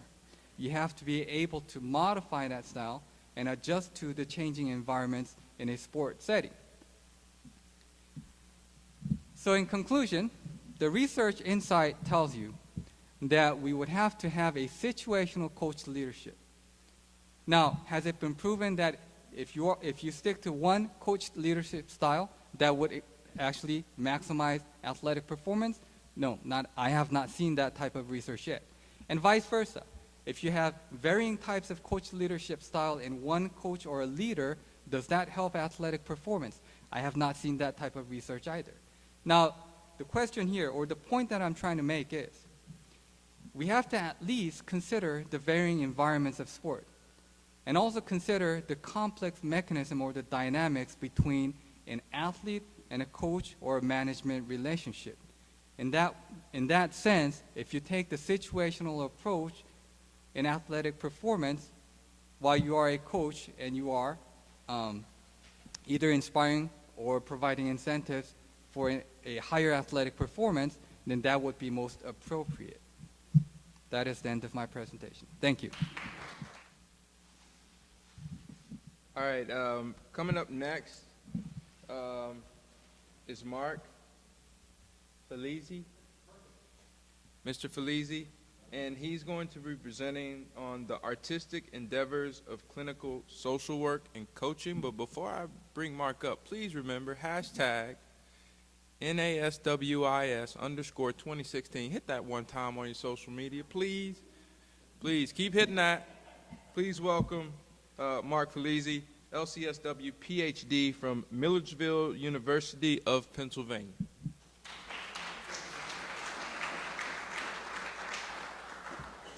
Good afternoon. How's everyone doing? Stand up. Everybody just stand up. Stand up right now. Stand up. Stand up. Come on, get up. You can do it. Shrug your shoulders. Let's go. Let's go. Let's feel it. All right. All right, I want you in the rink in 15 minutes. Let's go. All right, everybody sit down. I'm an old hockey coach, and I have that great sport to thank, and I thank it every day because it got me to become a social worker. some 25 years ago. I'd been coaching hockey at various levels and doing a lot of work for USA Hockey and talking at gatherings of coaches like this. And, you know, as a social worker, I have to say I'm very, very, very pleased. And I just want to share a short anecdote with you. 25 years ago, I was entering graduate school. I was in sales, and I knew I didn't want to sell surgical gloves anymore. And I said, what am I going to do with my life? And I saw a licensed clinical social worker who was a career counselor. He said, you know, you can do what I do.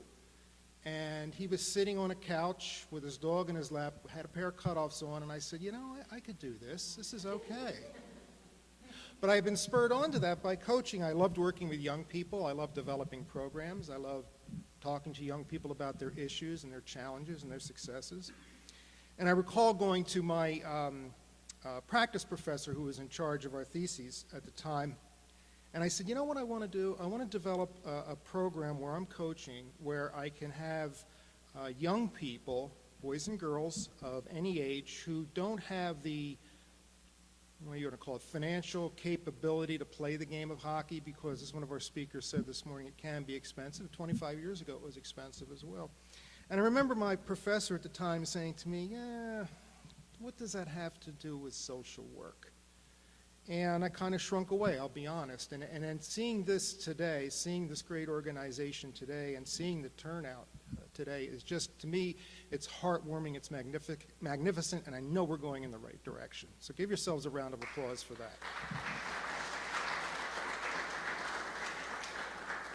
that.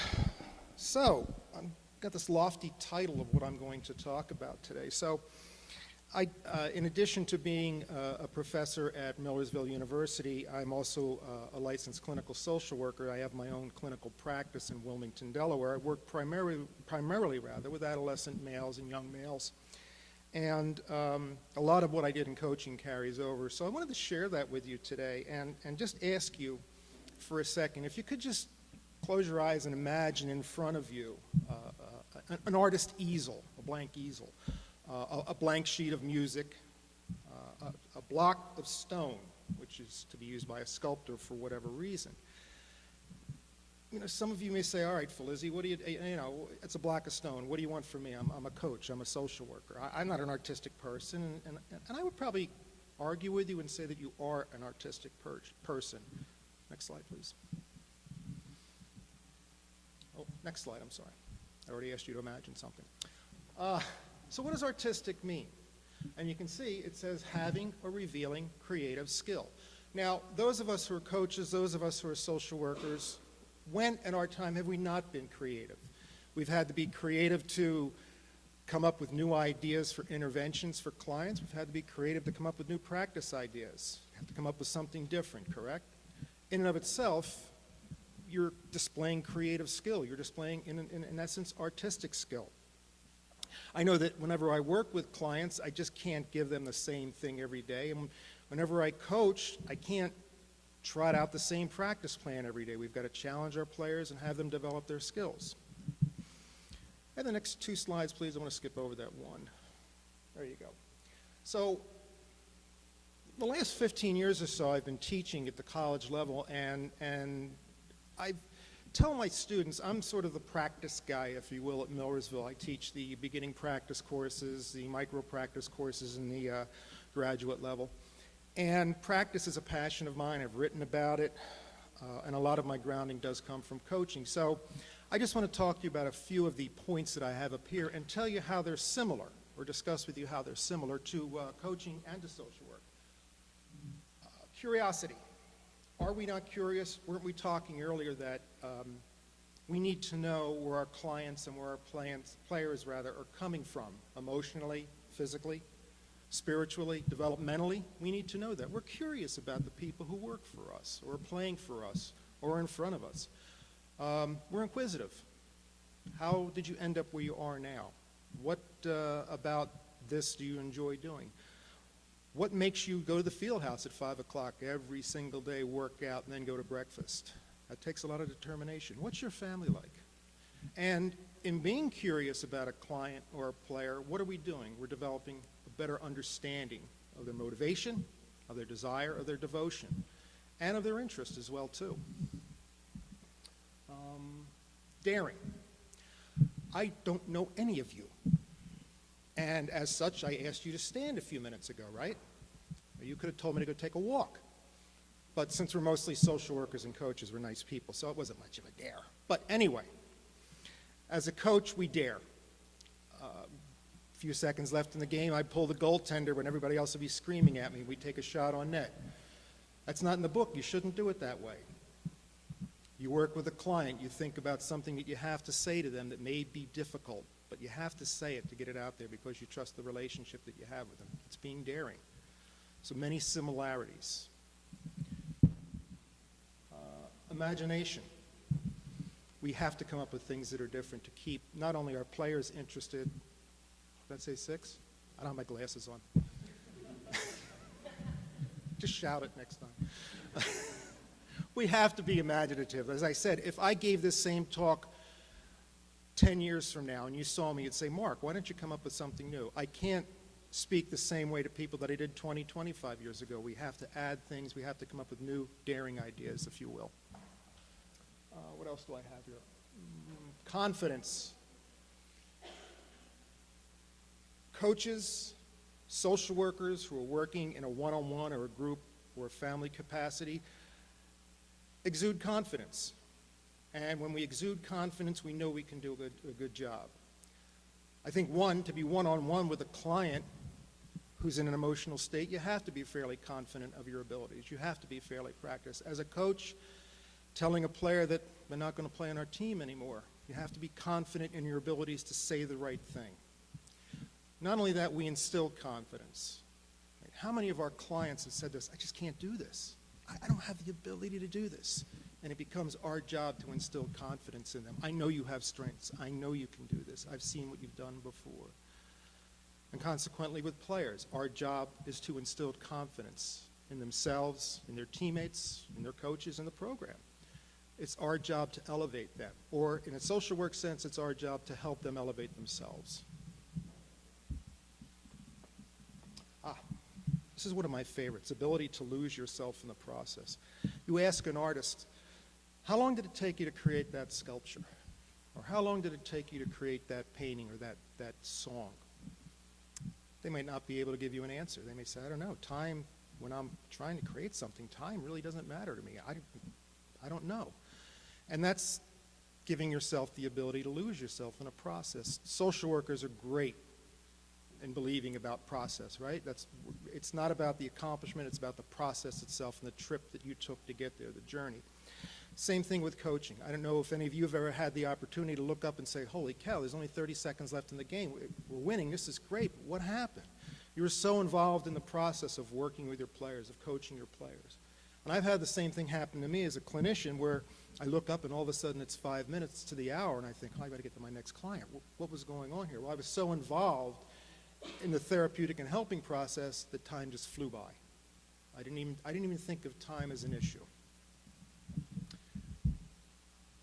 Finally, giving yourself permission to make mistakes, right? So many of the social workers who graduate from our program, they come back and they say, Doc, I don't know, it's just I'm afraid to say this with a client. What happens if this happens? What if I say this and this happens? And I'm sure, I know I've had players in my career who have said to me, well, gee, coach, if I make that move, I don't know, man, the guy might blow by me and he'll score a goal. My answer to that is, it's okay. What do we do when we make mistakes? We say, oops, okay.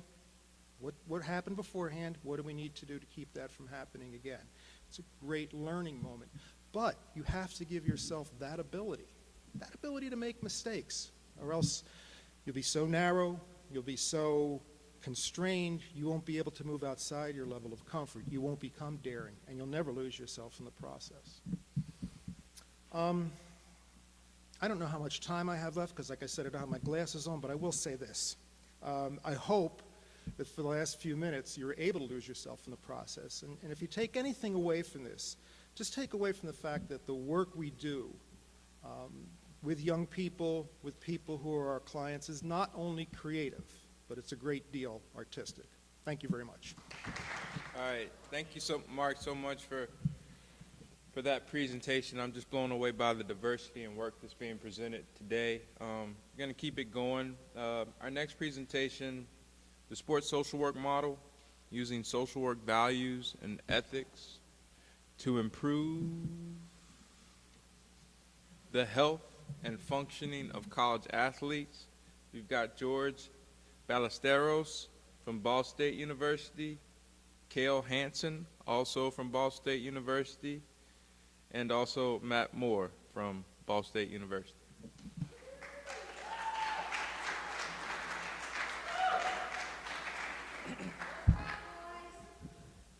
First and foremost, thank you.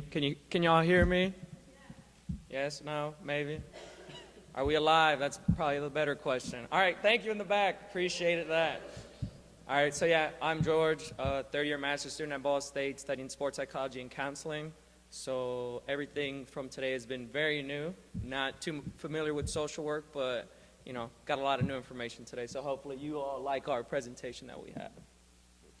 And I'm Cale. I'm a senior at Ball State University studying social work. So understand a little bit about social work, not as much as some of you people here, but I'm going to do my best to keep up with you, all right? All right, so to begin, we're going to address something that Dr. Gill talked about, and that was, are athletes a vulnerable population? And there's research to support that they are. In a recent study, over 148,000 collegiate athletes reported as self-identifying as being depressed. And from that, another 22%, I think I got that right? Yeah, 23 actually. 23% met symptoms related to depression. So you have these athletes who are dealing with these symptoms and who are, you know, by way of the DSM-5, clinically depressed. And that may lead to feelings of hopelessness, feelings of helplessness, and being alone, as some of you have mentioned today. And that, unfortunately, can lead to suicide. And suicide is the fourth leading cause of death in collegiate athletes. There's been this talk of self-medicating that was talked about by the panelists and others, and that's still present, you know, with some of the reports from the NCAA. A recent report showed that 80% of athletes consume alcohol. More specifically, 40 to 52% reported that they had drank more than 5 drinks in one night in the past year. So you have these athletes who are possibly self-medicating through alcohol as well as marijuana use, where the NCAA also reported that 22% of the athletes participating in sport are using marijuana, and another 6% are using performance-enhancing drugs. So you have all these athletes who might be showing symptoms of depression and even anxiety or other aspects that were mentioned today and are possibly self-medicating. And more specifically to female athletes, but this is just in general overall with athletics at the collegiate level, you have, in a recent report, it was 6.6%, of female collegiate athletes reporting symptoms that were related to eating disorders. And then another 10 to 12% of female athletes reporting that they were dealing with issues of body image and self-esteem. So you have all these athletes who are dealing with all these different aspects that may be related to their sport or outside of their sport. So to answer the question of the social worker who said that athletes are not a vulnerable population, they are. And there are a lot of different barriers and factors that don't allow them to come seek services from you all as social workers, and even as for me as a counselor and a sports psychology consultant. So now that we've kind of covered the fact that athletes are a vulnerable population, how do we address this vulnerability? And one of the key things that we have to do is educate ourselves and accept the fact that, yes, they are a vulnerable population who are at risk. And on top of that, we have to do further research on the subject as well and gather information to support the claim that we are making. In addressing the vulnerability, a recent study showed that 25% of athletes were unaware of where to seek services on their respective campuses, which is a pretty alarming number when you think of 1 to 4 athletes don't know where to seek services. What was shown was that the NCAA really doesn't have a lot of people that they hire within, so they don't hire a consultant or someone that will deal specifically with athletes with mental health services, that it seems like the NCAA allows university counseling centers and other aspects maybe related to the university to help athletes specifically. For me, I'm a current intern at our university counseling center, and the wait time to be seen is a month. So there needs to be certain things, certain programs implemented if we can. The University of Michigan, what they were discussing is a perfect indication of what could be used or what could be implemented on college campuses. But I know for ours at Ball State, nothing's really in place right now, and we are dealing with the vulnerable population.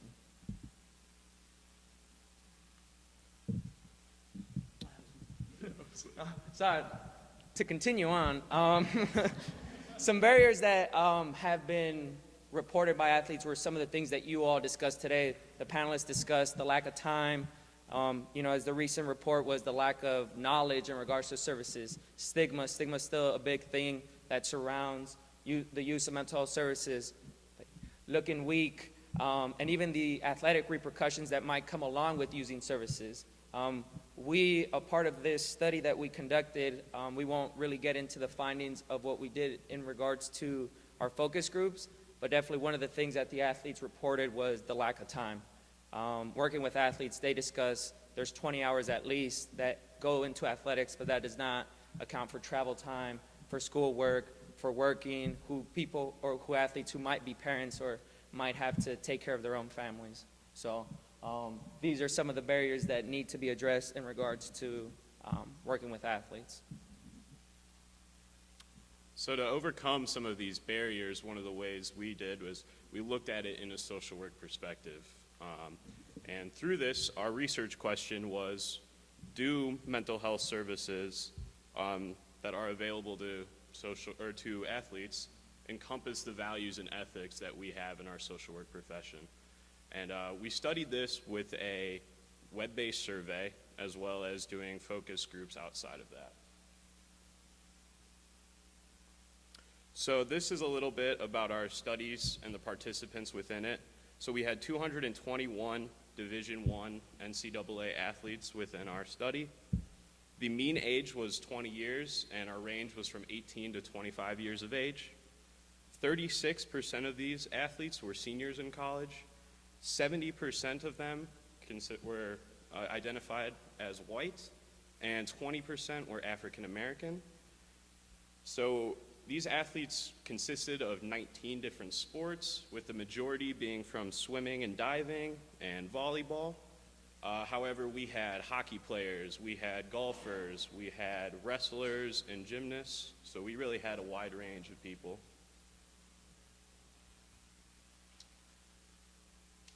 Our measurement tool for this was we had 20 questions that kind of encompassed the current mental health status and the services that are available. We did these on just a basic Likert scale, so strongly disagree to strongly agree. We had 2 questions about services and needs and use, and then we also had just a series of questions that we felt were interesting to the study and would serve beneficial to us. And when looking at things, we use the social work values and ethics that you can pretty much pull straight from the NASW document. So I'm not going to lecture you guys on these, but just to list some of the ones that we felt really showed what we were studying within our survey and our focus groups.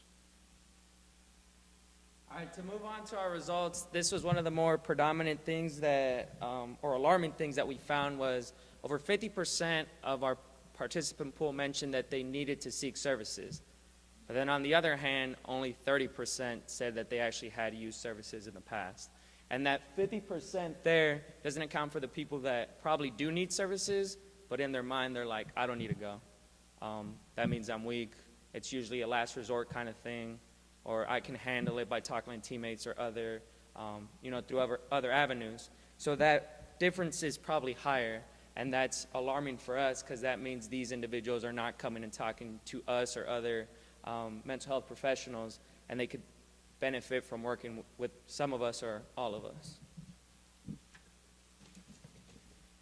Here we have some different questions that were the lowest scored by the athletes, and we highlight these because they're surrounding some of the values and ethics that were discussed by Kale and that surround social work, which I'm not too familiar with, but it seems like athletes in our study felt that some of their needs were not being met by their respective institutions.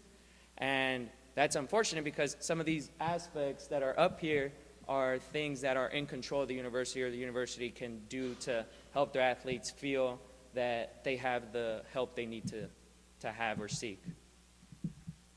And the same goes for these two questions as well. So just throughout the 6 questions that we had, none of them were scored higher than a 3.75. So they were in the neutral on the Likert scale that we had.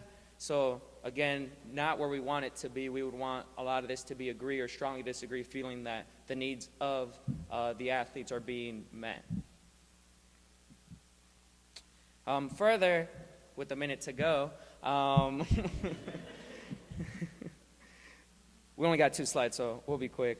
So something that came up and was again talked about by the first panel was trying to meet your athlete where they're at, so outside of the 8 to 5. So talking to your athlete at 6 p.m., 7 p.m., 8 p.m.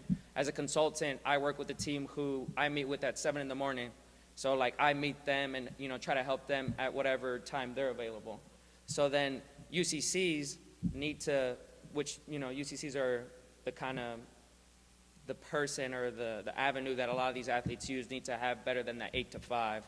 And more people to work with that. Another thing that kind of came up was that 87% of the athletes felt that a central figure in their athletic department would help them seek mental health services, so that was something to highlight, as well as 90% felt that they'd be more comfortable working with someone who had the athletic background, and that support through other literature as well, where you're going to have that stronger therapeutic alliance with someone if you feel that they care about you or that they have the same athletic background and can understand where you're coming from. But then again, we still have that 60% of our participants felt that there was a stigma still surrounding mental health service use. So working on normalizing that for some of our athletes could be helpful to decrease that, as this still seems to be a pretty prevalent thing that keeps coming up. So just kind of to wrap this up, as social workers, what can we do to improve the mental health services that are available?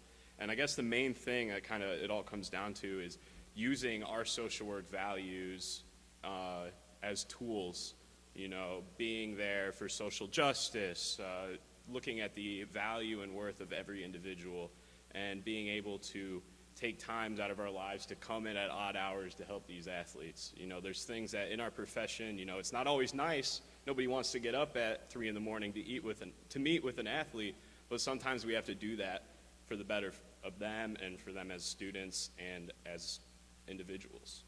So thank you for our presentation. Thanks for listening. If you have any questions, just let us know. We'll be up here. Don't let us know. No, go contact Dr. Moore. The slide said it. Contact Matt. Thank you.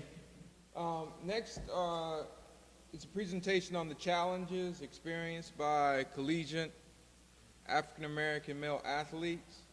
And this presentation will be by Kimberly Outlaw, who's a MSW and doctoral candidate at East Carolina University, as well as Dr. Mary S. Jackson, who's also a professor at East Carolina University.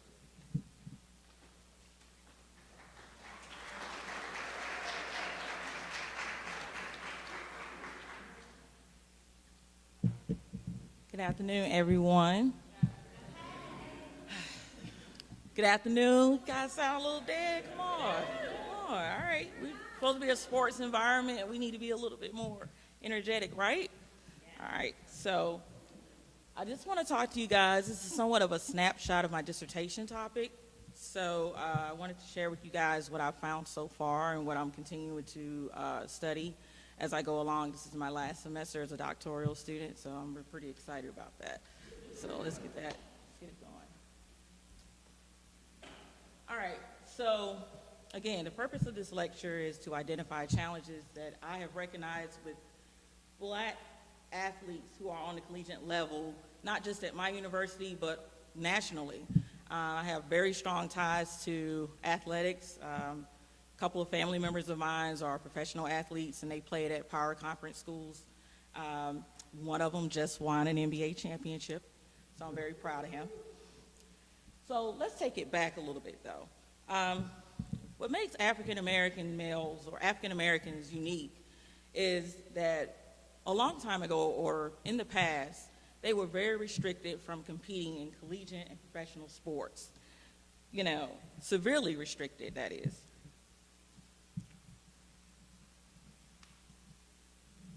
Don't move that slide. But as we, tend to see now, or since the late 20th century, you can see a substantial increase in African American males participating in collegiate sports and professional sports. I like to mention my university, for example, East Carolina University. We were the last school in North Carolina to integrate.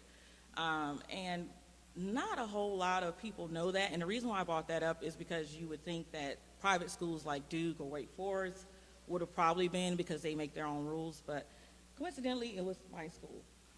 But if you look at the 21st century, though, as everybody knows, you see a very huge increase in black athletes participating in sports.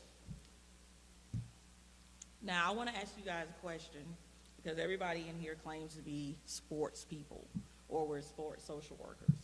So, my question is that if you met an athlete who had some serious issues, would you think that they would act out externally, or you think they will internalize those issues?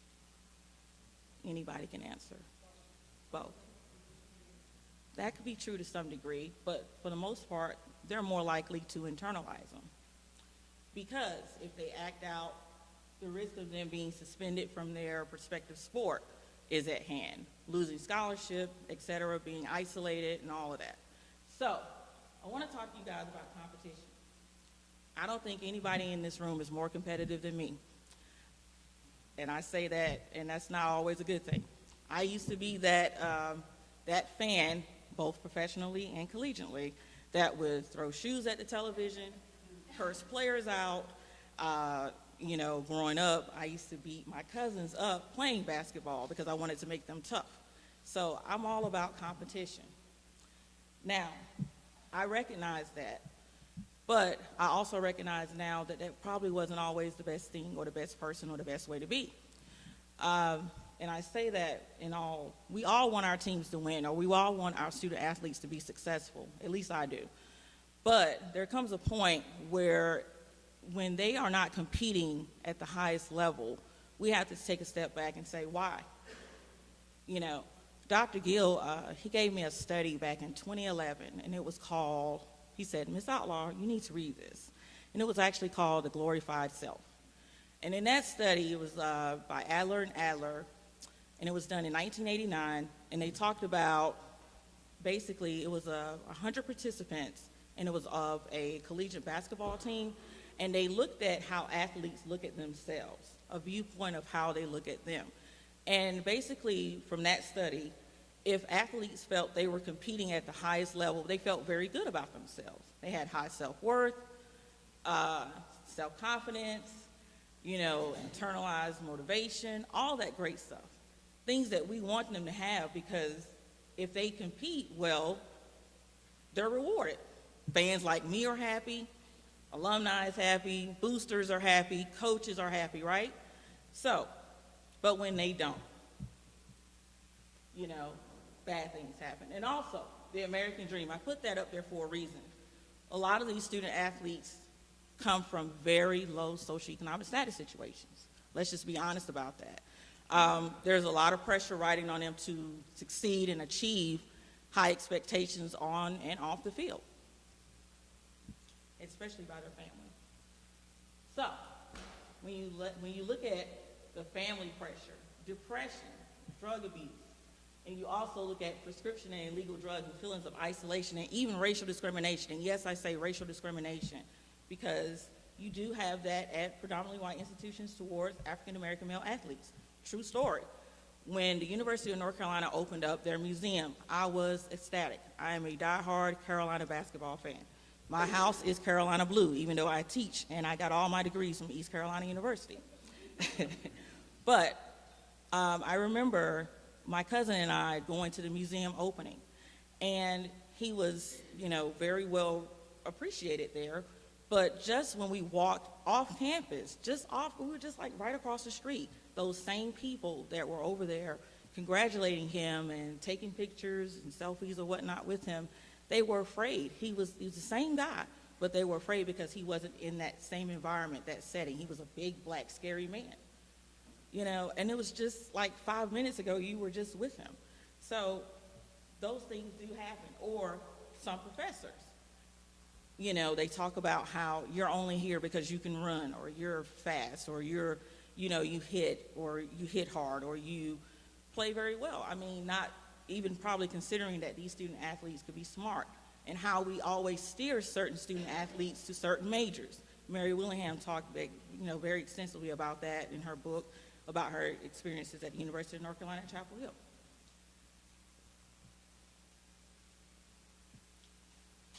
I also want to talk about, the substance abuse issue, because we often tend to always want to talk about the recreational drugs and not necessarily performance-enhancing drugs.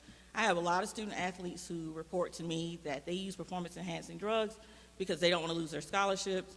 They're not doing very well in school, even with the very difficult practice schedule and playing schedule and just all of that, just trying to fit in and be a student athlete. They just cannot seem to compete at the level that their coaches would like for them to, or even the level that us as fans want them to.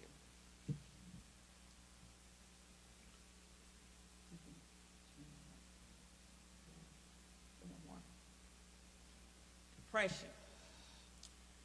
We've heard that throughout the day, which has been very interesting to me because a lot of student athletes are depressed. I had a baseball player, we almost made a College World Series last spring. I had a baseball player that called me about 3 o'clock in the morning and told me he wanted to kill himself. He had been depressed the whole semester. No one, I guess it was just basically ignored, let's just be honest about it. The coach told him he was playing very well. They were about to make the College World Series. Why are you feeling the way you're feeling? Oh, get over it, snap out of it. You know it, you name it, he said it. So this young man said, look, if I don't talk to somebody before the night is over, I will kill myself. So I went into social work mode, which was I got out of my bed. I live about an hour away from my campus. I drove to campus, and I tried to help or assist this young man because he really was about to do it. And I said all that to say that it's really fortunate that we have programs like Athletes Connected, because at my university, we really need something in place just like that, because I have 400 student athletes at my university. 65% of those student athletes have a mental health or a substance abuse issue, and nobody cares. We don't have a licensed person on staff. We have an 8-week wait period before a student athlete can see anyone at the counseling center, and let's just be honest, they're not going to the counseling center even if it was available because they don't want to be seen. And I served in the military for 16 years, and it's kind of the same culture. You're comfortable with who you're comfortable with. So we need something housed in our athletic department, and they need to talk to someone that speaks their language, which is probably an athlete. I used to be an athlete myself, or just someone else, someone licensed, but they tell them to go to talk to a shepherd. That's what they're supposed to do, or just get over it. But what happens when they don't get over it? Then we start seeing all of this depression, substance abuse issues, poor academic performance, you name it, they do it. So I never take for granted my audience. I know everybody in here probably is very familiar with the DSM-5, but when I go present in other places, they're like, what in the hell is the DSM-5? So the DSM-5 is what we as mental health professionals and substance abuse professionals, because I'm both, use to diagnose, I don't like to say clients, our consumers. And so these are some disorders that are listed in the DSM-5 for, or diagnostic codes for depression. And whatever criteria that the consumer falls up under is what we diagnose them with. Next slide. So designing intervention plans. Currently, what I did was, since we don't have a counseling center in place specifically for our student athletes, I developed what we call a skills lab, which is what my student athletes like to call a life skills program. And what we do is we try to teach these young men and women, and even though I kind of feel bad that I did not talk about female athletes because they're more vulnerable, but just because I didn't speak about it doesn't mean I'm not, in terms involved. But our skills lab teaches them life skills, and we also teach them how to prepare better for class, because if they feel better in class, they perform better too. And so we had a lot of student athletes that before they were coming to the skills lab, they had maybe like a 1.8, 1.7 GPA, and now they're at 2.5, 2.7, 3.0, and so they're doing pretty well. Any questions? Any? All right. Well, thank you guys very much. All right, moving right along, we're going to move into our final TED Talk presentation for this session. And then after, we're going to bring the folks up and give you an opportunity to ask any questions. The next presentation is on the University of Michigan Youth Impact Program. And our presenters are Ms. Kayla Douglas, who is an MSW candidate at the University of Michigan, and Sarah Jasinga, who is also an MSW candidate at the University of Michigan. Don't forget, hashtag NASWIS_2016. Please welcome Sarah and Kayla. I'm Kayla, and this is Sarah Jasinga, and we are from the University of Michigan Youth Impact Program. We've been very fortunate over the last year to have the opportunity to have our Master's in Social Work field placement with Youth Impact Program, and we're here to learn a little bit more about all the progress we've made since we were here last year. So, the Youth Impact Program was founded back in 2003 by Ricky Ellison, and he was a football player at USC, and then he had a very successful career in the NFL. He came up with the program out of the idea that he had a lot of teammates and classmates growing up that experienced a lot of adversity in their lives due to life circumstances. And he wanted to provide a place for these young athletes to get help, not just with football, but also with their academics and learning how to become leaders and establishing really strong life skills.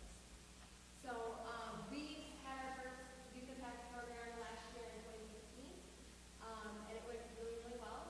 And we modeled our program off of what they did at Stanford, but this year we kind of took it into our own hands and created our own life skills curriculum. Okay, so mentorship was a big part of the Youth Impact Program. As you can see in the pictures above, Coach Harbaugh volunteered his rising sophomore class to help with the Youth Impact Program. So these boys were an integral part of the program and being mentors for the participants in the Youth Impact Program. And they also, from the year before, we selected 4 student athletes who participated and were mentors for 2015 to also be the student leaders for 2016 and mentor 4 of those student athletes who will be the student leaders next year for each of the 4 teams that we put the boys into. So mentorship also was a big part, really big part with the military personnel who helped us out. They also were responsible for disciplining the boys. As you can see, they're kind of talking to them. They're doing push-ups in this picture over here. And not only were they responsible for explaining respect and disciplining them, but they also, some of the boys now also are interested in becoming a part of the military, that they responded to on this class. The teachers were, again, a large part of our morning session. This is where the boys language arts, science, math, and then our life skills classroom. So again, these teachers, this is something that's different from the 2016 program, where each teacher taught all of the subjects and had one class for the entire 2 weeks. So the boys had a chance this year. It was set up more like a middle school schedule as opposed to an elementary school schedule. Sorry, I'll use the mic. Is that better? Can you hear a little bit better? Okay. So definitely was very helpful for the boys for those who are going into middle school who have not yet had this schedule and going from teacher to teacher. This also gave the teachers a little bit more ability to show their creative aspects and relate all of their curriculum to football as well. So for example, in the science classroom, a lot of the physics was related to football so that they could connect with that. Okay, so how does social work play into the Youth Impact Program? Well, as social workers, we're all fully aware that it is a part of our code of ethics to advocate for and on behalf of the most vulnerable populations. And middle school boys from the inner city area don't really have a lot of power. So this was a perfect place for us to kind of step in and help create a program that was going to be tailored to them specifically and not just a life skills program in general. So we took a systems-based approach and a strengths-based approach with all of our work. We took a systems-based approach and a strengths-based approach with all of our work, and we put the student athletes through a pretty intensive training period right before the camp, so they were totally equipped with how to deal with some of the issues that got brought up during our life skills activities.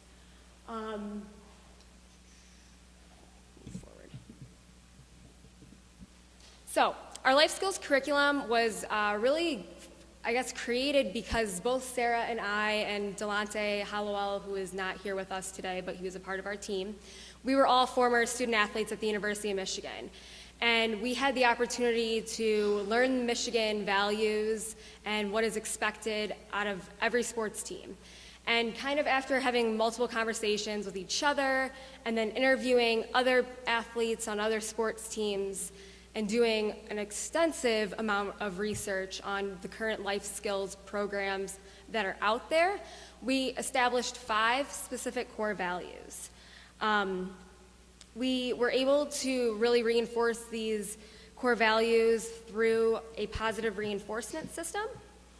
And these 5 core values were respect, accountability, leadership, resilience, and integrity. And within each of those 5 core values, we had our life skills.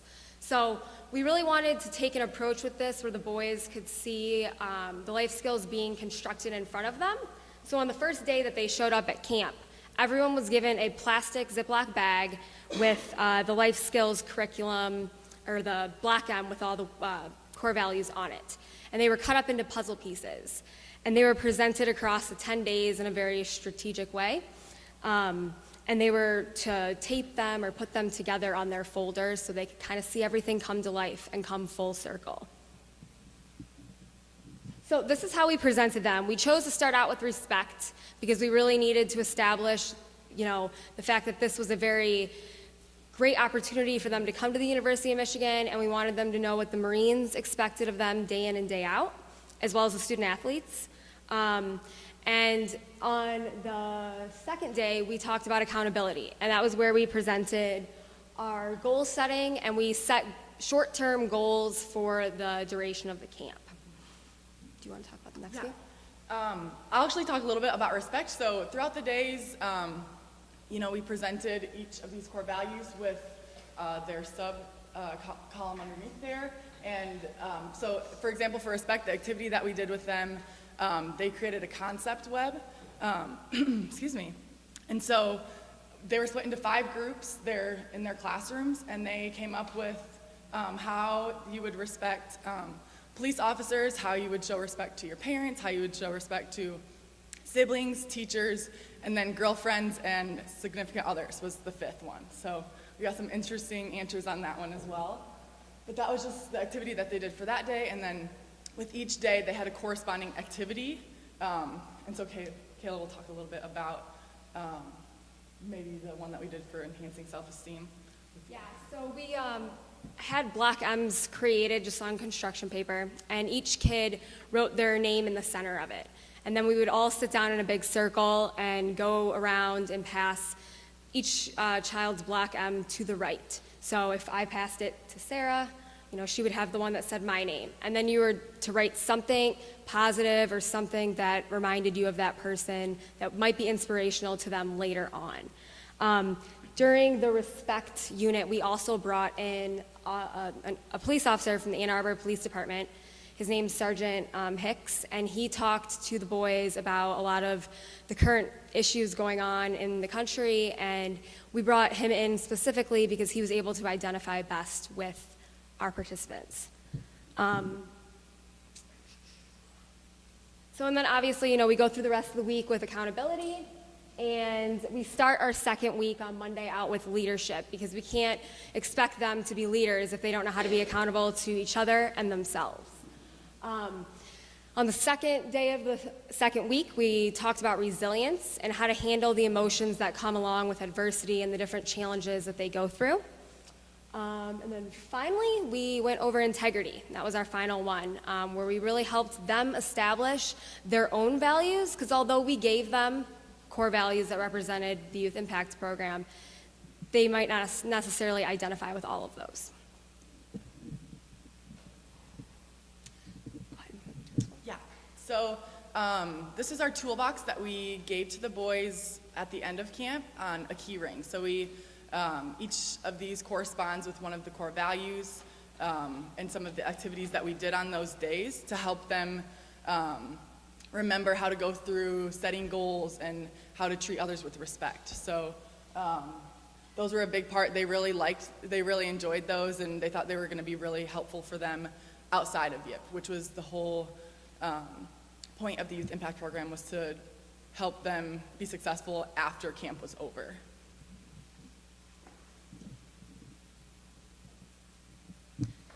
So we did a pre and a post test for all 4 of our subjects, and we integrated the core values within all 4 subjects. So there was a speaker that came into the math classroom during one of the math lessons to talk about an example of resilience. And we brought in speakers to the language arts classroom, and they read a book about resilience. So we were really able to make this whole program come full circle through these 5 core values that we identified.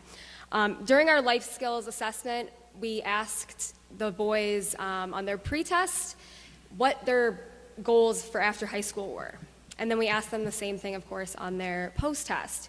And what we had found was, from the pre to the post, there were a lot of participants that ended up saying that they didn't have aspirations really of going to college in the beginning, and then 2 weeks later we were able to find that they did. And there was a huge increase in the identification of the values for themselves, because we also asked them to identify their 5 guiding life values. We didn't ask them to identify YIP's guiding values, we just asked them to identify their own. And on the post-test, we ended up finding that a lot of the boys integrated those same values into that, which was a major change from their pre-test. Another really great thing that we found, or I shouldn't say great, but pretty sad thing that we ended up finding, was one of the things that was a trend throughout all of the participants was something that would stop them from achieving those goals was dying. And that really emotionally struck us, because we didn't realize this, of course, until after we went through all of the responses and everything. But it's really going to allow us to have a whole different lens with approaching the life skills curriculum next year, and hopefully be able to integrate a lot of the resources that they're going to need, because their population has totally different needs than another population might. Okay, go ahead. So for future directions, we hope to, again, keep following up with the boys. We have a couple events planned for this fall, and then another for the spring, just to keep contact with them, keep that consistency going. There were some returners in 2016, so again, hopefully we will have some in 2017. We're going to keep, again, doing outreach through their schools. And then last but not least, our hope is for a youth impact program for girls also. So our goal is to have that pilot program next summer also. Thank you. Mr. Ward Manuel, MSW, was named Michigan's Donald R. Shepard Director of Athletics on January 29, 2016. His 5-year appointment became effective on March 14. Manuel's return to Ann Arbor brings him full circle from an accomplished student athlete, an athletic administrator at the University of Michigan, to a distinguished career as an athletic director and back again. A 3-time Michigan alumnus and 2-sport athlete who played football under Bo Schembechler, Manuel returned to the University of Michigan following nearly a 4-year run as Director of Athletics at the University of Connecticut. Manuel is Michigan's 12th athletic director in 150 years of intercollegiate athletics at the university. The University of Michigan has 31 teams and more than 900 student athletes. The self-supporting athletic department has an annual budget of $151 million and a staff of 350 people. Manuel became the Director of Athletics at the University of Connecticut in 2012. UConn teams won 6 NCAA national championships under Ward's leadership. In 2015, Ward was named the NACDA Under Armour Athletic Director of the Year by the National Association of Collegiate Directors of America. Manuel was honored by Sports Business Journal as the 208 National 40 Under 40 honoree after receiving the same honor from the Business First of Buffalo in the fall of 2007. Ward Manuel has served on a number of national and athletic conference committees and boards. In 2007, he accepted the Opportunity Award by all-time tennis great Billie Jean King. When the University of Buffalo was recognized by the Women in Sports Foundation as one of the 4 standout colleges and universities in the nation for outstanding achievement in providing equitable athletic opportunities for its female student athletes. Manuel is a native of New Orleans. He was a high school All-American football player. He also lettered as a member of the Wolverines track and field team. Or did you run the 100? Manuel and his wife, Chrislyn, a U of M alum who earned a Master of Health Services Administration degree in 1993, have a daughter, Emma, and a son, Evan. Please join me in welcoming our esteemed keynote speaker, Mr. Ward Manuel.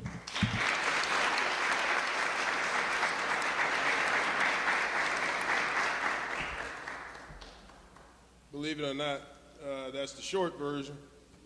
I'm glad they didn't bore you with all the other things, because what's most relevant today is that we're here.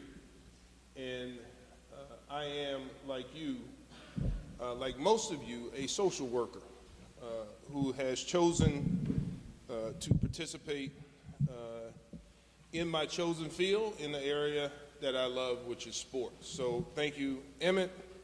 Thank you, Bill. Thank you to the sponsors and the executive committee for having me today. Now, I will warn you, like I warned the gentleman that is videotaping this, that I do move around. So if the people at home or whoever's watching this can't hear, I apologize beforehand. But I get excited about being here, excited about talking about what social work has meant to me giving you some thoughts and advice. And I will say this session will end early if there are no questions. I am not going to speak to you for 45 minutes, I promise you that. So if there are no questions, we can go to the next, just kidding, just kidding. So one of the things that I'm asked quite often is, tell us about your journey and why social work, your journey to being an athletic director in what you heard. And it really starts for me back in my childhood in New Orleans and growing up for those of you who are from there, I think there's two others, New Orleans, right? But there was a center that I grew up in, basically, called Gurnon Brown, that was located maybe about 3 or 4 miles from my home. And Gurnon Brown was a place that I can go and my family was attracted to because of the sports offerings they had. My sister also participated in other activities. Believe it or not, I learned how to play the piano, and it really stops at the Charlie Brown theme because I started to get more and more into sports. My dad helped out around the community center. My mom took ceramic classes, but it was a family participation. And it was family participating and also connecting with other families in our neighborhood. So that is a childhood memory that I hung on to as I progressed in life in childhood and did the things that I was doing. I got to the University of Michigan. You heard about my high school career. I started my sophomore season at defensive end, outside linebacker. And it was in my junior year that I injured my neck. And I realized that my goal, my dream of playing professionally would probably not be able to happen. But I was hopeful after my junior year and my senior year I could play, and God had other things for me to do. And so as a part of that, going back to the story and going back a little bit, Greg told you I met him, and he's still to this day counseling me at times. Matter of fact, on the way here, yesterday he was counseling me on some other things, sometimes personal, just dealing with what I have to deal with, but being a great friend for 30 years. And he always gives me credit for challenging him to think differently. I didn't know what I was doing at 18. I didn't know I was changing his paradigms and those kind of things. I just knew what I would do and how I was. And I was this tough, outside, large gentleman who didn't feel I needed to talk to anybody anyway. Was made to see him because I was an 18-year-old knucklehead coming from New Orleans. And he changed my life. He changed the course of many of us in our lives, and I do give him credit for all other social workers that you saw, particularly the students, along with me and many others whose lives that he touched. So please help me give Greg a round of applause.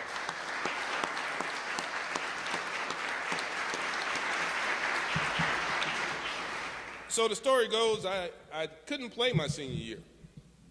And so I was working hard to finish school, and Greg talks to me about what I want to do with my life and encourages me to talk to a gentleman who was Greg's mentor and a mentor of mine and his, named Dr. Howard Brabson, who was a professor of social work a long time, maybe 30 years plus at the University of Michigan. And Howard basically talked to me about the impact that I can make on young people who, like myself, grew up participating in sports, but saw life as something bigger and something more to achieve. I went in, then decided to go into the PhD program in social work and psychology with the goal of developing and doing research to develop community centers like I grew up in. The attraction of sports bringing families to deal with everything from prenatal care to senior care, all under the confines of attracting them through sports. I still believe in it. I didn't do it. I chose to go into this career in athletic administration, but I still believe in the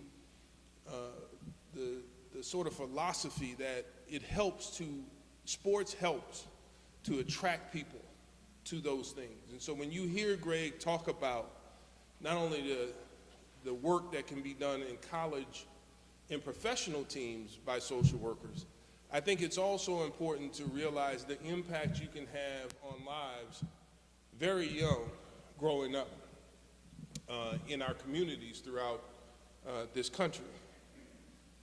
So it's like we all do, we approach life with a change the world mentality, or we should, right?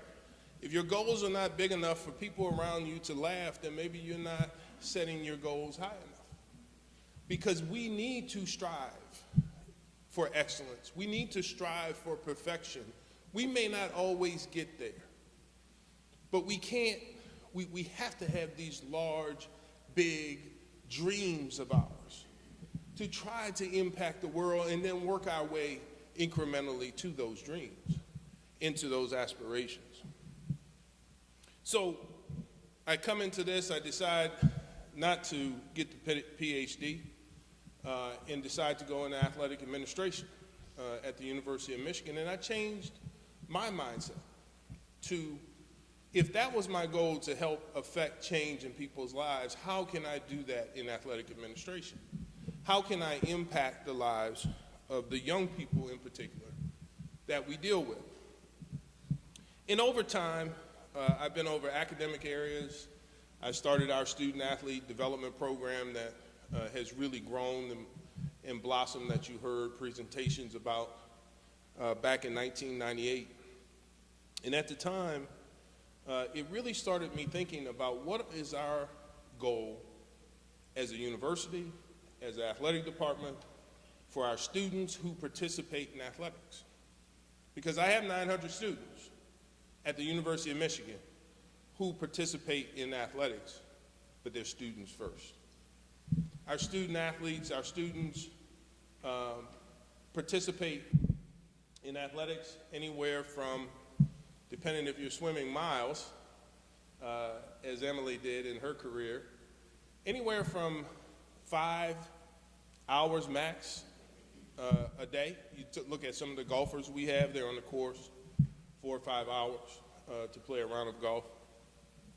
And sometimes they don't have anything to participate in from an athletic standpoint. So there's students on our campus 19 to 24 hours a day in some cases, right? And I always say to them, the NCAA came out with a commercial, and I've had my differences with the NCAA. If you Google my name, you'll see some things that I've said. And there's a lot of great people working in the NCAA and a lot of great friends of mine.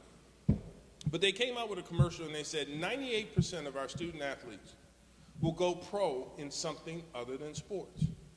Now at Michigan it's a little bit higher because of the elite athletes that we're able to recruit for professional and for Olympic and national continuing of their sport.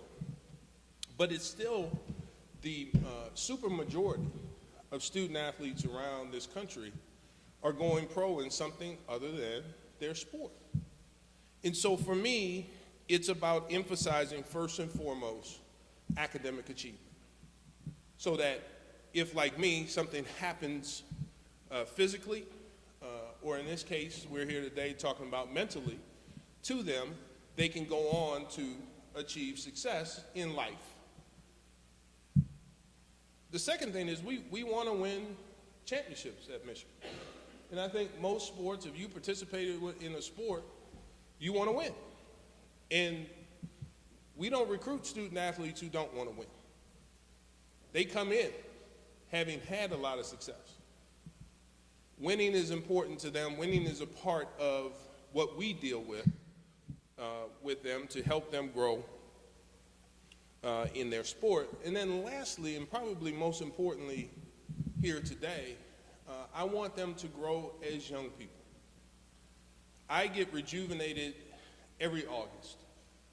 Every August we have a crop of anywhere from 150 to 200 new, bright-eyed, bushy-tailed students who participate in athletics, who are excited, who no matter if you won a championship last year, the year before, they're new to this. They're new to the work. They're new to the environment and the university and all the great things that go on. And so every August, I'm rejuvenated by their bright smiles and their willingness to want to do all the things that the university offers, all the things that are required of them in sports, and they come in with their fresh, new perspective. And it is always, you know, they bring with them some new dances, some new sayings, some new ways about them, but they're all focused on that goal of graduating, of success on the playing field or in their sport. And so ultimately, though, I look at wanting to see the day that they achieve their success and their dreams. And knowing full well the biggest way to Emmett and I may disagree a little bit, but the biggest way we pay them back is through that scholarship, through that graduation and that piece of paper that they're going to get leaving the University of Michigan, or leaving a university having achieved success not only in sports, but more importantly academically, and watching them grow as young people. For those who do the daily work of working with students, whether it's undergrad or graduate students, in teaching, the change in people from day one when they walk in to day whatever when they leave is just a special thing to see. And you all have a special part in their growth and in what they do and who they become and how they handle the stresses of the world that they will face upon graduation. Social work teaches us a couple of things, in my opinion. First and foremost is not to judge. Not to be the judge of the person that sits in front of you or that you deal with or that presents themselves to you. And the second thing that I think it teaches you is that our goal is to help people better their lives. So you're not to judge, and you're supposed to work with someone to help them better their lives. And for me, the return on investment of what athletics brings is just that. We get superstar athletes who come in, top recruits in the country, some top in the world as a kid growing up in their age group. In our department's return on that investment of them coming to the University of Michigan is measured by who they become. We're going to win games. We're going to win championships. We're going to be ranked in major sports, individual championships won. But the question is, who are they when they leave? That's our goal. That's where I see the intersection of social work in sports, is to help take somebody where they are when they come in and make them and make their lives better. Because ultimately, it's more exciting to me when I go back. We had 400 former student athletes come back to Michigan for homecoming and had an event. And I had one of my former student athletes in hockey, when I was a hockey administrator, run up to me, give me a hug, tell me how great it was for me to be back, how excited he was, and I was excited too. But I was more excited meeting his wife and his two beautiful daughters and hearing about what he's doing in his job and what he's doing in his community and the things that he's doing. And when I spoke to those 400, I thanked them for being who they are. Not for what they did while they were back. And we gave the accolades of the team and all those kind of things. But it's being who they are. And as a social worker, as someone who wants to see people grow or should want to see and help people grow, being in sports is not about producing championships. All the things that Emmett laid out, I am proud of and I'm excited about. But my coaches and those student athletes won those championships. The little part I played, I was glad to play. In my definition of leadership, it's about creating an environment for others to be successful. That's what we do.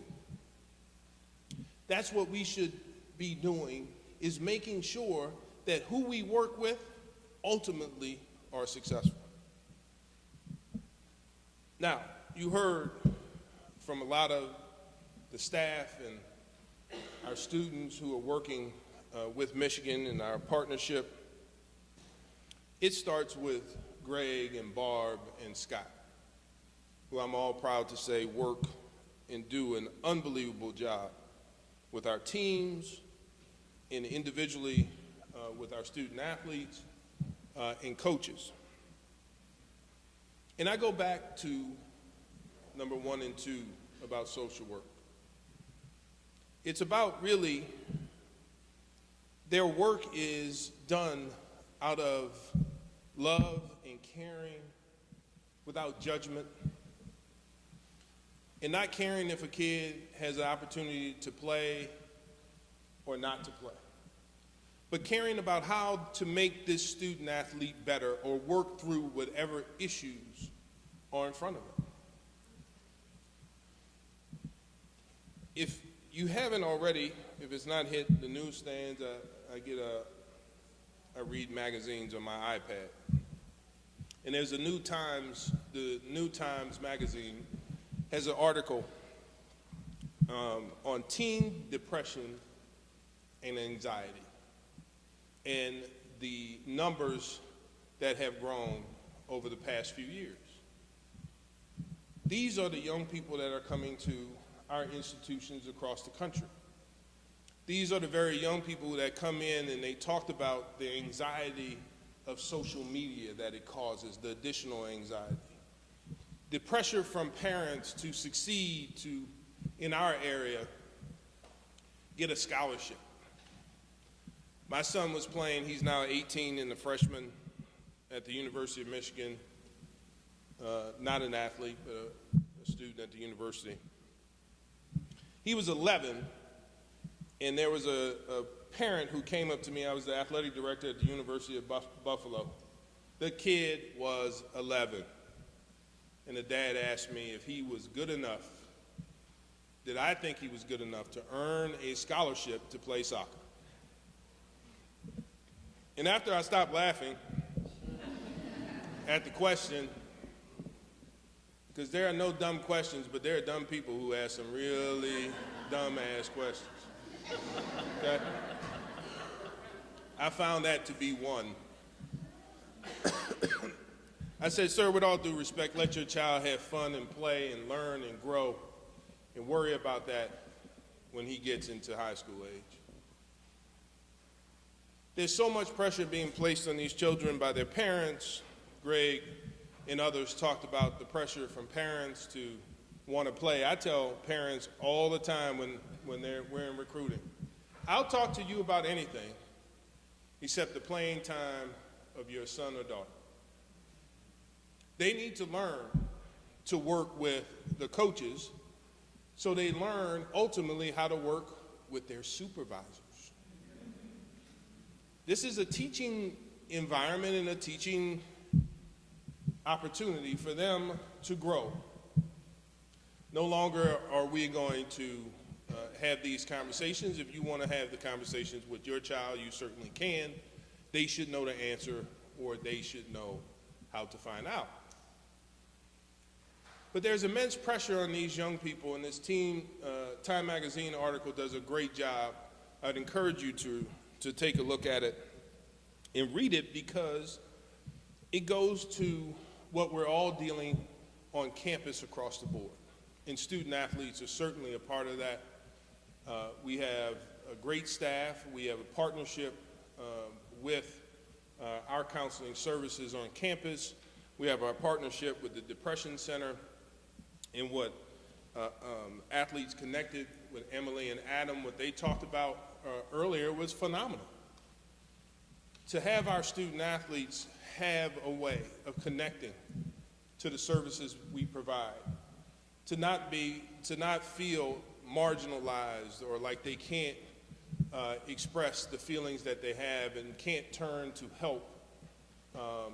If that's the way it was, that's sad, right? And so we had our student athletes develop this along with the Depression Center, and I give a lot of credit to our student athletes as Greg talked to me about how it was developed, for really being the people, the young people who reached out to say we need this, and for our staff, for Greg and Barb and Scott to do that, and for the Depression Center and the partnership that we have with them, not only talking to our student athletes, but also talking to our coaches and helping them to understand how to help our student athletes be in the best mental health that they can be in. It's important for all the success in the three areas that I laid out for you that are important for our student athletes. And then you just heard from Sarah and Kayla, another two of our former student athletes, talk about the importance of going down to work with young people. This is not and should not just be what we do on our college campuses.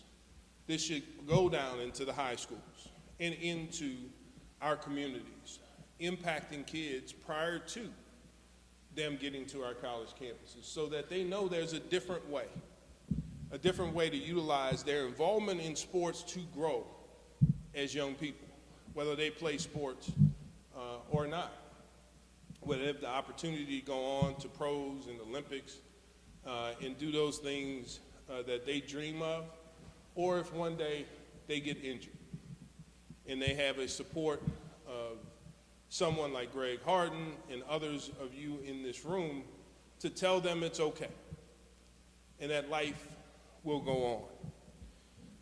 For the rest of my life, ladies and gentlemen, I'll never forget the day I was told I couldn't go on to live my dream. Crying in my room by myself, and a gentleman by the name of Greg Harden came and sat by me for a couple of hours to tell me life was going to be okay. I stand in front of you because a social worker like yourself cared deeply about me. And if I can bring that to our student athletes, if I can let them know how much we care, regardless of the results of the games, and help impact their lives so they can go on and have a family, and then live a second dream of being an AD and at their alma mater one day, then my work is good.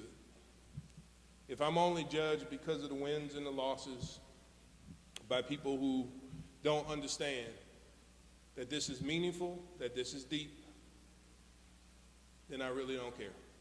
And I would use stronger language if I wasn't being taped and there wasn't so many women.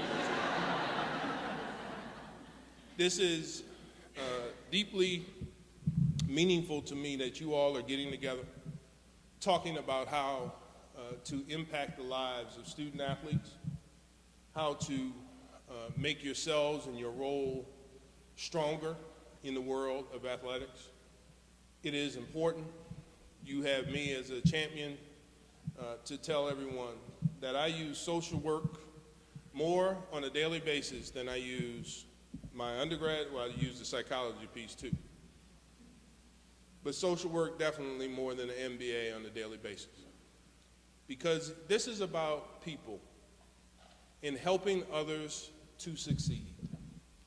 This is not about the rings. I don't wear them. I have one ring two rings that I wear because my wife will kill me if I take the other one off. And it doesn't fit on my other finger, ladies, or I put it on my right hand. It just doesn't fit. But I don't wear the championship rings. I'm proud of them. I wear them for a few days to show the kids and the coaches that I'm proud of them, and then I put it in the box got my ring box. I'm a ring collector. But I'm proud of that, but I'm most proud when I hear the stories of success in their lives, when I see them grow and walk in the door and leave as graduates of the University of Michigan, other universities I've been at, and then to hear and continue to watch and witness their life success. So I will end with that and open it up for any questions that you all have. And this is where I'm going to start to move because I'm tired of standing behind this podium.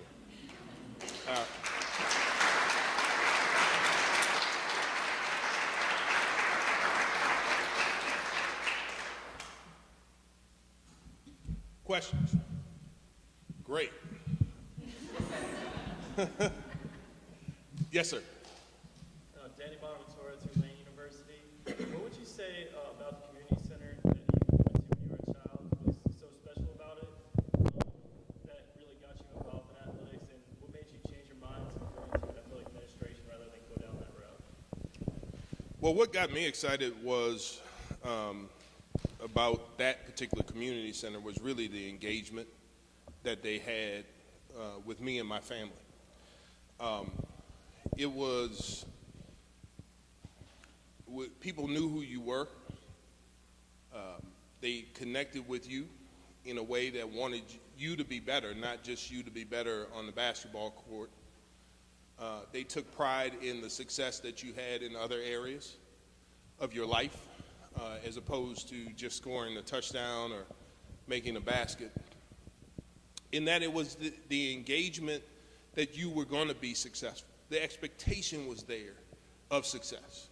That you could walk in the door and leave any issues that were happening behind you because people believed in you and believed in your success. And so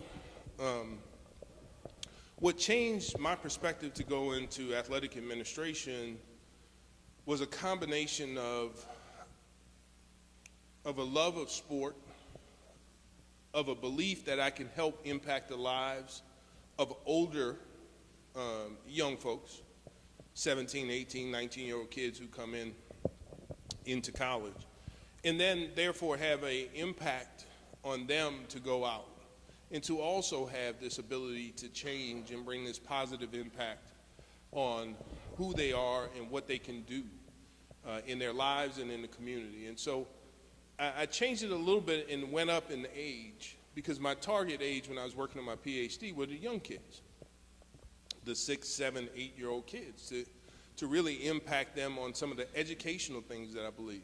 So one of the things, for example, I tell our student athletes, and I tell this to young kids all the time, is if you love sports, great. You really work hard at sports, that's awesome. Take that competitive edge into the classroom. Take that desire to compete into the classroom. And I tell student athletes all the time, and I've never heard the answer no to this question. I said, if I put you on a chalkboard for 2 hours and asked you to work on math problems, and every time you worked on the math problem, you got something wrong, I yelled at you. And I did that every day for a semester. You think you'd be good at math? They said, yeah, probably. I said, why can't you take that mindset yourself? You're going to make mistakes in math. That doesn't mean you sit in the back of the room and you give up. You don't take the competitive edge that you have. You don't let anybody beat you in sports, but you will let a class beat you. I can't do it. Every day, every time you have an opportunity to learn, you're getting better at something.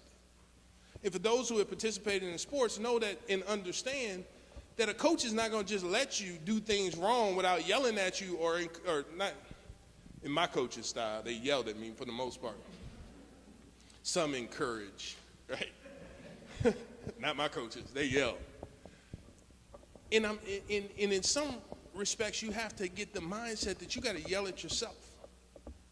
You know what I'm saying? Every day, people ask me all the time, how you feeling? I feel great. Sometimes you have to put yourself in the mindset of feeling great even when you don't, because there's still work to be done, right? So it's that sense of never giving up, driving success that I think is important to continue to teach kids, young adults, about life. Take the feeling of what you love and apply that to what you don't, but you have to do, right? I love watching our kids compete. It's a lot of work between working and getting them in, with the clothing and the food and the trainers and the equipment and selling the tickets, marketing the tickets, doing all that for me to stand there at a game and watch them compete. So I can't just say, well, I'm going to show up for games. People say, well, being an AD, it must be easy. Yeah, right. It is what it is, and I let people, and hopefully people look at it and I make it seem easy. Because I'm not telling people my problems. I'm not, Greg always taught me, be around people who are going to help you develop your success story.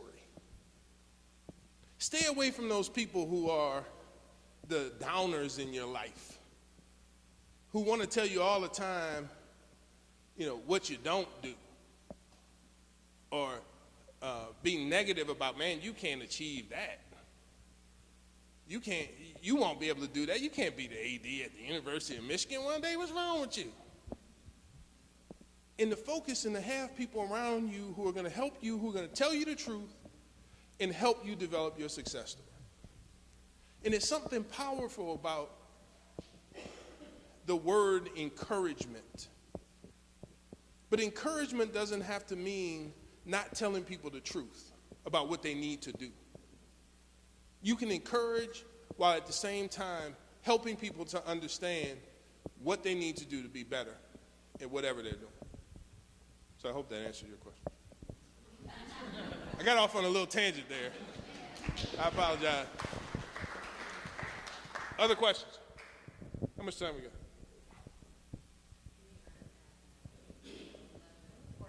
Yes, sir, go ahead.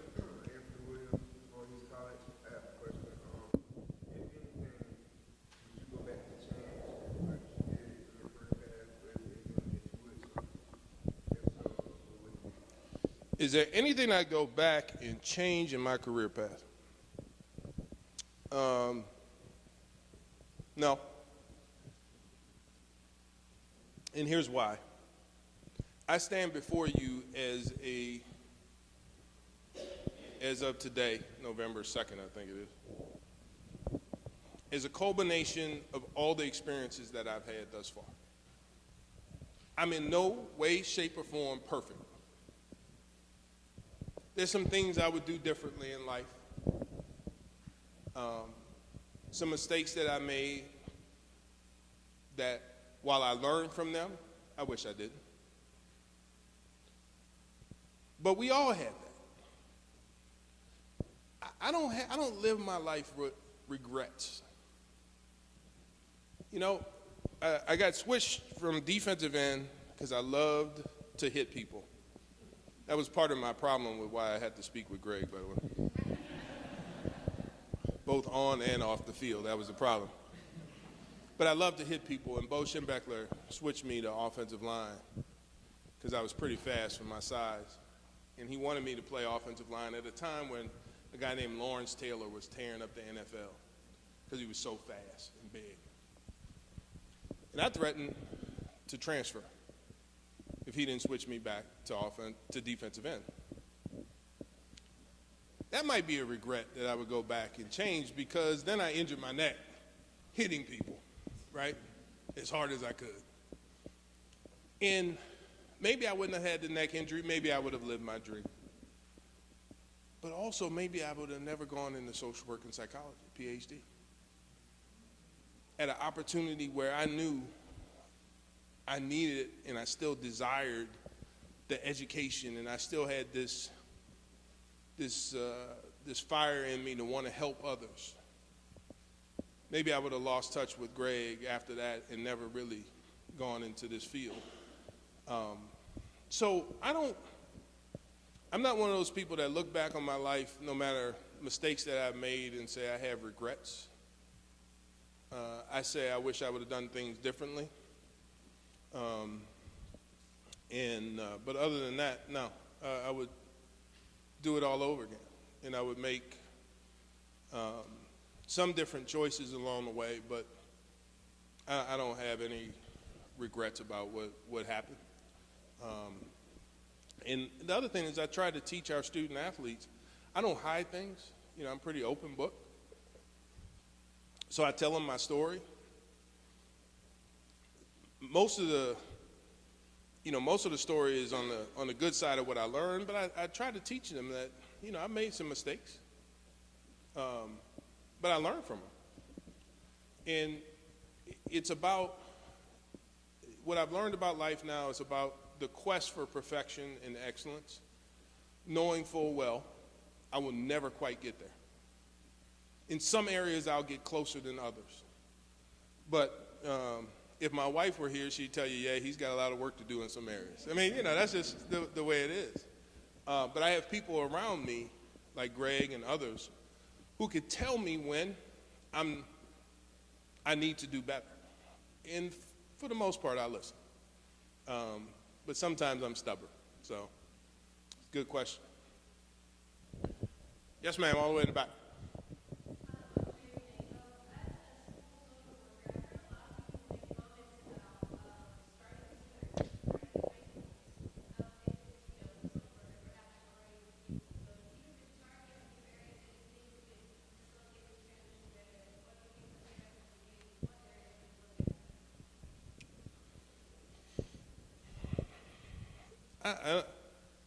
I can't tell you I have all the answers.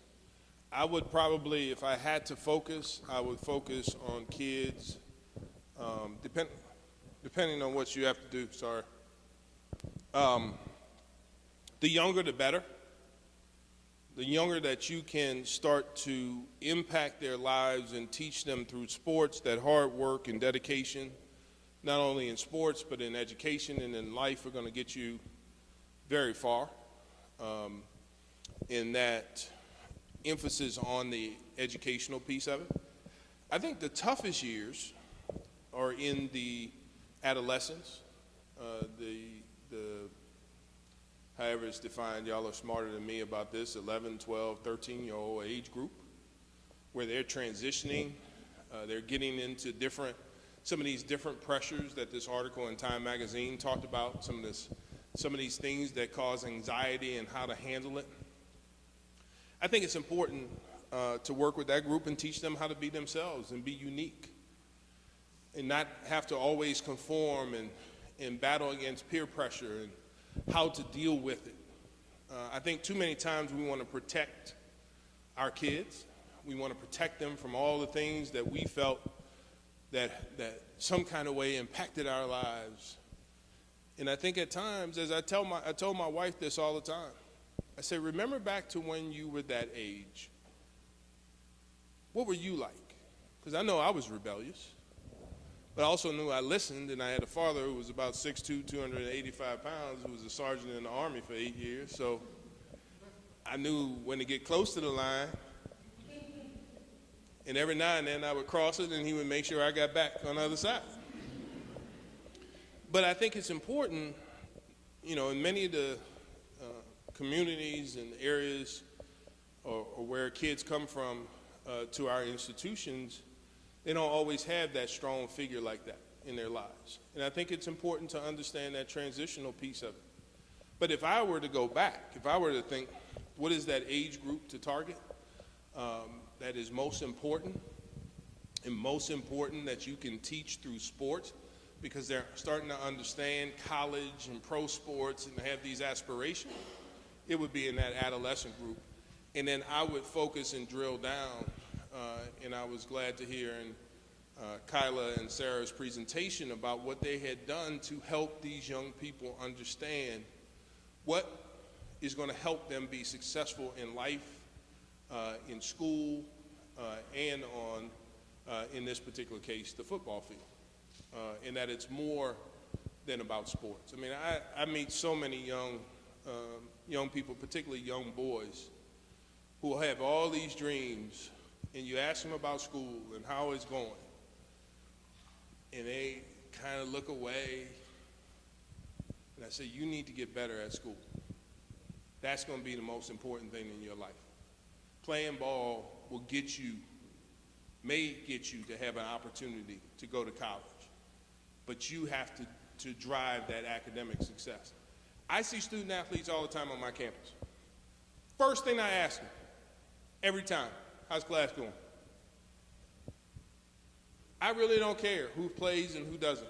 I know my coaches will put 22 out on the field in football. We'll have X number in every event.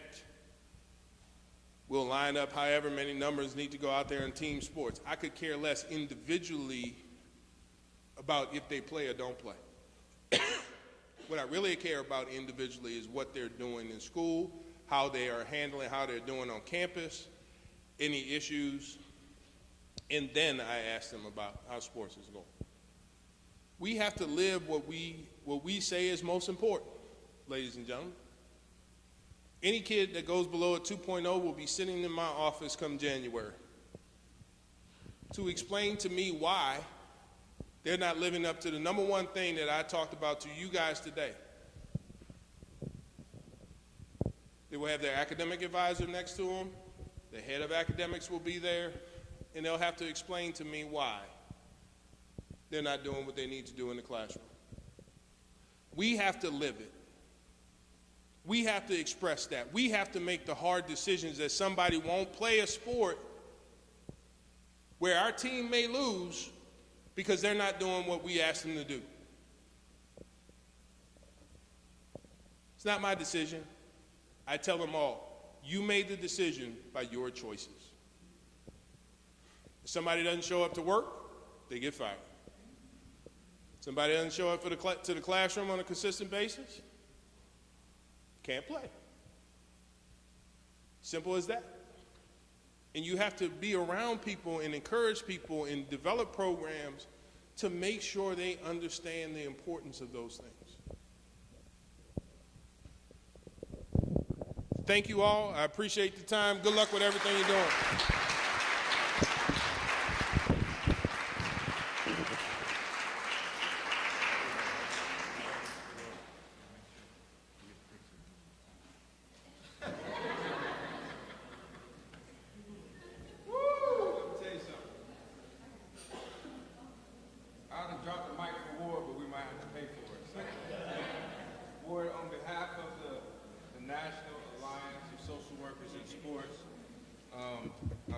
present you with one of our T-shirts, as well as our portfolios. And, you're definitely a champion, for what we are doing. You not only exemplify it, not only are we ecstatic about who you are, but we're definitely appreciative of the fact that you are promoting these things and have at the University of Buffalo, at UConn, and now at the University of Michigan. I've known you for a while. I've observed your work. I'm so proud to know you. And most of all, thank you for addressing our audience today. Thank you so much. Thank you, sir. You're welcome. And I appreciate it. And I apologize. I got to run work calls.